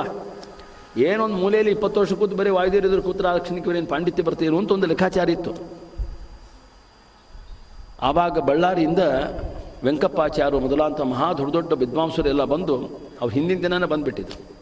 ಅದಕ್ಕೂ ಪೂರ್ವದಲ್ಲಿ ಒಂದು ತಿಂಗಳ ಮೊದಲು ಏನಾಗಿತ್ತು ಅಂದರೆ, ಇಂಥ ದಿನ ಸುಧಾಮಂಗಳದ ಬರಬೇಕು ಅಂಥೇಳಿ ಜಮಖಂಡಿ ಆಚಾರ್ಯ ಭೇಟಿಯಾಗಿದ್ದರು ಇವರಿಗೆ, ನೀವು ಬರಬೇಕು ಗುರುಗಳು ಅಂಥೇಳಿ. ಆಯ್ತು ನೋಡೋಣ ಅಂದ್ರೆ ಅವರು ರಾಮನವರಾತ್ರಿ ಷಷ್ಠಿ ಅಥವಾ ಸಪ್ತಮಿ ದಿನ ಅವರು ಆ ಸುಧಾಮಂಗಳವನ್ನು ಇಟ್ಟಿದ್ರು. ಜಮಖಂಡಿ ಆಚಾರ್ಯ ಬಳ್ಳಾರಿ ಒಳಗಿತ್ತು ನೋಡ್ರಿ. ಅವಾಗ ಏನು ತುಂಡು ಪಂಜೆ ಉಟ್ಕೊಂಡು ಅವ್ರು ದೇವ್ರ ಕಟ್ಟಿ ಮೇಲೆ ಕೂತಾರ. ಆ ರಂಗರಾಯ ಅಂತ ಒಬ್ಬರು ಮನಿ, ಅವನ ಹೆಸರು ಕೂಡ ಹಾಗದೆ. ಆ ದಂಪತಿಗಳು ಅನಿಸಿತ್ತು, ಇಂಥ ಲೋಕೋತ್ತರ ಪಾಂಡಿತ್ಯ ಜ್ಞಾನಿಗಳಿಂತಾರೋ ನಮಗೆ ಒಂದು ನವರಾತ್ರಿ ಉತ್ಸವಕ್ಕೆ ಸಿಕ್ಕರು ಅಂತ ಅವರು ಧನ್ಯತೆಯನ್ನು ವ್ಯಕ್ತ ಮಾಡಿದರು. ಇಲ್ಲಿ ಗುರುಗಳು ಬರಲಿಲ್ಲ ಅಂತ ಆತಂಕ. ಬೇರೆ ಬೇರೆ ವಿದ್ವಾಂಸರು ಬೇರೆ ನಾಳೆ ನಾ ಅನುವಾದ ಮಾಡಬೇಕಾದ್ರೆ ಪ್ರಶ್ನೆ ಕೇಳಿದರೆ ಏನು ಗತಿ ಅಂತ ಪಾಪ ಅವರಿಗೆ ಒಂದು ಸ್ವಲ್ಪ ದುಗುಡಿತ್ತು ಮನಸ್ಸಿಗೆ. ಆ ಸಂದರ್ಭದಲ್ಲಿ ಮರುದಿನ ಬೆಳಗ್ಗೆ ವ್ಯಾಸಪೀಠದ ಮುಂದೆ ಆಚಾರ್ಯ ಕೂತಾರೆ. ಇನ್ನೇನಿನ ಮಂಗಳಾಚರಣ ಶ್ಲೋಕವನ್ನು ಹೇಳಿ ತಮ್ಮ ಅನುವಾದವನ್ನು ಆರಂಭ ಮಾಡಬೇಕು ಅಂತೂ ಗುರುಸ್ಮರಣೆ ಮಾಡಿದರೋ ಇಲ್ಲೋ, ಜಮಖಂಡಿ ಆಚಾರ್ಯ ಎದುರಿಗೆ ಕಂಡುಬಿಟ್ರು. ಮೇಲೆ ಬಳ್ಳಾರಿಯಲ್ಲಿದ್ದವರು ಬಳಿ ಸಂತೋಷ ಆತ ಅವರಿಗೆ. ಉಳಿದಂಥ ಪಂಡಿತರಿಗೆಲ್ಲ ಅನ್ನಿಸ್ತು, ಇನ್ನೇನು ಪ್ರಶ್ನೆ ಕೇಳೋ ಪ್ರಸಕ್ತಿಯೇ ಇಲ್ಲ ಅಂಥೇಳಿ. ಬಳಿ ನಿರಾತಂಕವಾಗಿ ಇವತ್ತು ನಿರರ್ಗಳ ಅನುವಾದವನ್ನು ಮಾಡಿ ಅದನ್ನು ಗುರುವಂತರ್ಯಾಮಿ ಪರಮಾತ್ಮನಿಗೆ ಸಮರ್ಪಣೆಯನ್ನು ಮಾಡಿದರು. ಈ ರೀತಿ ಅವರಿಗೂ ಅಂತಹ ಗುರುಭಕ್ತಿ ಇತ್ತು ಅಂತ ಅವರಿಗೆ 6 ತಿಂಗಳಲ್ಲೇ ಅಲ್ಲಿ ಒಂದು ಈಶ್ವರ ದೇವಸ್ಥಾನದ ಇವತ್ತಿಯೂ ಕೂಡ ನಾವು ಹತ್ತಿಬೆಳಗಲ ಗ್ರಾಮವನ್ನು ಪ್ರವೇಶ ಮಾಡಬೇಕಾದ್ರೆ ಬಲಗಡೆ ಬದಿಯಲ್ಲಿ ಎತ್ತರದಲ್ಲಿ ಒಂದು ಗುಡಿ ಅದ. ನಿಜವಾಗಿ ಅದು ಕೂರ್ಮದೇವರು, ಕೂರ್ಮರೂಪಿ ಪರಮಾತ್ಮ ಲಿಂಗಾಕಾರದಿಂದ ಆವಿರ್ಭೂತನಾದಂಥವ. ಆದರೆ ಅಲ್ಲಿ ಜನರು ಇವತ್ತು ಸಾಮಾನ್ಯ ಜನರು ಅದೊಂದು ಈಶ್ವರ ದೇವಸ್ಥಾನ ಅಂತ ತಿಳ್ಕೊತಾರೆ. ಎಲ್ಲಿ ನೋಡ್ತೀವಿ ಅಲ್ಲಿ ಸುಣ್ಣ ಬರೆದು ಬಿಟ್ಟಿರ್ತಾರೆ, ಅಲ್ಲಿ ಹೋದ್ರೆ ಆಯಿತಾ, ಅದು ನೋಡ್ಬೋದು. ಆ ಗುಹಾದಂತಿ ಇರತಕ್ಕಂಥ ದೇವಸ್ಥಾನದಲ್ಲಿ ಅವರಿಗೆ ಪಾಠ ಹೇಳಿದ್ದು. ನಂತರ ಅವರ ಮಕ್ಕಳು ನಿರ್ಯಾಣಾನಂತರದಲ್ಲಿ ಕೂಡ ಅಲ್ಲಿ ಹೋದರೆ ಅವ್ರ ತಂದೆ ಒಂದು ಧ್ವನಿಯನ್ನು ಅವರು ಕೇಳಿದರು ಅಂತ ಅವರ ಚರಿತ್ರೆಯಲ್ಲಿ ಬರ್ತದೆ.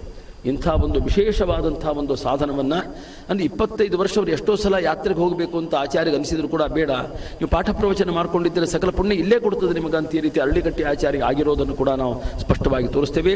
ಅವರ ಆಜ್ಞಾಧಾರಕರಾಗಿ ಮುತ್ತಿಗೆ ಆಚಾರ್ಯರು ಆ 9 ದಿನ ಏನು ಅವರು ಅಂಥ ಒಂದು ವಿಶಿಷ್ಟವಾದಂಥ ಅನುಷ್ಠಾನವನ್ನು ಅವರು ಮಾಡಿದರೋ, ಹೇಗೆ ಉಷಕಾಲಕ್ಕೆ ಗುರುಗಳಕ್ಕಿಂತ ಮೊದಲೇ ಹೇಳಬೇಕು, ಎದ್ದು ಅವರ ಸೇವಾವನ್ನು ಆರಂಭ ಮಾಡಬೇಕು ನೋಡಿ. ಅವರ ಪೂಜಾ ಪರಿಕರವನ್ನು ಕೂಡ ಸಿದ್ಧ ಮಾಡಬೇಕು ಅಂತ ಅರ್ಥ. ಅವರಿಗೆಲ್ಲ ಒಂದು ದೀಪ ಹಚ್ಚಿಕೊಡೋದು ಆರಂಭಿಸಿ ಎಲ್ಲವೂ ಆಗಬೇಕು. ಅವರೆಲ್ಲ ಒಂದು ಭೋಜನಾದಿ ಪರಿಕ್ರಮ ಎಲ್ಲ ನಡೀತಾ ಇತ್ತು. ಅನೇಕ ಶಿಷ್ಯರದು ಬಂದು ಹೋಗ್ತಕ್ಕಂಥ ಅತಿಥಿ ಅಭ್ಯಾಗತರದ್ದು ಎಲ್ಲವೂ ಆಗ್ತಿತ್ತು. ಮತ್ತೆ ಶ್ರವಣ ಮಾಡಬೇಕು, ಮತ್ತೆ ಉಪಾಸನಾ ರಹಸ್ಯವನ್ನು ಮಧ್ಯಾಹ್ನದಲ್ಲಿ ಶ್ರವಣ ಮಾಡಬೇಕು, ಮತ್ತೆ ರಾತ್ರಿ ಹೊತ್ತು ಜಪ ಅನ್ಯಕಾದಿಗಳನ್ನು ಮುಗಿಸ್ಬೇಕು. ಕೊನೆಗೆ ರಾತ್ರಿ ಅವರು ಶಯನ ಮಾಡೋಕ್ಕಿಂತ ಪೂರ್ವದಲ್ಲಿ ಪಾದ ಸಂವಹನ ಸೇವೆಯನ್ನು ಮಾಡಿದ ಮೇಲೆ ಮಲ್ಕೊಂಬಂಗಿಲ್ಲಲ್ಲ, ಇವರದ್ದು ಹಾಗೆ ಇರಬೇಕು. ಉಳಿದವರೆಲ್ಲ ಶಯನ ಮಾಡಿದ್ರು ಕೂಡ ಇವರು ಮಾಡೋ ಹಂಗಿಲ್ಲ. ಅಂಥ ರಹಸ್ಯೋಪದೇಶವನ್ನು ಕೂಡ ಏಕಾಂತದಲ್ಲಿ ಅವರಿಂದ ಸ್ವೀಕಾರ ಮಾಡಿ ಎಲ್ಲಿವರೆಗಂದರೆ 8ನೇ ದಿನ ಮುಗಿತು ನೋಡ್ರಿ. 9ನೇ ದಿನ ಬೇರೆಯವರಿಗೆ ಸ್ವಲ್ಪ ಸುಸ್ತಾದಂತೆ ತೋರಿದರೂ ಕೂಡ ಅವತ್ತು ಕೂಡ ಆಚಾರ್ಯರ ಒಂದು ಸೇವಾ ಮಾಡೋದನ್ನು ಎಳ್ಳಷ್ಟು ಬಿಡಲಿಲ್ಲ ಅಂತ ಸ್ಪಷ್ಟ ಬರ್ದಾರೆ. ಈ ರೀತಿಯಾದಂಥ ಒಂದು ವಾಯುದೇವರ ಆಜ್ಞಾಧಾರಕರಾಗಿ ಗುರುವಾಜ್ಞೆಯನ್ನು ಇವತ್ತು ಶಿರಸಾ ಮನ್ನಿಸಿ ಮುತ್ತಿಗೆ ಆಚಾರ ಮಾಡಿರ್ತಕ್ಕಂಥ ಒಂದು ಆ ಗುರುಸೇವೆ ಏನದೆ, ಆದ್ದರಿಂದ ಅವರ ಅಂತರ್ಯಾಮಿ ಸಾಕ್ಷಾತ್ ವಾಯುದೇವರು ಸುಪ್ರಸನ್ನರಾಗಿ ಅದೇನು ಮೊದಲು ಮಾತು ಹೇಳಿದ್ದರಲ್ಲ, ಇವರನ್ನು ನಾವೇ ಮೆರೆಸ್ತೇವೆ ಅಂತ ಈ ರೀತಿಯಾಗಿ ಆ ರೀತಿಯಾದಂಥ ಒಂದು ಈ ಕ್ಷೇತ್ರದಲ್ಲಿ ಕೂಡ ಅಂದರೆ ಸಾಧನ ಕ್ಷೇತ್ರದಲ್ಲಿ ಗುರುಸೇವಾ ವಿಷಯದಲ್ಲಿ ಕೂಡ ಅವರನ್ನು ಮೆರೆಸ್ತಾ ಇದ್ದಾರೆ ಅಂತ. ನಂತರ ಅವರ ಆಜ್ಞಾವನ್ನು ಸ್ವೀಕಾರ ಮಾಡಿಕೊಂಡು ಆದೋನಿಗೆ ಬರ್ತಾರೆ. ಪ್ರಪ್ರಥಮ ರಂಗನಾಥ ದೇವರ ದರ್ಶನವನ್ನು ಮಾಡಿ ಅಲ್ಲಿ ತೀರ್ಥದಲ್ಲಿ ಮೇಲಿರ್ತಕ್ಕಂಥ ತೀರ್ಥದಲ್ಲಿ ಅವರು ಸ್ನಾನಾದಿಗಳನ್ನು ಮಾಡ್ತಾರೆ. ಮಾಡಿ ನಂತರ ಇದು ಕುಠಾರ ರಾಮಲಿಂಗೇಶ್ವರ ಅಂತೇನೋ ಒಂದು ದೇವಸ್ಥಾನ ಉಂಟು, ಅಲ್ಲಿ 1 ತಿಂಗಳು ಇರ್ತಾರೆ ಅಂತ ಅರ್ಥ. ನಂತರ ಅಲ್ಲಿಂದ ರಣಮಂಡಲಕ್ಕೆ ಬಂದು 40 ದಿನ ಪರ್ಯಂತರವಾಗಿ ಅಲ್ಲಿ ಅನುಷ್ಠಾನವನ್ನು ಮಾಡಿ ನಂತರ ಮಂಗರಾಯನ ದೇವಸ್ಥಾನಕ್ಕೆ ಅಲ್ಲಿ ಬರ್ತಾರೆ. ವಾಯುದೇವರ ಆಜ್ಞಾ ಅನ್ನೋದಲ್ಲಿ ಆಗ್ತದ, ನೀವು ಸರ್ವಸ್ವದಾನವನ್ನು ಮಾಡಬೇಕು ಅಂಥೇಳಿ. ಆವಾಗ ಈ ವಿಜಯರಾಯರ ಗುಡಿ ಅಂತೇನಿಲ್ಲದೆ ಯಾವ ಸನ್ನಿಧಿಯಲ್ಲಿ ಇವತ್ತು ವಿಜಯದಾಸರು ಎಷ್ಟೋ ವರ್ಷ ಇದ್ದು ದಿವಾನ್ ತಿಮ್ಮಣ್ಣಯ್ಯವರಿಗೆ ಇವತ್ತು ಅವರು ಉಪದೇಶಾದಿಗಳನ್ನು ಮಾಡಿ ಅಂಕಿತವನ್ನು ಕೊಟ್ಟು ಉದ್ಧಾರವನ್ನು ಮಾಡಿದರೋ ಆ ಸನ್ನಿಧಾನಕ್ಕೆ ಬರ್ತಾರೆ ಅಂತ ಸ್ಪಷ್ಟವಾಗಿದೆ. ಅಲ್ಲಿ ಕೂಡ ಅವರು ಇದ್ದು ಸರ್ವಸ್ವದಾನವನ್ನು ಮಾಡ್ತಾರೆ. ಅದನ್ನು ಯಾರಿಗೆ ಕೊಟ್ಟರು ಅಂದರೆ ತಮ್ಮ ಗುರುಗಳಾದಂಥ ಅರಳಿಗಟ್ಟಿ ಆಚಾರ್ಯರ ಪೌತ್ರ ಏನಿದ್ರು ಹನುಮಂತಾಚಾರ್ಯ ಅಂತ ಅವರಿಗೆ ಅದನ್ನು ದಾನವನ್ನು ಮಾಡ್ತಾರೆ. ಮಾಡಿದ ಮೇಲೆ ಏನು ಮಾಡಬೇಕಂದ್ರೆ ಮತ್ತೆ ವಾಯುದೇವರು ಆಜ್ಞೆ ಮಾಡಿದರು, ನೀನು ಗೋಪಾಲ ಭರ್ತಿಯಿಂದನೇ ಇರಬೇಕು, ಬೇರೆ ಯಾವುದೇ ಒಂದು ಇಲ್ಲ ಅಂಥೇಳಿ. ತಾವು ಅಡಿಗೆ ಸಿದ್ಧ ಮಾಡಿಕೊಂಡ್ರು ಕೂಡ ಉಣ್ಣೋಂಗಿಲ್ಲ ರೀ. ಬಂದಂಥ ಬ್ರಾಹ್ಮಣರಿಗೆ ಮಾತ್ರ ಅದನ್ನು ಅವರು ವಿನಿಯೋಗ ಮಾಡಬೇಕೇ ಹೊರತು ತಾವು ಅದನ್ನು ಸ್ವೀಕಾರ ಮಾಡೋಂಗಿಲ್ಲ. ಎಲ್ಲಿವರೆಗೆ ವಾಯುದೇವರು ನೀನು ಇವತ್ತು ಪಾಲನೆ ಮಾಡಬಹುದು ಅಂತ ಅಪ್ಪಣೆ ಮಾಡ್ತಾರೋ ಅಲ್ಲಿವರೆಗೆ ಉಪವಾಸವನ್ನು ಮಾಡ್ತಾ ಇದ್ರು ಅಂತ. ಆದರೆ ಎಲ್ಲಿವರೆಗೆ ಅಂತಂದ್ರೆ ಒಂದು ಬಂಡಲ ಉಪವಾಸ ಆಯಿತು. ಇನ್ನೇನು ಸ್ವೀಕಾರ ಮಾಡಬೇಕು? ಏನು ಸ್ವೀಕಾರ? ನಾಳೆ ಪಾಲನೆ ಮಾಡಲೇನೋ ಅಂತನೋ ಲೆಕ್ಕಾಚಾರಕ್ಕಿದ್ರೆ ಒಂದು ಉತ್ತತ್ತಿ ಒಂದು ಕಲಸಕ್ರಿ ಅಂತ ಅರ್ಥ. ಈ ಹಂತ ಬಂತು. ಮತ್ತೆ ಮಂಗರಾಯನ ಗುಡಿಗೆ ಹೋಗ್ಲಿಕ್ಕೆ ಅವರಿಗೆ ಆಜ್ಞೆ ಆಗಿದೆ. ಅಲ್ಲಿಗೆ ಹೋಗ್ತಾ ಇದ್ದಾರೆ ಅವರು. ಅಲ್ಲಿ 4 ತಿಂಗಳಲ್ಲಿ ಇದ್ದು ಹೇಗೆ ಮಾಡ್ಬೇಕಂದ್ರೆ ಅದಕ್ಕೊಂದು ಲೆಕ್ಕಾಚಾರ ಮಾಡಿದಾರಂತ ಆ ಸನ್ನಿಧಾನದಲ್ಲಿ.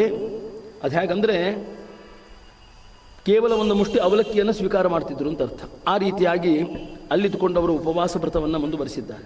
ಪುನಃ ಅವರು ವಿಜಯರಾಯರ ಗುಡಿಗೆ ಬಂದರು. ಇಲ್ಲೊಂದು ವಿಶಿಷ್ಟವಾದಂಥದ್ದು, ಪ್ರತಿಪದಾದಿಂದ ಪಂಚಮಿಯವರೆಗೆ ಅಂದರೆ ಪಂಚಮಿ ದಿನ ಪಾಲನೆ ಮಾಡಬಹುದು ಅನ್ನೋ ಲೆಕ್ಕಾಚಾರ ಇದೆ. ಈ ಭೀಷ್ಮ ಪಂಚಕ ಮಾಡ್ತಕ್ಕವ್ರು ಮಾಡ್ತಾರಲ್ಲ ಆ ಒಂದು ಲೆಕ್ಕಾಚಾರದಂತೆ ಅನಿಸ್ತದೆ. ಚತುರ್ಥಿ ದಿನ ಆಯಿತು, ಮರುದಿನ ಬೆಳಿಗ್ಗೆ ವಾಯುದೇವರಲ್ಲಿ ಅಪ್ಪಣೆ ಕೇಳೋದು, ಇವತ್ತು ಆತ ಒಂದು ಸಣ್ಣ ಕಲಸಕ್ರಿ ಅಂದ್ಬಿಡಬೇಕು, ಆತ ಒಂದು ಸಣ್ಣ ಕಲಸಕ್ರಿ ಅಷ್ಟೇ. ಮತ್ತು ಷಷ್ಠಿಯಿಂದ ಆರಂಭಿಸಿ ದಶಮಿ, ಇದು ಪಂಚಮಿಯಿಂದ ಆರಂಭಿಸಿ ದಶಮಿಯವರೆಗೂ. ದಶಮಿ ಅಂದರೆ ನವಮಿ ತನಕ ಅಂತೂ ಪೂರ್ತಿ ಉಪವಾಸನ, ನಿರ್ಜಲ ಉಪವಾಸ. ದಶಮಿ ದಿನ ಪಾಲನೆ ಮಾಡಬೇಕು. ಹೇಗೆ? ಅಪ್ಪಣೆ ಇದ್ದರೆ ಪಾಲನೆ, ಇಲ್ಲಾರ ಹಾಗೆ ಉಪವಾಸ ಮುಂದುವರಿಬೇಕು ಅಂತ. ಏನು 15 ದಿನದಲ್ಲಿ ಒಂದೊಂದು ಪಕ್ಷದಲ್ಲಿ ನಮಗೆ ಪಂಚಕ, ತಿಥಿ ಪಂಚಕ ಅಂತ ನಾವೇನಂತೇವೋ ಆ ರೀತಿಯಾದಂಥ ಉಪವಾಸವನ್ನು ಕೂಡ ಅದನ್ನು ಸ್ವೀಕಾರ ಮಾಡಿದ್ದಾರೆ. ಬರದಾರಲ್ಲಿ ಒಂದು ಶಬ್ದನ ಅದ, ನೆಲ್ಲಿಕಾಯಿ ಅಷ್ಟು ಅವರು ಒಂದು ಕಲಸಕ್ರಿಯನ್ನು ತಿನ್ನಲಿಕ್ಕೆ ಅಪ್ಪಣೆ ಆಗ್ತಿತ್ತಂತ. ಅಷ್ಟನ್ನೇ ಸ್ವೀಕಾರ ಮಾಡಿ ಅಂಥ ಉಪವಾಸಾದಿಗಳನ್ನು ಮುಂದುವರಿಸಿದರು. ಆವಾಗ ಏನಾಯ್ತು, ಪತ್ನಿ ಸ್ವಲ್ಪ ಬಹಳ ಅಶಕ್ತರಾಗಿಬಿಟ್ರಲ್ಲ ಆಚಾರ. ನೋಡ್ತಾಳೆ ಹೆಂಡತಿ, ಇದೇನಪ್ಪ ಇದು ಪರಿಸ್ಥಿತಿ ಅಂತ ಅವಳು ಭಾಳ ಗಾಬರಿ ಆಯ್ತು. ಇದು ಉಪವಾಸದ ಲೆಕ್ಕಾಚಾರ ಮುಗಿತಾನೇ ಇಲ್ಲಲ್ಲ. ಇದು ಭಾವಮೈದುನ ರಾಘವೇಂದ್ರ ಅಂತ ಒಬ್ಬ ಮಿತ ನೋಡ್ರಿ, ಅವಂದ ಅವರಕ್ಕ ಹೇಳ್ದ, ಹಿಂಗೆ ನೀ ಅನುಮತಿ ಕೊಟ್ಬಿಟ್ಟೆ ಅಂದ್ರೆ ನೀ ಸುಮ್ಮನೆ ಕೂತ್ರೆ ನಿನಗೆ ಭಾಳ ತೊಂದರೆ ಆಗ್ತದೆ. ಮುಂದೆ ನೀ ಹಠ ಹಿಡಿಬೇಕು, ಇವಾಗ ಈ ಉಪವಾಸ ಬಿಡ್ರಿ ಅಂತ ಹೇಳಿ. ನೀ ಹಠ ಹಿಡಿದ್ರೆ ಮಾತ್ರ ಒಂದು ಏನಾದರೂ ಅದಕ್ಕೊಂದು ಪರಿಹಾರ ಉಂಟು ಅಂತ ಈ ರೀತಿಯಾಗಿ ಹೇಳಿದಾಗ ಆವಾಗ ಅವರಂತಾರೆ, ಸಾಧ್ಯ ಆಗೋದಿಲ್ಲ, ನನ್ನ ಭಾವಮೇದು ಹಿಂಗೆ ಅಂತ ಇದ್ದಾನಂದರೆ ವಾಯುದೇವರಂತಾರಂತ, ಹಿಂಗೋ ಆಯ್ತು ಅವನ ಆಯುಷ್ಯ ಮುಗಿತು ಅಂತ ತಿಳ್ಕೊಂಡ್ಬಿಟ್ಟ. ನಾಳೆ ಶೇಷಾಯುಷ್ಯಕ್ಕಾಗಿ ಮತ್ತೆ ಹುಟ್ಟಿ ಬರಲೇ ಅವನು ಬೇಕಾರ, ಆದರೆ ಮುಗಿತು ಅವನ ಲೆಕ್ಕಾಚಾರ ಅಂತ ಈ ರೀತಿಯಾಗಿ ಅಕಸ್ಮಾತ್ ಅವನಿಗೆ ಒಂದು ರೋಗಾದಿ ಉಪದ್ರವ ಬಂದು ಅವನು ಮರಣವನ್ನೇ ಹೊಂದಿಬಿಡ್ತಾನೆ ಅಂತ ಅರ್ಥ. 1 ತಿಂಗಳ ನಂತರ ಮತ್ತೆ ಅದಾದ ಮೇಲೆ ಪ್ರಾಣಪ್ರಸಾದವನ್ನು ಹೊಂದತಕ್ಕವರಾಗ್ತಾರೆ. ಕೊನೆ ಇನ್ನೇನದು ಲೆಕ್ಕಾಚಾರ ಮುಗಿದಿರ್ತದ, ಎಲ್ಲ ಅವಯವಗಳು ನಿಶ್ಚೇಷ್ಟವಾಗಿ ಬಿಟ್ಟಿರ್ತಾವೆ ನೋಡ್ರಿ. ಶ್ವಾಸವಂದನ ಬಿಟ್ಟರೆ ಏನೂ ಇರೋದಿಲ್ಲ. ಸ್ವಾಮಿ ನಾಮಸ್ಮರಣೆ ಮಾಡಲಿಕ್ಕಾದರೂ ಕೂಡ ನನಗೆ ಒಂದು ನಾಲಿಗೆ ಅಥವಾ ಒಂದು ಮನಸ್ಸು ಪ್ರಫುಲ್ಲಿತವಾಗಿ ನಾಮಸ್ಮರಣೆ ಮಾಡಲಿಕ್ಕಾದರೂ ಇವತ್ತು ಚಿಂತನೆ ಮಾಡಲಿಕ್ಕೆ ಒಂದು ಸಾಮರ್ಥ್ಯ ಬೇಕಲ್ಲ, ಅದನ್ನಾದರೂ ಕೊಡು ಅಂತ ನಾ ಕೇಳಲ್ಲ ಅಂತಾರೆ. ಇವರು ಅಂಥ ಹಠವಾದಿಗಳು ಅಂತ ಹೇಳ್ಬೋದು ಒಂದು ದೃಷ್ಟಿಯಿಂದ ವಾಯುದೇವರೊಂದಿಗೇನೆ. ಆವಾಗಂತಾರೆ ಮಂಗರಾಯನ ಗುಡಿಗೆ ಹೋಗಬೇಕು ಅಂಥೇಳಿ ಮತ್ತು ಮಂಗರಾಯನ ಗುಡಿಗೆ ಹೋಗ್ತಾರೆ. ಅಲ್ಲಿ 40 ದಿನ ಉಪವಾಸ, ಅನಿಮಿಷ ಜಾಗರ ಅಂತ ಅರ್ಥ ನೋಡ್ರಿ. ಅದು ಹೇಗೆ ಅಂದರೆ ಈಗಾಗಲೇ 9 ದಿನ ಮಾಡಿದ್ದುಂಟು ಗುರುಗಳಲ್ಲಿ ಅಂತ ಅರ್ಥ. ಇಲ್ಲಿ ಹತ್ತಿ ಬೆಳಗಲದಲ್ಲಿ ಇಲ್ಲಿ ದೇವತೆಗಳಂತೆ ಅಂದರೆ ಕಣ್ಣು ಮುಚ್ಚದಲ್ಲಿ ಇವತ್ತು ಜಾಗರವನ್ನು ಮಾಡಬೇಕು, ನಿದ್ರಾದಿಗಳನ್ನು ಮಾಡೋಂಗಿಲ್ಲ. ಈ ಪರಿಸ್ಥಿತಿ ಅನ್ನೋದು ಬರ್ತದೆ. ಸಂಪೂರ್ಣ ಅಶಕ್ತತ ಅಂತ ಅನ್ನೋದಾಗಿಬಿಡ್ತದೆ. ತತ್ವ ಚಿಂತನೆಯನ್ನು ಮಾಡ್ತಾ ಇದ್ದಾರೆ. ವಾಯುದೇವರಂದರು, ಈಗಲೂ ನೀ ಪ್ರಾರ್ಥನೆ ಮಾಡಿಲ್ಪ ನಿನ್ನ ರಕ್ಷಣೆಗಾಗಿ. ನಿನ್ನ ಧೈರ್ಯ ಎಂಥದ್ದು ಅಂದರೆ ಸ್ವಾಮಿ ರಕ್ಷಣೆ ಮಾಡ್ತಕ್ಕವಿದ್ದಾನೆ. ಸರಕ್ಷತೆ ರಕ್ಷಿತ ಯೋಹಿ ಗರ್ಭೆ ಅನ್ನೋ ಒಂದು ಬೀಜ ಮಂತ್ರವನ್ನು ಇಟ್ಟುಕೊಂಡೇ ಅವರ ಬದುಕು ಅನ್ನೋದು ಹೇಗೆ ಇವತ್ತು ಮುಂದುವರೆದದ. ಅದಕ್ಕಾಗಿ ಆಯಿತು ಪರವಾಗಿಲ್ಲ ಅಂಥೇಳಿ ಆ ಭಗವದ್ ದರ್ಶನವನ್ನು ಮಾಡಿ ತತ್ಪ್ರತೀಕತ್ವೇನಂತರ್ಥ ಅದು ಆಗೇದು ಅನ್ನೋದಕ್ಕೆ ಗಮಕ ಇರಲಿ ಒಂದು ಅನ್ನೋ ದೃಷ್ಟಿಯಿಂದ ಆ ಮಂಗರಾಯನ ಒಂದು ಪ್ರತಿಮಾ ಸನ್ನಿಧಾನ ಏನದೆ ಅಲ್ಲಿ 3 ಭಗವದ್ ರೂಪಗಳ ಒಂದು ದರ್ಶನವನ್ನು ನೀನು ಮಾಡ್ತಾ ಇದ್ದೀಯಾ ಅಂತನ್ನೋದು. ಅಂದರೆ ನರಸಿಂಹ, ವೆಂಕಟ ಮತ್ತು ವಿಠ್ಠಲ ಅನ್ನೋ ಒಂದು 3 ಪರಮಾತ್ಮ ರೂಪತ್ರಯದ ಒಂದು ದರ್ಶನವನ್ನು ಕೂಡ ಆಗಿದೆ. ಹೀಗೆ ಅವರು ವಿಶೇಷ ಅಂದರೆ ಸಾಧಕ ಗುರುಗಳ ಒಂದು ಉಪದೇಶವನ್ನು ಪಡೆದು ಅಪರೋಕ್ಷ ಹೊಂದೋದರೊಂದಿಗೆ ಬಾಹ್ಯ ಭಗವದ್ ರೂಪದ ದರ್ಶನವನ್ನು ಕೂಡ ಮಾಡಿ ಯಾವ ಆಚಾರ್ಯರು ಧನ್ಯರಾದರು. ಇದು ಸಾಧನದ ಒಂದು ಪರಾಕಾಷ್ಠತೆ ಅಂತ ಅನ್ನೋದನ್ನು ಸ್ಪಷ್ಟವಾಗಿ ತಿಳಿಸ್ತಾರೆ. ಇದು ಅರಳಿಕಟ್ಟೆ ಆಚಾರ್ಯ ಗೊತ್ತಾಗ್ತದೆ. ಅವರು ಕರೆಸಂತಾರೆ, ಎಂಥ ಸಾಧನ ಮಾಡಿದಿರಿ ನೀವು. ನಮ್ಮ ಪೂರ್ವಿಕರು ಏನು ಹೇಳಿದ್ರು, ನಿಮ್ಮ ಒಂದು ಶಿಷ್ಯರಲ್ಲಿ ನಿಮ್ಮಲ್ಲಿರ್ತಕ್ಕಂಥ ಒಬ್ಬ ಶಿಷ್ಯ ನಿಮ್ಮಲ್ಲಿ ಕಾಣಬಹುದಾದಂತಹ ಗುರುತರ ಸಾಧನ ವಿಶೇಷವನ್ನು ಮುಂದುವರಿಸ್ತಾರೆ ಅಂತ ಅಂದಿದ್ರು. ಅದು ನಮ್ಮ ಇವತ್ತು ನಾವು ಪ್ರತ್ಯಕ್ಷ ಕಂಡು ನೀವು ಬಹಳ ಸಂತೋಷ ಆಯಿತು ಅಂತ ಈ ರೀತಿಯಾಗಿ ಹೇಳಿದ ಮೇಲೆ ಇನ್ನೂ ಅನೇಕ ಮಹಿಮಾ ಅಂದರೆ ಅವು ಎಲ್ಲವೂ ದೊಡ್ಡದೇ. ಮತ್ತು ಅದು ನಿರೂಪಣೆ ಸ್ವಲ್ಪ ಒಂದು ಪುಟ ಕಡಿಮೆ ಇರ್ಬೋದು, ಅರ್ಧ ಪುಟ ಇರ್ಬೋದು, ಅದು ಕಡಿಮೆ ಹೆಚ್ಚು ಅಂತ ಈ ರೀತಿ ಅನ್ಬೇಕಾಗಿಲ್ಲ. ಆದರೆ ಅವರು ಮುತ್ತಿಗೆ ಗುರುರಾಜಾಚಾರ್ಯರ ತೃತೀಯ ಪುತ್ರ ಏನಿದ್ದಾರೋ ಅವರನ್ನು ಇವತ್ತು ದತ್ತು ಸ್ವೀಕಾರ ಮಾಡಿ ತಮಗೆ ಪರಸಂತಾನವೂ ಸ್ವಸಂತಾನ ಅನ್ನೋ ಒಂದು ಲೆಕ್ಕಾಚಾರದಿಂದ ಅವರನ್ನು ಪೋಷಣೆ ಮಾಡ್ತಾರೆ. ಅವರೇ ಶ್ರೀಪಾದ ಪುತ್ರರಾದಂತಹ ಸ್ವಾಮಿರಾಯಾಚಾರ್ಯರು. ಅವರೇ ಈ ಕೃತಿಯನ್ನು ಬರೆದಿರತಕ್ಕಂಥ ಮಹಾತ್ಮರು ಹೌದು ಅಂತ ಅರ್ಥ. ಅದೋನಿಯಲ್ಲಿ ಇರಬೇಕಾದ್ರೆ ಇಲ್ಲಿ ಒಬ್ಬ ವೈಶ್ಯ ಇರ್ತಾನೆ, ಭಾಗಿ ಗುಂಡಪ್ಪ ಅಂಥೇಳಿ. ಆಚಾರ್ಯರು ನೀವು ಹಿಂದಕ್ಕೆಲ್ಲ ಅಗ್ನಿಹೋತ್ರ ಇಟ್ಟಿದ್ದೀರಿ, ಯಾಕೆ ಬಿಟ್ರಿ? ಅದಕ್ಕಂತಾರೆ ಅದಕ್ಕೆಲ್ಲ ಖರ್ಚಾಗ್ತದೆ. ಸುಮ್ಮನೆ ಅದು ಅಗ್ನಿಹೋತ್ರ ಇಡೋದನ್ನು ಬರೀ ಒಂದು ಅಗ್ನಿಹೊತ್ತಿಸಿ ಕಟ್ಟಿಗೆ ಹಾಕೋದಲ್ಲ, ಇಷ್ಟಿಷ್ಟು ಆಹುತಿ ಹಾಕಬೇಕು, ಹೀಗೆ ಹಾಕಬೇಕು ಅಂತ ನಿಯಮದ. ಅದರದ್ದೆಲ್ಲ ನಾನು ಸೇವಾ ನಾನೇ ಮಾಡ್ತೀನಿ ಅಂತ ಆ ಒಬ್ಬ ವೈಶ್ಯ ಏನಿದ್ದಾನೋ ಅವನು ಆಚಾರ್ಯ ಸನ್ನಿಧಾನಕ್ಕೆ ತನ್ನ ಸೇವಾವನ್ನು ಅವನು ಅಲ್ಲೇ ಸಮರ್ಪಣೆ ಮಾಡಲಿಕ್ಕೆ ಅವನು ಇದು ಮಾಡ್ತಾನೆ. ಇನ್ನು ಶೇಷಯ್ಯ ಅಂತ ಒಬ್ಬ ಭಕ್ತ ಬಂದು ಆಚಾರ್ಯರ ಹತ್ರ ದ್ವೈತ ಉಪದೇಶವನ್ನು ತಾನು ಪಡೆದು ಅಲ್ಲಿವರೆಗೆ ಒಂದು ಅದ್ವೈತದ ಉಪಾಸನ ಅನ್ನೋದು ಅವನ ಮನಸ್ಸಿಗಿರ್ತದೆ. ಅದನ್ನು ಪರಿಹಾರ ಮಾಡಿಕೊಂಡು ಉದ್ಧತನಾಗ್ತಾ ಇದ್ದಾನೆ. ಒಂದು ಹಂತ ನೋಡ್ರಿ, ಅದು ಪರಮಾತ್ಮನ ಒಂದು ಲೀಲಾ. ಆಚಾರ್ಯರಿಗೆ ಅರ್ಧಾಂಗವಾಯು ಆಗ್ತದೆ. ಒಂದು 21 ದಿನ ಅದನ್ನು ಅನುಭವಿಸಿ 22ನೇ ದಿನ ಅದನ್ನು ಪರಿಹಾರ ಮಾಡ್ಕೋತಾರೆ. ಅದು ಯೋಗಿಗಳಿಗೆ ಮಾತ್ರ ಸಾಧ್ಯ. ಯಾವುದೇ ಔಷಧ ಉಪಚಾರಕ್ಕೆ ಅವರು ಹಾತೊರೆಯದಲ್ಲೇ ಭಗವಂತ ಕೊಟ್ಟಿರತಕ್ಕಂಥ ಅವಸ್ಥಾ ಇದು. ಎಲ್ಲರೂ ಗಾಬರಿ ಆದರೂ ಕೂಡ ಪರಿವಾರದವರು ಇದು 21 ದಿನ ಇರ್ತದೆ, 22ನೇ ದಿನ ಬೆಳಿಗ್ಗೆ ನಾನು ಮತ್ತೆ ಮೊದಲಿನಂತೆ ಆಗ್ತೇನೆ ಅಂತ ಅಭಯವನ್ನು ಅವರಿಗೆ ಕೊಡ್ತಾ ಇದ್ದಾರೆ. ಇನ್ನು ಅರಳಿಕಟ್ಟಿ ಆಚಾರ್ಯರು ನಿರ್ಯಾಣ ಹೊಂದಿದ ಮೇಲೆ ಅವ್ರಿಗೊಂದು ಅಪ್ಪಣೆ ಇತ್ತು. ಕೊಪ್ರೇಶಾಚಾರ್ಯರು ಅಷ್ಟು ಲೌಕಿಕವನ್ನು ತಿಳ್ಕೊಂಡವರಲ್ಲ. ನೀವು ಬಂದು ಅವರು ಪೋಷಣೆಯನ್ನು ಒಂದು ಸಂವತ್ಸರ ಪರ್ಯಂತರವಾಗಿ ಮಾಡಬೇಕು ಅಂತೇನು ಅಪ್ಪಣೆ ಮಾಡಿದರು. ಆ ಕಾರ್ಯವನ್ನು ಕೂಡ ಮುತ್ತಿಗೆ ಆಚಾರ್ಯರು ನಿರ್ವಿಘ್ನವಾಗಿ ಮಾಡಿದರು. ಅಲ್ಲಿ ಇರಬೇಕಾದ್ರೆ ಅಲ್ಲಿ ಒಂದು ಬಾವಿ ಅದ ನೋಡ್ರಿ, ಆ ಬಾವಿಲಿ ನೀರು ಬತ್ತಿ ಹೋಗಿತ್ತು ಅಂತ ಅರಳಿಕಟ್ಟಿ ಆಚಾರ್ಯ ಇದ್ದಾಗ ಅವರು ಕೂಡ ಏನು ಮಾಡಿದರು, ಪ್ರಾರ್ಥನೆ ಮಾಡಿ ಭಾಗೀರಥಿಯನ್ನು ಉಕ್ಸಿದ್ರು ಅಂತ. ಅದು ಸ್ಪಷ್ಟವಾಗಿ ನ್ಯಾಯಸುಧಾ ಪಾಠ ಪ್ರವಚನ ಮಾಡಬೇಕಾದ್ರೆ ಅದು ಕಂಡಿದ್ರು ಆಚಾರ್ಯರು. ಪರವಾಗಿಲ್ಲ, ಇವರು ಹಿಂದಕ್ಕೆ ಉತ್ತರ ದೇಶದಲ್ಲಿ ಇವತ್ತು ಸಂಚಾರ ಮಾಡಬೇಕಾದ್ರೆ ಇಲ್ಲಿ ಗಂಗಾಸಾಗರ ಸಂಗಮಕ್ಕೇನು ಹೋಗಿದ್ರಲ್ಲ, ಅಲ್ಲಿ ಸಾಕ್ಷಾತ್ ಭಾಗೀರಥಿ ಸ್ತ್ರೀ ರೂಪದಿಂದ ದರ್ಶನ ಕೊಟ್ಬಿಟ್ಟಿದ್ದು. ಆಯಿತು ನೀವು ಕರೆದಾಗ ಬರ್ತೀವಿ ಅಂತ ಹೇಳಿದರು. ಇಲ್ಲಿರ್ತಕ್ಕಂಥ ಒಂದು ವಿಜಯರಾಯ ಗುಡಿ ಹತ್ತಿರ ಇರ್ತಕ್ಕ ಬಾವಿಯಲ್ಲಿ ನೀರು ಹೋಗಿಬಿಡ್ತು. ನಂತರ ಚೌಕಿ ಮಠ ಅಂತ ಒಂದು ಇಲ್ಲೇ ಅದು ಅಂತ ಒಂದು ಕಡೆಗೆ, ನಾವೇನು ನೋಡಿಲ್ಲ ಅದನ್ನು. ಅದರ ಹತ್ತಿರತಕ್ಕ ಸಿಹಿನೀರೇ ಬಾವಿ ಕೂಡ ಎಲ್ಲ ಇದಾಗಿಬಿಟ್ಟಿತ್ತು. ನಂತರ ಅವರಂದರು ಈಗ ಪರವಾಗಿಲ್ಲ, ಪ್ರಾರ್ಥನೆ ಮಾಡಿಬಿಡೋಣ ಭಾಗೀರಥಿಯನ್ನಂತ. ಈ ರೀತಿ ಕಂಡಾಗ ಆ ಬಾವಿಯಲ್ಲಿ ಇವತ್ತಂತಹ ಸಿಹಿನೀರು ಬಂದದೆ. ಈ ರೀತಿ ಭಾಗೀರಥಿ ಕೂಡ ಅಂಥ ವರಪ್ರದಳಾದಳು ಎಂಬುದಾಗಿ ತಿಳಿಸ್ತಾ ಇದ್ದಾರೆ. ಇದೇ ಹೊತ್ತಿನಲ್ಲಿ ಸುರಪುರದಲ್ಲಿ ಎಳಮಳ್ಳಿ ವಿಠ್ಠಲಾಚಾರ್ಯ ಹತ್ರ ಟಂಕಸಾಲಿ ಶ್ರೀನಿವಾಸಾಚಾರ್ಯರು ಸುಧಾದಿ ಗ್ರಂಥಗಳನ್ನು ಅಧ್ಯಯನ ಮಾಡಿದರು. ಆ ಅಧ್ಯಯನವೆಲ್ಲ ಪಕ್ವವಾಗೇ ಮಾಡಿದರು ಅವರು. ಅವಾಗ ಅವ್ರು ಏನಂತಾರೆ, ಅಧ್ಯಯನ ಏನೋ ಆಯಿತು ನಿಮ್ಮಲ್ಲಿ, ನಮಗೆ ಸುಧಾಂತ ವೇದಾಂತ ಅಧ್ಯಯನ ಆಯಿತು, ಆದರೆ ಭಗವಂತನನ್ನು ಕಾಣತಕ್ಕಂಥ ಒಂದು ಉಪಾಯ ನೇರವಾಗಿ ತಿಳಿಲಿಲ್ಲಲ್ಲ ಅಂತ ಆ ಗುರುಗಳಿಗೆ ಪ್ರಶ್ನೆ ಮಾಡ್ತಾರೆ. ಅವರೇನಂದ್ಬಿಟ್ರು, ಅದು ಇದೇ ಜನ್ಮದಲ್ಲಿ ತಿಳಿಬೇಕೇನಪ್ಪ, ಹಾಗೇನಿಲ್ಲ, ಜನ್ಮಾಂತರಕ್ಕೆ ತಿಳಿತದೆ, ಅದಕ್ಕಿನ್ನೂ ಪರಮಾತ್ಮನ ಆರಾಧನೆ ಮಾಡಬೇಕು, ಶಾಸ್ತ್ರ ಅಧ್ಯಯನ ಅಂತೂ ಮಾಡಿಬಿಟ್ಟಿಯಾ ಹಾಗೆ ಈಗಂತವ್ರು ಏನೋ ಒಂದು ಉತ್ತರ ಕೊಡ್ಕೋತ ಹೋದರೆ ಅವ್ರಿಗೆ ಸಮಾಧಾನ ಆಗಲಿಲ್ಲ. ಸರಿ, ಇಂಥ ಮಂತ್ರಾಲಯ ಪ್ರಭುಗಳ ಸನ್ನಿಧಿಗೆ ಬಂದು ಈ ನಿಮಿತ್ತ ನನಗೆ ಈ ಉಪದೇಶ ಬೇಕು, ಈ ಮಾರ್ಗವನ್ನು ನಾನು ಕಾಣಬೇಕು ಅಂತ ಈ ರೀತಿಯಾಗಿ ಈ ಕಡೆಗೆ ಮುತ್ತಿಗೆ ಆಚಾರ್ಯಗೆ ಪ್ರೇರಣೆ ಆಗ್ತದೆ. ಅವರು ಕೂಡ ಮಂತ್ರಾಲಯಕ್ಕೆ ಹೋಗ್ತಾರೆ. ಇಬ್ಬರಿಗೂ ಪರಸ್ಪರ ಮೊದಲೇ ಭೇಟಿ ಇರೋದಿಲ್ಲ, ತಿಳಿತಾ.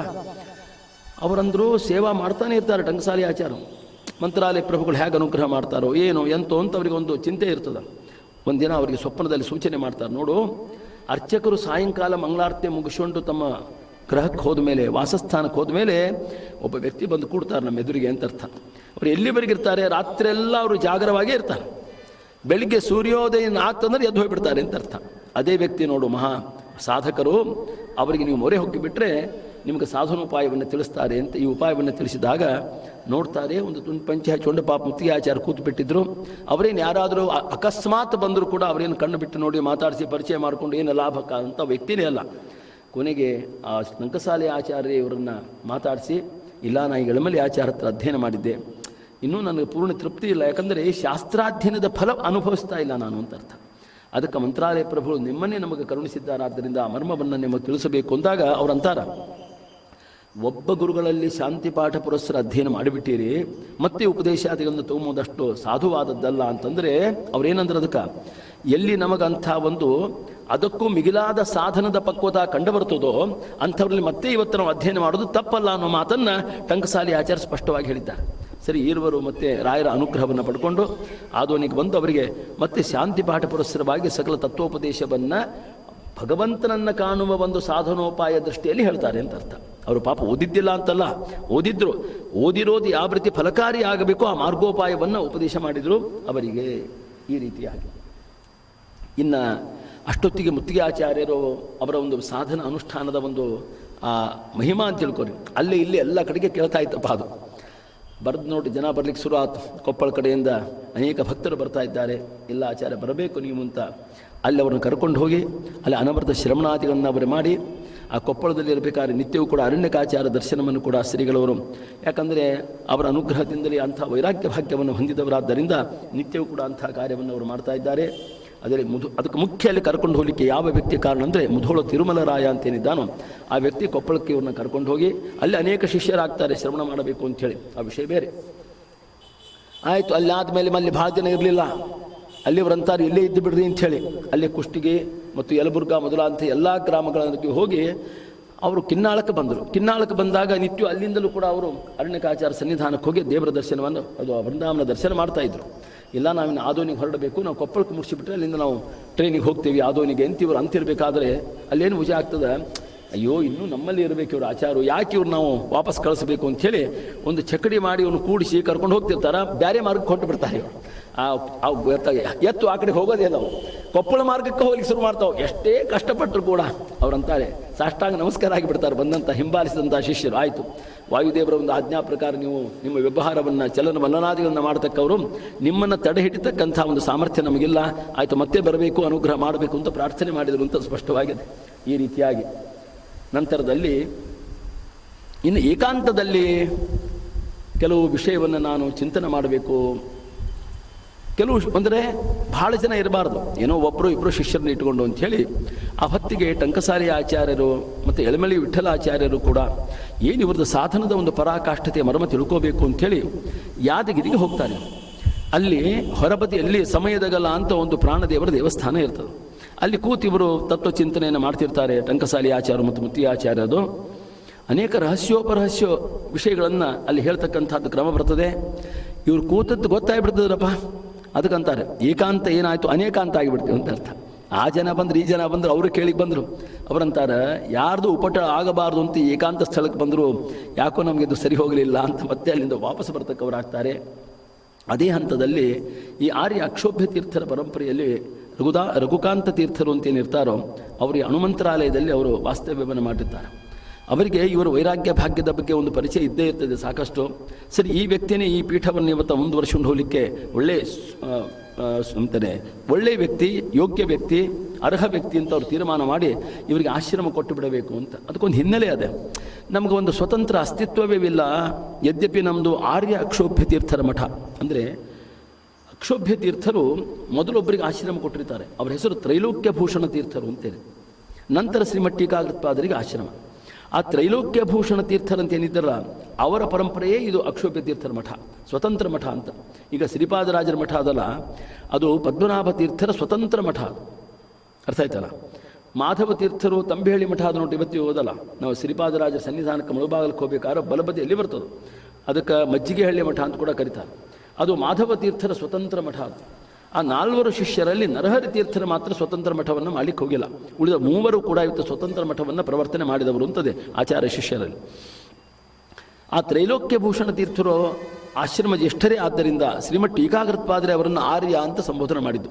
ಆದ್ದರಿಂದಲೇ ಈ ಮಠಕ್ಕೆ ಏನು ಹೆಸರು ಅಂದರೆ ಆರ್ಯ ಅಕ್ಷೋಭ್ಯ ತೀರ್ಥರ ಮಠ ಅಂತಲೇ ಆ ಪದ ಸೇರೇನೆ ಇವತ್ತು ಪ್ರಯೋಗ ಮಾಡ್ತಕ್ಕಂಥದ್ದು ಒಂದು ಹಿನ್ನೆಲೆ ಅದೇ.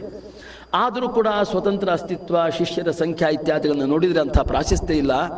ಪರವಾಗಿಲ್ಲ, ಒಳ್ಳೆ ವಾಯುದೇವರಿಂದ ಅನುಗ್ರಹಿತರಾದಂಥ ಮುತ್ತಿಗೆ ಆಚಾರ್ಯ ಸಂಸ್ಥಾನವನ್ನು ಒಪ್ಪಿಸಿಬಿಟ್ವಿ ಅಂತಂದರೆ ನಾವು ನಿರಾತಂಕವಾಗಿ ಒಂದು ಕಡೆಗಿದ್ದು ನಾವು ತಪಸ್ಸು ಮಾಡಬಹುದು ಅಂತ ಅವ್ರದ್ದು ಲೆಕ್ಕಾಚಾರ ಇರ್ತದೆ.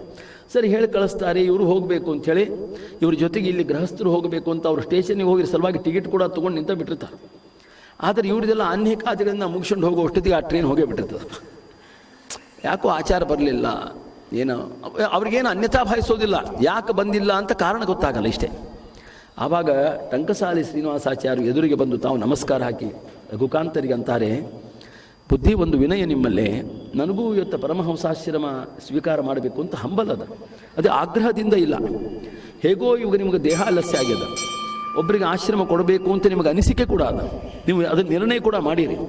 ನೀವು ಯಾರಿಗೆ ಕೊಡಬೇಕು ಅಂತ ನಿರ್ಣಯ ಮಾಡಿರಿ, ಅವರು ಸಕಾಲಕ್ಕೆ ಬಂದಿಲ್ಲ.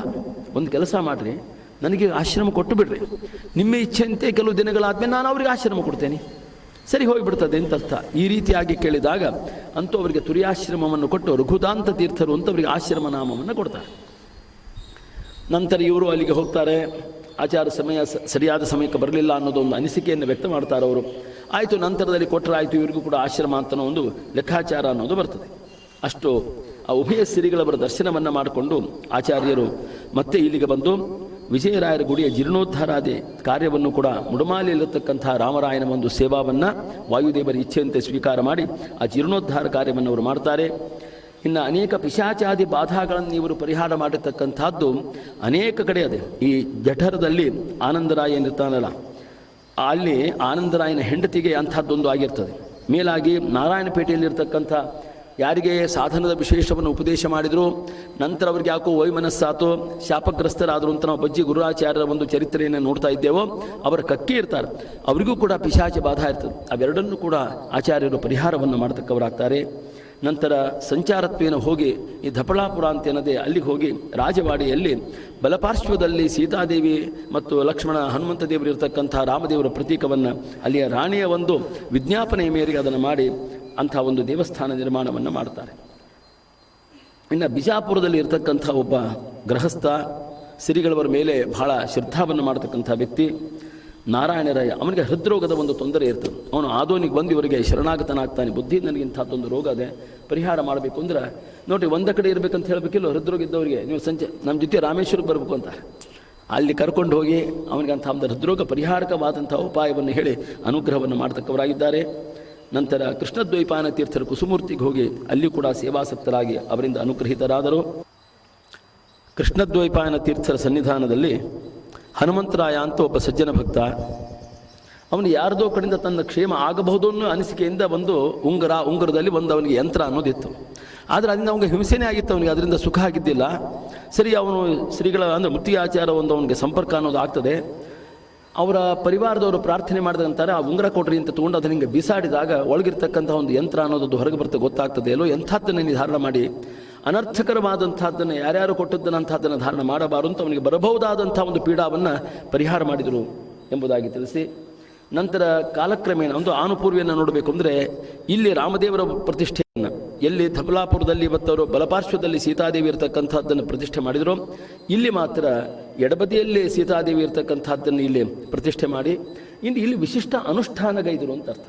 ಇಲ್ಲೇ ಬರೀ ಇಲ್ಲಿ ಪ್ರತಿಷ್ಠೆ ಮಾಡಿ ಬರೋದು ಒಂದು ಬೇರೆ ಆಗ್ತದೆ, ಅಲ್ಲೆಲ್ಲ ಪ್ರತಿಷ್ಠೆ ಮಾಡಿದ್ರಲ್ಲ ಅಂದರೆ ಅಲ್ಲಿ ಅನುಷ್ಠಾನ ಮಾಡಿಲ್ಲ ಅನ್ನೋ ಅಭಿಪ್ರಾಯ ಇಲ್ಲ. ಬಟ್ ಈ ಸನ್ನಿಧಾನದಲ್ಲಿ ಅವರು ಎಷ್ಟು ಅನುಷ್ಠಾನ ಮಾಡಿದರು, ಕಾರಣ ನಂತರದಲ್ಲಿ ಅವರು ತಮ್ಮ ಸನ್ನಿಧಾನವನ್ನು ಇದೇ ಕ್ಷೇತ್ರದಲ್ಲಿ ಇಡಬೇಕು ಅನ್ನೋ ಲೆಕ್ಕಾಚಾರದಿಂದಲೇ ಅವರು ಅನುಷ್ಠಾನವನ್ನು ಮಾಡಿದ್ದು ಅಂತ ಅರ್ಥ. ಅದಕ್ಕಾಗಿ ಇಲ್ಲೇ ಈ ಜಗವನ್ನು ದಾನ ಕೊಟ್ಟದ್ದಾಗಲಿ ಅಥವಾ ತಾವು ಅದನ್ನು ಸ್ವೀಕಾರ ಮಾಡಿಕೊಂಡದ್ದು, ಇಲ್ಲಿಂತಹದ್ದು ದೇವಾಲಯವನ್ನು ಮಾಡಲಿಕ್ಕೆ ಆಗಿನ ಕಾಲಕ್ಕೆ ಅನೇಕ ಭಕ್ತರು ಬಂದು ಅವರಿಗೆ ಸಹಾಯವನ್ನು ಮಾಡಿದ್ದಾಗಲಿ ಎಷ್ಟು ಜಾಗ್ರತೆಯಿಂದ ಶ್ರೀಗಳು ಅದು ಮುತ್ತಿಗೆ ಆಚಾರದನ್ನು ಸ್ವೀಕಾರ ಮಾಡಿದರು ಅಂತಂದರೆ ಅದರಿಂದ ಯಾವುದಾದರೂ ಒಂದು ಅಂದ್ರೆ ಅನರ್ಥ ಆಗಿರಬಾರ್ದು. ಅಂದ್ರೇನು, ಲೋಭಿತನದಿಂದಾಗಲಿ ಆಸೆಯಿಂದಾಗಲಿ ಯಾವುದೋ ಒಂದು ದೇವಸ್ಥಾನವನ್ನು ನಿರ್ಮಾಣ ಮಾಡಿದಂತೆ ಆಗಬಾರ್ದು ಅನ್ನೋ ಎಚ್ಚರಿಕೆಯನ್ನು ಅವರು ಎಲ್ಲೆಲ್ಲಿ ಇವತ್ತು ಮಾಡಿದರು. ಕಾರಣ, ಒಬ್ಬ ಸೇಲಂದಿಂದ ಒಬ್ಬ ಬಂದಿರತಕ್ಕಂಥ ಒಬ್ಬ ಇಲ್ಲಿ ಅಧ್ಯಾಪಕ, ಅದೊಂದು ಕಥೆ ಬರ್ತದೆ ನೋಡ್ರಿ. ಅವೇನು ಸ್ವಾಮಿಗಳ ಹತ್ರ 3 ವರ್ಷ ಇದ್ದು ಸಕಲ ಉಪದೇಶವನ್ನೆಲ್ಲ ಪಡ್ಕೊಳ್ತಾನೆ. ಅವನು ಬೇರೆ ಕಡೆಗೆ ಸಾಕಪ್ಪ ಅಂತ ಹೇಳಿದ ಮೇಲೆ ಬೇರೆ ಕಡೆಗೆ ಅಪ್ಲೈ ಮಾಡಿ ಹೋಗ್ತಾನೆ. ಎಲ್ಲ ಅದೇ ಅವನಿಗೆ ಹೋಗೋ ಮುಂದೆ ಏನು ಹೇಳ್ತಾರೆ ಗೊತ್ತಾ, ಇನ್ನು ಮೇಲಿಂದ ಮೇಲೆ ಬಂದು ನಮ್ಮನ್ನು ಭೇಟಿ ಆಗಬೇಡ, ನಿನ್ನ ಮನ ಬಂದಂತೆ ಸಂಬಳದ ಭಾಗವನ್ನು ಕಳಿಸಬೇಡ, ನಾವು ಕಳಿಸಿ ಕೇಳಿದಾಗಲೂ ಕೂಡ ಕೇಳಿದಷ್ಟೇ ಕಳಿಸ್ತಿರು, ನೀವು ಮನ ಬಂದಂತೆ ಕಳಿಸಬೇಡ ಅಂತ ಅರ್ಥ. ಯಾಕೆ ಹಾಗ ಕೊಡ್ತಕ್ಕವ್ರು ಇದ್ದಾರೆ ಅಂತ ಕೈ ಚಾಚತಕ್ಕಂಥ ವ್ಯಕ್ತಿಯಲ್ಲ, ನಮಗೆ ವಾಯುದೇವರ ಅಪ್ಪಣೆ ಹಂಗೆ ಆಗಿಲ್ಲ ಅಂತ ಅನ್ನೋ ಒಂದು ಮರ್ಮವನ್ನು ತಿಳಿಸಿದ್ದಾರೆ. ಅಂದರೆ ದಾನಾದಿಗಳನ್ನು ತಗೊಳ್ಬೇಕಾದ್ರೂ ಕೂಡ ಅದಕ್ಕೊಂದು ಇತಿಮಿತಿ ಅದೇ, ಒಂದು ಕ್ರಮ ಅದೇ ಅಂತ ಅರ್ಥ. ಆ ರೀತಿಯಾದಂಥ ಒಂದು ಸೇವಾವನ್ನು ಸ್ವೀಕಾರ ಮಾಡಿನೇ ಅವರು ರಾಮದೇವರ ಒಂದು ಪ್ರತಿಷ್ಠೆಗೆ ಮುಂದಾಗಿ ಇಲ್ಲಿ ವಿಶೇಷ ಅನುಷ್ಠಾನವನ್ನು ಮಾಡಿದರು. ಹೆಂಗಂದರೆ ಸೀತಾ ಲಕ್ಷ್ಮಣ ಶೋಭಿ ಪಾರ್ಶ್ವ ಯುಗಲಃ ಪ್ರೀತ್ಯ ಅವನಮ್ರಾಕೃತಿಂ ವಕ್ತ್ರಾಂಬೋರ್ಹ ಸಕ್ತಹಸ್ತ ನಿಕರಂ ಭಕ್ತಂ ಭಟಾಗ್ರೇಸರಂ. ಈ ದರ್ಶನ ಇಲ್ಲಿ ಆಗ್ತದೆ ಅಂತ ಅರ್ಥ. ಈ ದರ್ಶನ ನಮಗಿಲ್ಲಿ ಆಗ್ತದೆ ಆಯ್ತಾ. ಸೀತಾ ಲಕ್ಷ್ಮಣ ಶೋಭಿ ಪಾರ್ಶ್ವ ಯುಗಲಃ ಪ್ರೀತ್ಯ ಅವನಮ್ರಾಕೃತಿಂ ವಕ್ತ್ರಾಂಬೋರ್ಹ ಸಕ್ತಹಸ್ತ ನಿಕರಂ ಭಕ್ತಂ ಭಟಾಗ್ರೇಸರಂ ಏಕಾಂತೆ ಹನುಮಂತಂ ಮುಕ್ತಿ ಸುಧಯ ಸಂತರ್ಪಯನ್ ಸಂತತಂ ರಾಮಸ್ತಂಭಿತ ವಾರಿಧಿರ್ ವಿಜಯತೆ ಧಾನುಷ್ಕ ಚೂಡಾಮಣಿ ಅಂತ ಒಂದು ಸ್ತೋತ್ರದೆ. ಈ ಸ್ತೋತ್ರದಲ್ಲಿ ಇರತಕ್ಕಂಥ ಒಂದು ಪದ್ಧತಿ ಬಳಗೆನೆ ಆಚಾರ್ಯರು ಇಲ್ಲಿ ರಾಮದೇವರನ್ನು ಪ್ರತಿಷ್ಠೆ ಮಾಡಿ ನಂತರ ಅಣುಮಂತ್ರಾದಲ್ಲಿ ಕೂಡ ಅವರೊಂದು ಸೋಮಯಾಗವನ್ನು ಮಾಡಿದರು. ಅದಕ್ಕೆ ಸಾಕಷ್ಟು ವಿಘ್ನ ಅನ್ನೋದು ಅಧಿಕೃತ ವ್ಯಕ್ತಿಗಳಿಂದ ಬಂದರೂ ಕೂಡ ಅದು ವಾಯುದೇವರ ಒಂದು ವಿಶೇಷ ಅನುಗ್ರಹದಿಂದ ಅಂತಹ ಸೋಮಯಾಗವನ್ನು ಯಶಸ್ವಿಯಾಗಿ ಮಾಡಿದ್ದಾರೆ. ಇನ್ನು ಋಷಿಕೇಶ್ ಅಂತ ಒಂದು ಆ ಪರ್ವತ ಒಂದು ಶೃಂಗ ಪ್ರದೇಶದಲ್ಲಿ ಕೂಡ ಅಲ್ಲಿ ಕೂಡ ಯಾಗವನ್ನು ಮಾಡಿದರು. ನಂತರದಲ್ಲಿ ಅವರಿಗೆ ಒಂದು ಸನ್ಯಾಸದೊಂದು ವಿವಕ್ಷ ಅಥವಾ ಅದಕ್ಕೊಂದು ಸೂಚನೆ ಬಂದಿತ್ತು ನೋಡಿ. ಈಗಾಗಲೇ ನಿಮಗೆ ಕೊಡಬೇಕು ಅಂತ ಮಾಡಿದ್ವಿ, ಆ ಕಾಲಕ್ಕೆ ಇರಲಿಲ್ಲ ಅನ್ನೋ ದೃಷ್ಟಿಯಿಂದ ನಾವು ಟಂಕಸಾಲಿ ಶ್ರೀನಿವಾಸಾಚಾರ್ಯ ಆಶ್ರಮವನ್ನು ಕೊಟ್ಟೇವೆ, ನೀವೇ ಇದಕ್ಕೆ ಮುಂದೆ ಉತ್ತರಾಧಿಕಾರಿಗಳಾಗಿ ಬರಬೇಕು ಅಂತ ರಘುಕಾಂತರು ಅದನ್ನು ತಮ್ಮ ಆಶಯವನ್ನು ವ್ಯಕ್ತಪಡಿಸಿದ್ರು. ಮತ್ತು ಎಷ್ಟೋ ದಿನ ಸುಮಾರು 1 ವರ್ಷದವರೆಗೂ ಕೂಡ ರಘುದಾಂತರಿಗೆ ಆಶ್ರಮ ಆದಮೇಲೆ ಅಲ್ಲೇ ಇದ್ದರು ಅಂತ ಅರ್ಥ.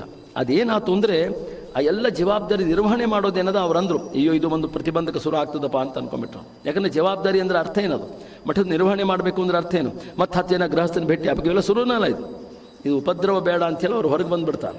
ಅದು ಅಲ್ಲಿ ಕೆಲವೊಂದು ಏರುಪೇರು ಆಗಲಿಕ್ಕೆ ಶುರು ಆಗ್ತವೆ. ಯಾವ ಮಠದ ಒಂದು ಪರಿಸರದಲ್ಲಿ ಕೂಡ ಇವರನ್ನು ಕರೆಸಿ ಇವರಿಗೆ ಯಾವ ರಘುದಾಂತರು ಅವರಿಗೆ ಸನ್ಯಾಸ ದೀಕ್ಷೆಯನ್ನು ಕೊಡ್ತಾರೆ ಮಳಖೇಡ ಕ್ಷೇತ್ರದಲ್ಲಿ. ಅವರು ಏನಂತಾರೆ, ಈ ರಘು ಅನ್ನೋ ಶಬ್ದ ಈ ಪರಂಪರೆಯಲ್ಲಿ ಬಂದಿರತಕ್ಕಂಥದ್ದು. ಯಾವುದೇ ಆಶ್ರಮ ನಾಮವನ್ನು ನಾವು ನೋಡಿದರೆ ಮೊದಲಿಗೆ ರಘು ಅಂತ ಬರ್ತದೆ. ಅಂಥ ಪರಮಾತ್ಮನಿಗೆ ನೀವು ಅತ್ಯಂತ ಪ್ರೇಮ ಪಾತ್ರರು ಅನ್ನೋದನ್ನು ಆಶಯವನ್ನು ವ್ಯಕ್ತಪಡಿಸ್ತಾ ಇವರಿಗೆ ರಘುಪ್ರೇಮ ತೀರ್ಥರು ಅಂತ ಒಂದು ಆಶ್ರಮ ನಾಮವನ್ನು ಕೊಟ್ಟಿದ್ದರು. ಅದಾದ ಮೇಲೆ ಮೊದಲೇ ಇವರೊಂದು ಪ್ರವೃತ್ತಿನೇ ಆಗಿತ್ತು, ಏನಂತಂದ್ರೆ ಈ ಪರಂಪರೆ ಕೂಡ ಒಂದು ಸ್ವತಂತ್ರ ಪರಂಪರೆ, ಇದು ಅಧೀನ ಪರಂಪರೆ ಅಲ್ಲ ಅಂತನೋ ಒಂದು ಅದರ ಹೆಗ್ಗಳಿಕೆಯನ್ನು ಇವತ್ತು ಜಗತ್ತಿಗೆ ಮನವರಿಕೆ ಮಾಡಿಕೊಡಬೇಕು ಅನ್ನೋ ದೃಷ್ಟಿಯಿಂದಲೇ ತಾವು ಹೋದಲ್ಲಿ ಇವತ್ತು ತಪ್ತ ಮುದ್ರಾಧಾರಣವನ್ನು ಇವತ್ತು ಮಾಡಿ ಅದರಿಂದ ಎಷ್ಟೋ ವಿರೋಧವನ್ನು ಕೂಡ ಅವರು ಎದುರಿಸ್ತಕ್ಕಂಥ ಒಂದು ಪ್ರಸಂಗ ಬರ್ತದೆ. ಅಷ್ಟೇ ಅಲ್ಲ, ಅವರಂತಾರೆ, ನನಗೆ ಕೇವಲ ಒಂದು ಪ್ರತಿಮಾ ವಿವಕ್ಷಾದಿಂದಲೇ ಇವತ್ತು ಸನ್ಯಾಸಾಶ್ರಮವನ್ನು ವೈಭವದ ಪೂಜಾದಿಗಳನ್ನು ಮಾಡಬೇಕು ಅನ್ನೋ ನಿಮಿತ್ತದಿಂದ ಇವತ್ತು ನಾನು ಆಶ್ರಮವನ್ನು ಸ್ವೀಕಾರ ಮಾಡಿಲ್ಲ. ಭಗವಂತನನ್ನು ಮತ್ತಷ್ಟು ಏಕಾಗ್ರತೆಯಿಂದ ಏಕಾಂತದಲ್ಲಿ ಆರಾಧಿಸಲಿಕ್ಕೆ ಆಶ್ರಮ ನನಗೆ ಪೂರಕ ಆಗಬೇಕೇ ಹೊರತು ಇದು ಆಧಿಪತ್ಯಕ್ಕೆ ಮಾತ್ರ ನಾನು ಯಾವ ಕಾಲಕ್ಕೂ ಆಶ್ರಮ ಸ್ವೀಕಾರ ಮಾಡಿಲ್ಲ ಅನ್ನೋದು ಹಂಬಲ ಅಥವಾ ಅನಿಸಿಕೆ ಅವರಲ್ಲಿ ಯಾವಾಗಲೂ ಇತ್ತು ಅಂತ ಅರ್ಥ. ಅದಕ್ಕೆ ಅವರು ಚಿಂತನೆ ಮಾಡಿದ್ದಾರೆ. ಸಾಕ್ಷಾತ್ ಹೃದಯ ಕಮಲದಲ್ಲಿ ಇರತಕ್ಕಂಥ ಮೂಲೇಶ ನಾಮಕನಾದಂಥ ಭಗವಂತ ಅವನೇ ಮೂಲರಾಮ ಅಂತ ಹೇಳ್ಕೊತಾರೆ. ಈ ಚಿಂತನೆ ಇತ್ತು ಅವರಿಗೆ. ಅಲ್ಲಿರ್ತಕ್ಕ ಪ್ರಾದೇಶ ನಾಮಕ ಭಗವಂತ ಏನಿದ್ದಾನೋ ಅಂದ್ರೆ ಆ ಮೇಲ್ಬದಿಯ ಒಂದು ಪ್ರದೇಶದಲ್ಲಿ ಒಂದು ಭಗವದ್ ರೂಪ ಏನದನೋ ಅದು ನನಗೆ ದಿಗ್ವಿಜಯ ರಾಮದೇವರು ಅಂತ ಅರ್ಥ. ಅಗ್ರೇಶ ಏನಿದ್ದಾನಲ್ಲ ಅಂದರೆ ತಸ್ಯಾಯ ಶಿಖಾಯ ಮಧ್ಯೆ ಪರಮಾತ್ಮ ವ್ಯವಸ್ಥಿತ ಅಂತೇನೋ ಒಂದು ಉಪನಿಷತ್ತು ಹೇಳ್ತದೋ ಅದರ ಮೇಲ್ಭಾಗದಲ್ಲಿ ಅಂತ ಅರ್ಥ. ಮೂಲೇಶ ಕೆಳಗ, ಮಧ್ಯದಲ್ಲಿ ಇವತ್ತು ನಿಮಗೆ ಪ್ರಾದೇಶ, ಮೇಲ್ಬದಿಯಲ್ಲಿ ಅಗ್ರೇಶ ಅಂತ ಅರ್ಥ. ಅಗ್ರೇಶ ನಾಮಕನೇ ನಮಗೆ ಕೋದಂಡ ರಾಮ ಅಂತ ಈ ರೀತಿಯಾಗಿ ನಾನು ಚಿಂತನೆ ಮಾಡ್ತಕ್ಕವ. ಈ ಪ್ರತಿಮಾಕ್ಕಾಗಿ ನಿಮಗೆ ಈ ಪ್ರತಿಮಾ ಕೊಳ್ಳೋ ಆ ಪ್ರತಿಮಾ ಕೊಳ್ಳೋ ಅಂತ ಜಿಜ್ಞಾಸೆ ಬಂದಾಗ ಸ್ವಾಮಿ ನೀವು ಅನುಗ್ರಹ ಮಾಡಿ ಯಾವುದು ಕೊಡ್ತೀರಾ ಅದು ಒಂದು ಈ ರೀತಿ ಅಂದುಕೊಂಡೆ ಹೊರತು ಇವರಿಗೆ ಕೋದಂಡ ರಾಮದೇವರನ್ನು ಕೊಟ್ಟರು, ದಿಗ್ವಿಜಯ ರಾಮದೇವರನ್ನು ರಘುದಾಂತ ತೀರ್ಥರಿಗೆ ಆ ಗುರುಗಳು ಕೊಟ್ಟು ಸಂಚಾರಕ್ಕೆ ಅಪ್ಪಣೆಯನ್ನು ಮಾಡಿದರು ಅಂತ ಅನ್ನೋ ವಿಷಯ ಬರ್ತದೆ. ಆವಾಗ ತಮ್ಮ ಅನಿಸಿಕೆ ಅಧ್ಯಾತ್ಮ ಚಿಂತನೆ ಏನದ ಅನ್ನೋದನ್ನು ಅವರು ಸ್ಪಷ್ಟಪಡಿಸ್ತಾ ಇದ್ದಾರೆ ಅಂತ ಅರ್ಥ. ಇನ್ನು ಅಲ್ಲಿ ಒಂದು ಉಪದೇಶ ಬರ್ತದೆ ಇಲ್ಲಿ. ಗುರು ಅಂತಂದರೆ ಅಥವಾ ಪೀಠಾಧಿಪತಿಗಳಂದರೆ ಕೇವಲ ಸನ್ಯಾಸ ವೇಷದಿಂದ ಪ್ರತಿಮಾ ಪೂಜೆ ಮಾಡ್ತಕ್ಕವ್ರು ಆಗೋದಿಲ್ಲ. ಅನುಷ್ಠಾತ್ರರಾಗಿ ಯಾರು ಹಿತೋಪದೇಶವನ್ನು ಮಾಡ್ತಾರೋ ಅವರೇ ಗುರುಗಳು ಅನ್ನೋದಕ್ಕೆ ಒಂದು ಸುದೀರ್ಘವಾದಂಥ ಒಂದು ಉಪದೇಶಪರವಾದಂಥ ವಿಷಯವು ಕೂಡ ಅದರಲ್ಲಿ ನಮಗೆ ನೋಡಲಿಕ್ಕೆ ಸಿಗ್ತದೆ ಅಂತ ಅರ್ಥ. ಇದಾದ ಮೇಲೆ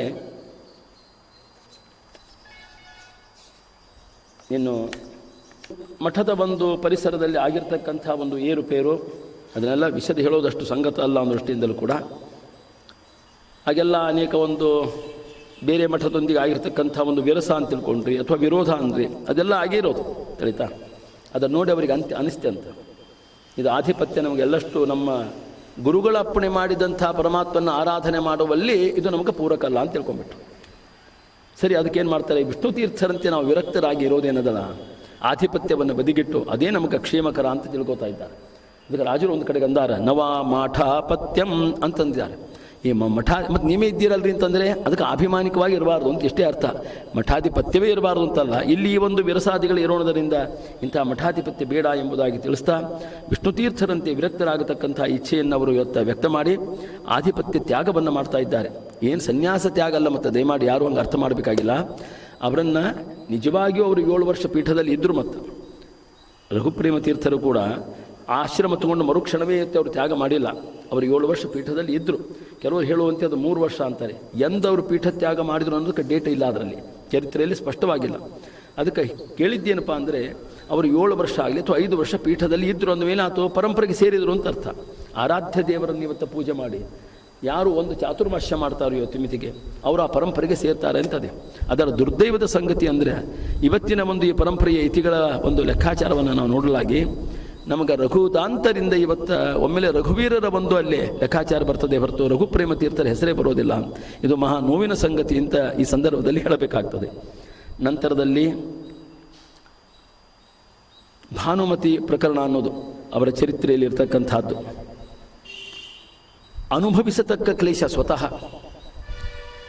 ಜಠರದ ನಾರಾಯಣರಾಯರ ಮಗಳು ರಾಧಾಬಾಯಿಯ ಒಂದು ದೇಹವನ್ನು ಆಕ್ರಮಣ ಮಾಡಿ ತಾವೂ ಕ್ಲೇಶ ಪಡೋದು, ಆ ದೇಹಕ್ಕೂ ಕ್ಲೇಶ ಕೊಡೋದು ಅಂತ ಅರ್ಥ. ಯಾಕಂದರೆ ಅವಿಷ್ಟವಾದಾಗಂಥ ಆ ಕ್ಲೇಶ ಅನುಭವಿಸಲೇಬೇಕು. ಅದೇನು ಪಿನ್ನು ಅಥವಾ ಇತ್ಯಾದಿಗಳನ್ನು ಇವತ್ತು ಅದು ಆವೇಶ ಹೊರಬಂದಾಗಲೂ ಇವರು ವೇದನೆಯನ್ನು ಅವರು ಅನುಭವಿಸಬೇಕಾಗ್ತದೆ.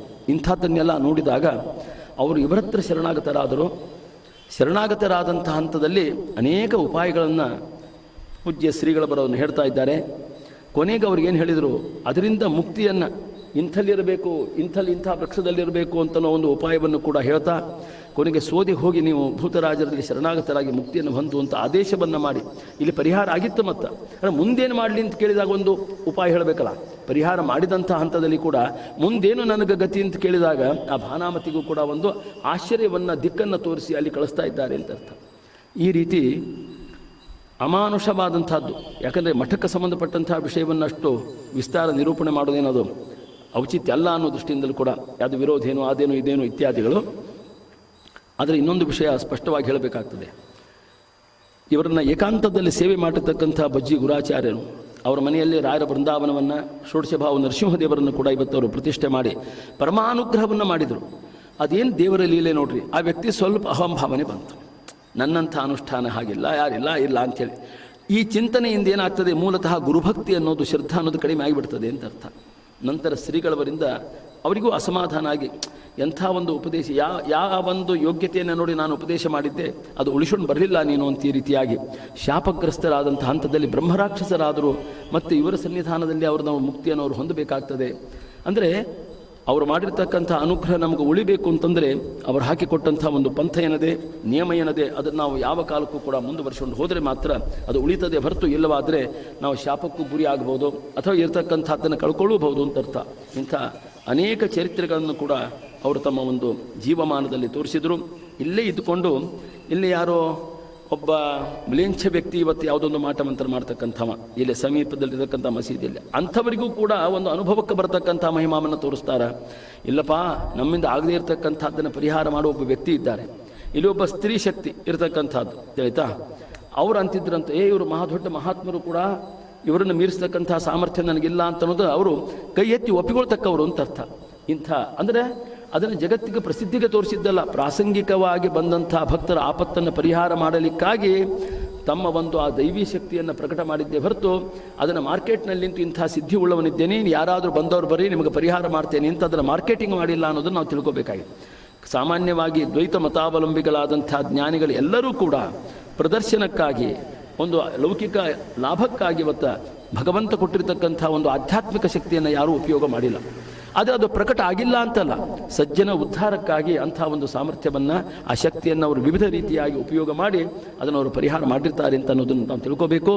ಅಂಥ ಒಂದು ಲೋಕೋದ್ಧಾರ ಕಾರ್ಯವನ್ನು ಕೂಡ ಶ್ರೀಗಳವರು ಒಂದು ಪರಾಕಾಷ್ಠ ಮಟ್ಟದಲ್ಲಿ ಇವತ್ತು ಆಗಿನ ಕಾಲದ ಅನೇಕ ಭಕ್ತರಿಗೂ ಕೂಡ ಉಪದೇಶಾದಿಗಳಿಂದ ಅವರಿಗೆ ಇರತಕ್ಕಂಥ ಅನಿಷ್ಟವನ್ನು ಪರಿಹಾರ ಮಾಡೋದರ ಮೂಲಕ ಅದನ್ನು ಮಾಡಿದ್ದಾರೆ ಎನ್ನುವುದು ಅವರ ಚರಿತ್ರೆ ಒಂದು ಸರ್ವಸಾರ ಅಂತರ್ಥ. ಈ ರೀತಿಯಾಗಿ ಇನ್ನು ಅವಸಾನ ಕಾಲವು ಕೂಡ ಅತ್ಯದ್ಭುತವಾದದ್ದು. ಶ್ರೀಗಳವರಿಗೆ ಗೊತ್ತಿತ್ತು, ಯಾಕಂದರೆ ಆದರೂ ಕೂಡ ನೋಡ್ರಿ, ಗೊತ್ತಿತ್ತು ಅಂದರೆ ಸುಮ್ಮನೆ ಇದ್ದು ಬಿಡಬೇಕಾಯಿತು. ಮಧ್ಯೆ ಮತ್ತು ಒಬ್ಬ ವೈದ್ಯ ಬಂದು ಪರೀಕ್ಷೆ ಮಾಡೋದು, ಇವೆಲ್ಲ ಯಾಕಪ್ಪ ಘಟನೆ ಆದು ಅಂತ ನಮಗೆ ಸಂದೇಹ ಬಂದರೆ ತೋರಿಸ್ತಾರೆ.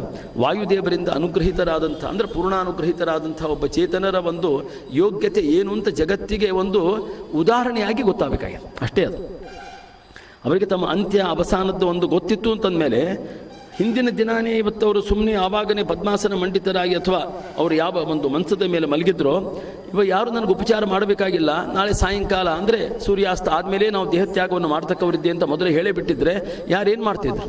ಆದರೆ ಯಾಕೆ ಈ ಒಂದು ಏರುಪೇರನ್ನು ತೋರಿಸ್ತಾರಂತಂದರೆ, ಸಾಮಾನ್ಯವಾಗಿ ಎಲ್ಲ ಹುಟ್ಟಿ ಬಂದಿರತಕ್ಕಂಥ ಮನುಷ್ಯರಿಗೆ ಇಂಥ ಅವಸ್ಥೆ ಉಂಟು. ಇದನ್ನು ನಾನು ವಾಯುದೇವರ ಅನುಗ್ರಹದಿಂದ ಮೀರಿದ್ದೇನೆ ಅಂತ ಅನ್ನೋದನ್ನು ತಿಳಿಸಬೇಕಾಗಿದೆ.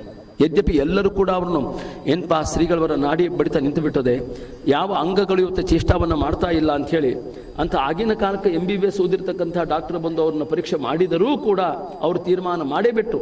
ಆಯ್ತು, ಏನು ಶ್ರೀಗಳವರ ಒಂದು ಅಸ್ತಿತ್ವವನ್ನು ನಮಗೆ ನಮ್ಮ ಅನುಭವಕ್ಕೆ, ಈ ಯಂತ್ರಕ್ಕೆ ನಮ್ಮ ಅನುಭವಕ್ಕೆ ಬರ್ತಾ ಇಲ್ಲ ಅಂತ ಹೇಳಿದರೆ ಅವರ ಎದುರಿಗೆ ಎದ್ದು ಕೂತು ಪದ್ಮಾಸನ ಮಂಡಿತರಾಗಿರಬೇಕು ಅಂತಂದರೆ ಅದು ವಾಯುದೇವರ ವಿಶೇಷ ಅನುಗ್ರಹ ಇದ್ದವರಿಗೆ ಮಾತ್ರ ಸಾಧ್ಯ ಅಂತ ನಾವು ಅದನ್ನು ಕೈ ಎತ್ತಿ ಒಪ್ಕೊಳ್ಳೇಬೇಕಾಗ್ತದೆ ಅಂತ ಅರ್ಥ.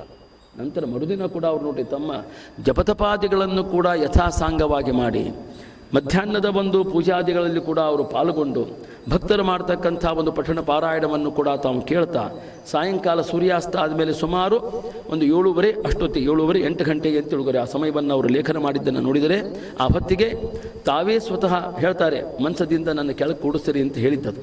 ಒಳ್ಳೆ ಜಾಗೃತ ಅವಸ್ಥೆಯಿಂದ ಹೇಳಿದ್ದು, ಏನೋ ಅರ್ಧಮರ್ಧ ಮಾ ಅನ್ಕೋತ ಹೋಗ್ಬಿಟ್ರು, ಮಂಚ ಅಂತ ಪೂರ್ತಿ ಅಲ್ಲೇ ಇಲ್ಲ ಅಂತ ಯಾರು ಅನ್ಕೋಬೇಕಾಗಿಲ್ಲ ಅಂತ. ಅಂದರೆ ಏನರ್ಥ, ಅವರಿಗೆ ಪ್ರಬುದ್ಧವಾದಂಥ ಒಂದು ಪ್ರಜ್ಞೆ ಇತ್ತು ಅಂತ ಒಪ್ಪಬೇಕಾಗ್ತದೆ. ಆ ಪ್ರಜ್ಞೆಯುಳ್ಳವರಾಗಿ ನನ್ನ ಕೆಳಗಡೆ ಕೂಡಿಸಬೇಕು ಅಂತ ಹೇಳಿದಾಗ ಸ್ವತಃ ಅವರು ಸ್ವಲ್ಪ ಹಿಂಗೆ ಬಾಗಿದಂಥ ದೇಹವನ್ನು ಕೂಡ ಹೀಗೆ ಅವರು ನೀಟಾಗಿ ಮಾಡಿಕೊಂಡು, ಅಂದರೆ ಪದ್ಮಾಸನ ಮಂಡಿತರಾಗಿ ಆಯಿತು ಅಂತ ನಾಭಿಯಿಂದ ಒಂದು ಹೊರಟಂಥ ಯಾವುದೋ ಒಂದು ತೇಜಸ್ಸು ಹೃದಯ ಕಮಲದವರೆಗೆ ಬಂದಿರತಕ್ಕಂಥದ್ದನ್ನು ಕೆಲವು ಭಕ್ತರು, ಅಂತರಂಗ ಭಕ್ತರು ಕೂಡ ಅದನ್ನು ಕಣ್ಣಾರೆ ನೋಡಿದರು ಅಂತ.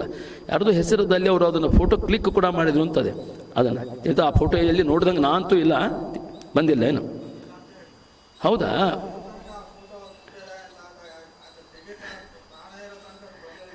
ಹೌದಾ ಸರ್, ಒಟ್ಟು ತೆಗೆದ್ರು ಅನ್ನೋ ಉಲ್ಲೇಖ ಬರ್ತದೆ ಸ್ಪಷ್ಟವಾಗಿಲ್ಲ.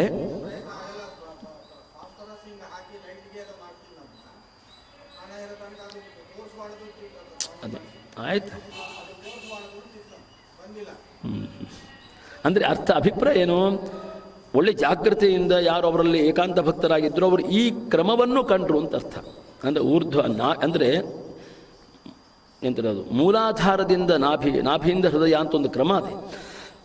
ಹಿಂಗೆ ಶ್ವಾಸವನ್ನು ನಿರೋಧ ಮಾಡಿ ದೇಹತ್ಯಾಗ ಮಾಡೋದೇನದೆ, ಇವರಂತೂ ಸಾಕ್ಷಾತ್ ದೇವತೆಗಳಿದ್ದಾರೆ, ಪಾರ್ಥರೇ ಇದ್ದಾರೆ, ಅದರಲ್ಲಿ ಸಂದೇಹನೇ ಇಲ್ಲ.